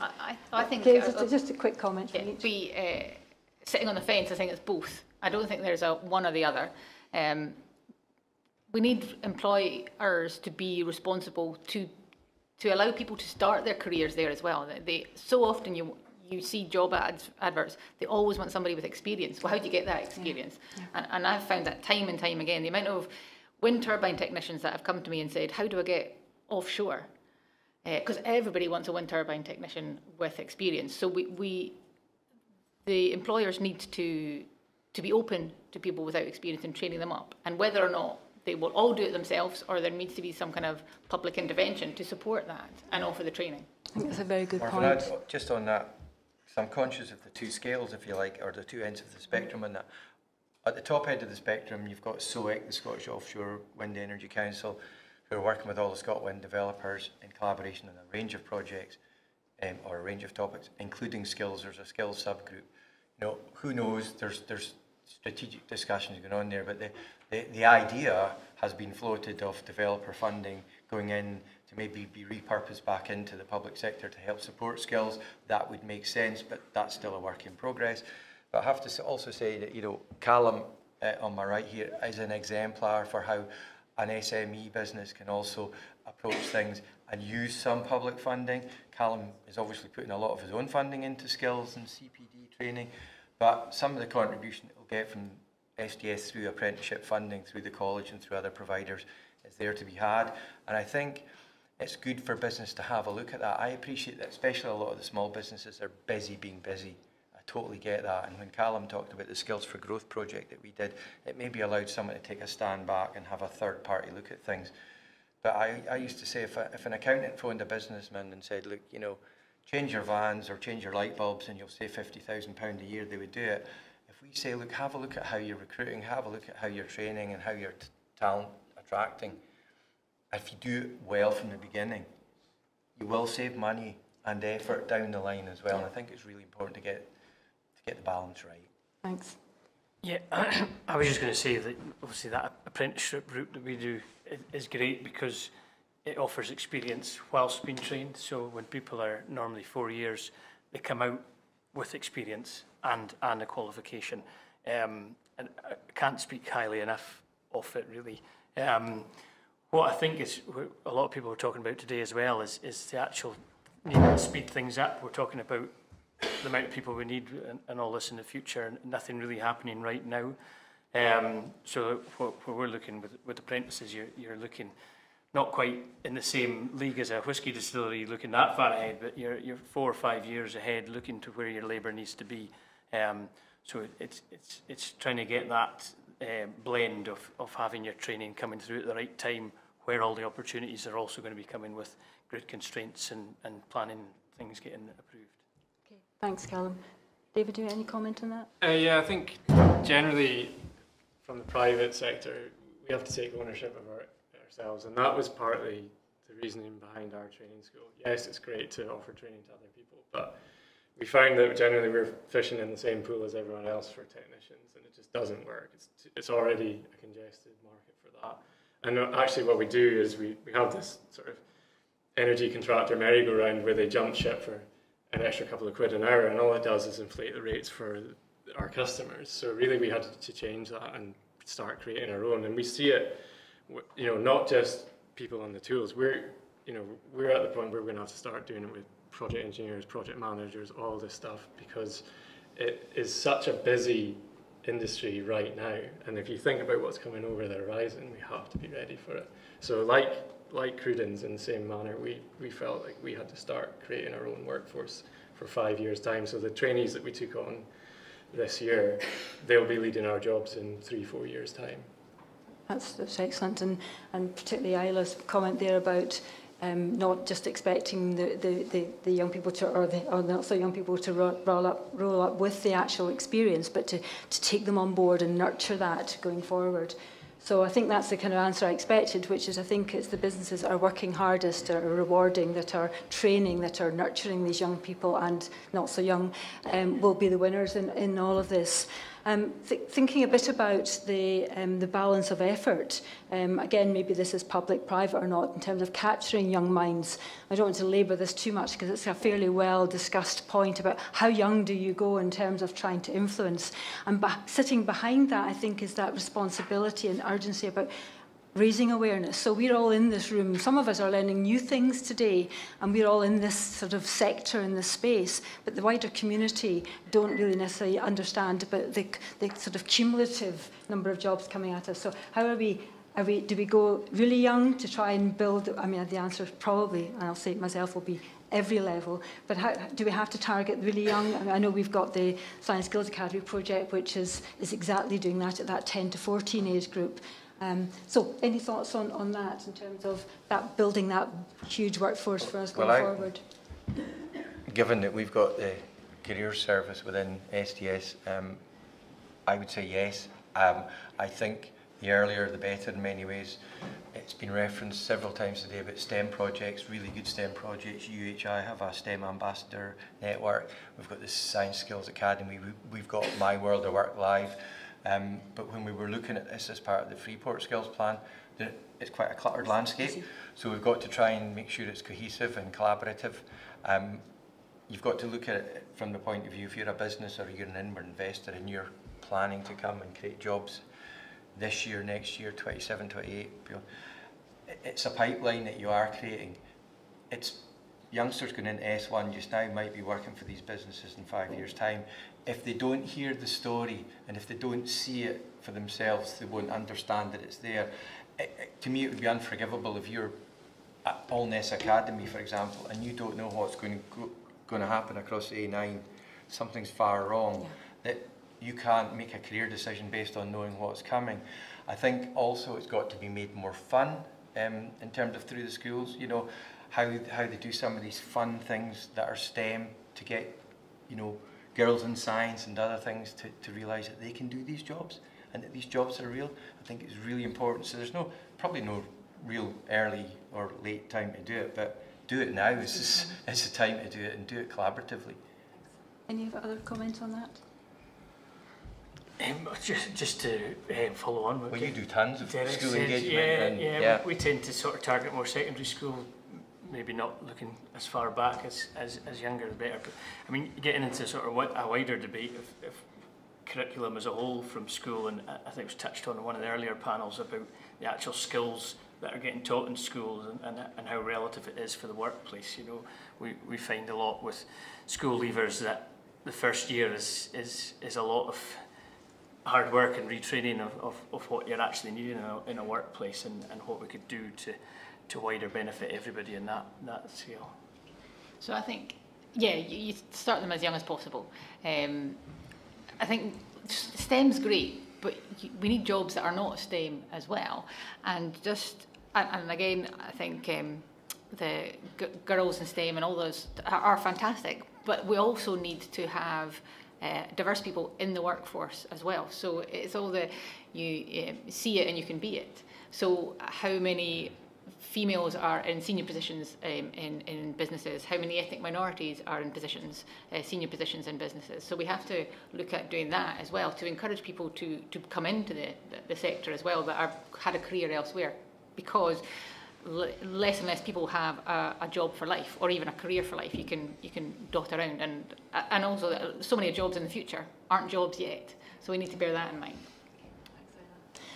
We've got about 5 minutes or so left. I just wonder if there's any questions that want to come from the audience at all.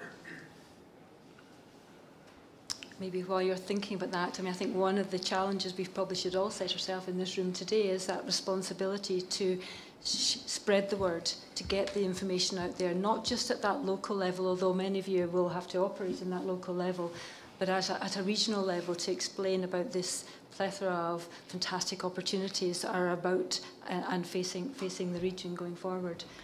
I've got a question. You've got a question? Go for it. So, I mean, we hear about Who's it for? It's for the room. So we hear about this skills shortage. Oh, it's going to be a skills shortage. You had 100+ applicants for 7 jobs.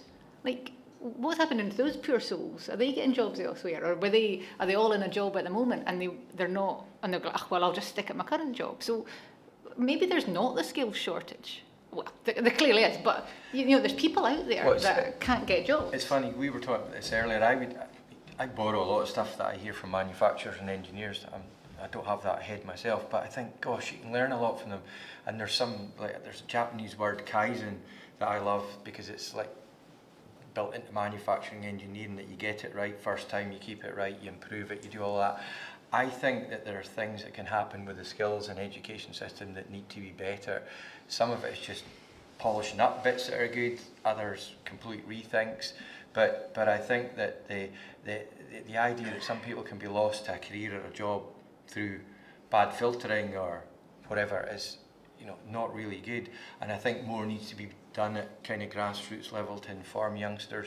I believe that youngsters should get taught how to network better, frankly, meta skills, core skills, whatever you want to call them, so that they're better prepared for the world of work. And I can say this because I do have a youngest son who's an apprentice who was not very good at school, or didn't engage with school. He was clever, but not engaging. And he's gone into an apprenticeship, funnily enough, with Callum at the end, but that's just pure coincidence. But the fact that he's enjoying college, he comes home and tells us how much he loves college, you know. Do you know, he loves college, but because it's a more grown-up environment, they're learning something that they're wanting to learn, they're there because they want to be there. Learning and earning is a really important hook as well, and that's not to be underestimated when we talk about, not that a degree is any, you know, like vocation versus degree, but the amount of people that can do graduate level apprenticeships now, degree level apprenticeships, have money and get your degree. It's phenomenal, and we need more employers to lean into that, to embrace apprenticeships, and just to, you know, not miss these young people that are out there. To Marvin's point, you know, do we do a collaboration? That I've had some applicants, I'm not able to take them, but would you like to see some of them? I think there's not rocket science solutions that can be done to make things better. So one more question. So if business hasn't taken on an apprentice before, can you help them hold their hand on the way through it? Yeah, I mean the careers advisors should be able to do that in terms of engaging at school. We've got developing young workforce that work well with business. Funnily enough, talking to the National Manufacturing Institute in Scotland, NMIS, who were mentioned earlier, I was talking to their head of skills academy recently, who was thinking about an idea of the amount of people who miss out on something and who is talking to them, and should we be creating a register or a repository of people who have just missed on something but they could be used for something else? That's something that needs to be looked at. Thanks for that. One question. Okay. So we've heard from a lot of the speakers today about the challenge of resource in the planning system, and for planners, we hear a lot about STEM and graduates, but what are we doing to get more planners? Well, I'm glad I don't know. I don't have to. Well, what I don't know is, I was talking to somebody last week about degrees, and do people make the right choice early enough? Are they well informed if they're picking the right degree to go and do something? I guess that's back to career guidance early enough to understand, are people even thinking that way? What I do know is I've seen a fantastic visual that's been produced by BVG Associates on all the jobs associated with an offshore wind farm. There's about 35 different occupations, from environmental, marine jobs, all the way through to engineering. And I think that that's quite a powerful visual to let someone who's currently sitting somewhere in a school, not realising that a job in planning is a thing, or what does a job in planning do, and that if they have a job in planning, they can be contributing to the creation of a wind farm. It's quite a powerful. I think how we tell careers stories or careers awareness has to become different and more visual, more touch it, see it, experience it. I mean, this is something we've brought up with the Chief Planner. She's been visiting Highlands, I think, just 2 or 3 weeks ago. And actually in previous conversations and different sessions, we've talked about this. So they're very much on it and aware of the challenge, Christiana, that has to be addressed there. So it is really of a concern. Okay, any final kind of questions before we round off this session? Oh, there's somebody there. There's Ali. There's a mic just coming, Ali. One of the things I think is really important, that if we are having sort of skill shortages like planning and things, it is down to everybody in this room. You know, there are careers that lots of people will be interested in and applying for, and if we know there's a skill shortage, or we know that the demographics for that particular type of role is not even, then it's our responsibility, I think, as a parent, for me, to be able to say to that next generation, do you know what? You might not get the job because there's only 2 apprenticeships at that particular business. But do you know that there's this career, this opportunity that is not being at the forefront of those career and opportunities? And I think that's the really important message, that when we have these collective conversations, that when we are aware that there are those skill shortages, I think as individuals as well as business people, we have the ability to be able to influence that as well. And for people that would never have considered being a planner, do you know what? Let's find out about it. Let's tell our young people what options and opportunities are there, because I think it will make a difference in the future as well. That's a very good point, Ali, although I gave up with trying to give career advice to my 3 children. I was the last person they were going to listen to. Give your own It was a nightmare. The final point really is based on what Raymond was saying earlier about this legacy. So if we're talking about upwards of 25,000 new jobs, okay, stretched out over a long period, for me, the legacy will be in 10, 15, 20 years' time. What is that population figure looking like for the Highlands and Islands? How do we grasp them? I'm not just in the Inner Murray Firth, but how do we ensure that we have that growth in every part of the Highlands and Islands? And I think it's definitely within our grasp to do that. Can I just ask you to thank our panel very much indeed.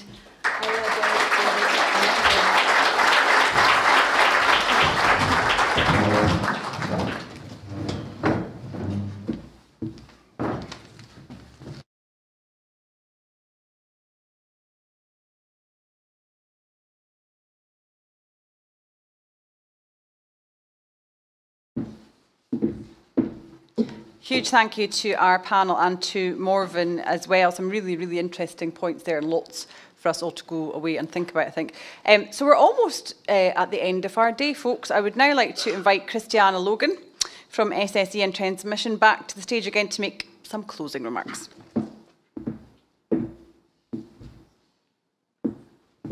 Right, thanks Nicola. And I probably spoke too long and took us over time earlier, so I'll make sure I keep this one brief.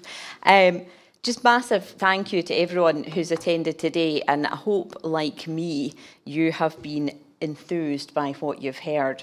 I first attended this conference a year ago, and I really was energised by the excitement that there was about the scale of the opportunity from green energy for the Highlands and Islands. But I also did pick up some of the frustrations about the pace at which we could realise those opportunities and make that happen.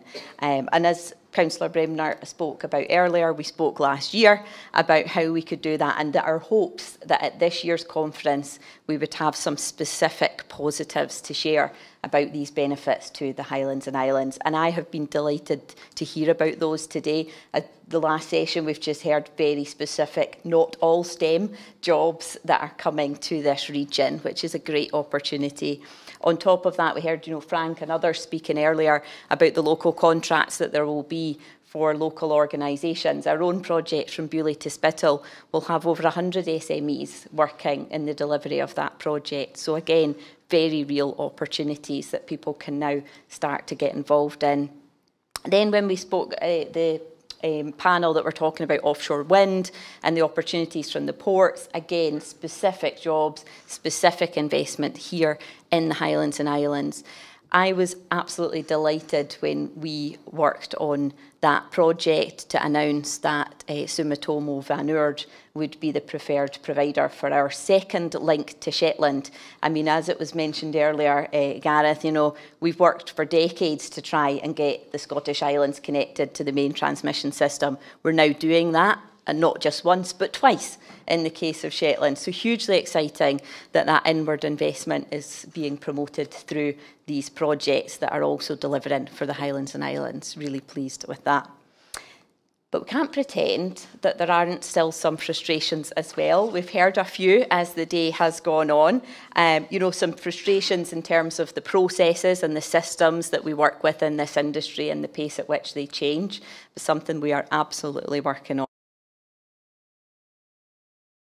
Challenges in terms of certainty to be able to realise those investments from the offshore wind and from the port developments that will be required for them. So we're needing more certainty on grid connections, on consenting of projects, and good to hear that that is in train, and I hope that the ministers can follow through on speeding up our consenting processes. But you know what, overall, I think for me, the biggest takeaway from today has been that overwhelmingly, this is about very specific, real benefits for the Highlands and Islands region.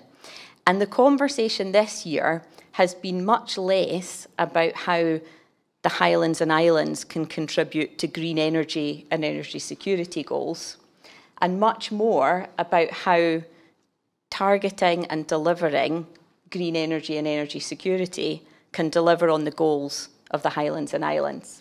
So the way we can collaborate and compete to deliver what we need in terms of increasing population, building homes, investing through community benefit, and delivering real jobs here in the north of Scotland will absolutely deliver on the goals that our communities have in this region. So I'm really excited at all the conversation where people have shared that's what we all want. And I think if we keep going, then next year we can have even more positive examples to highlight and share with you all. So thank you again, and I'll hand back to Nicola.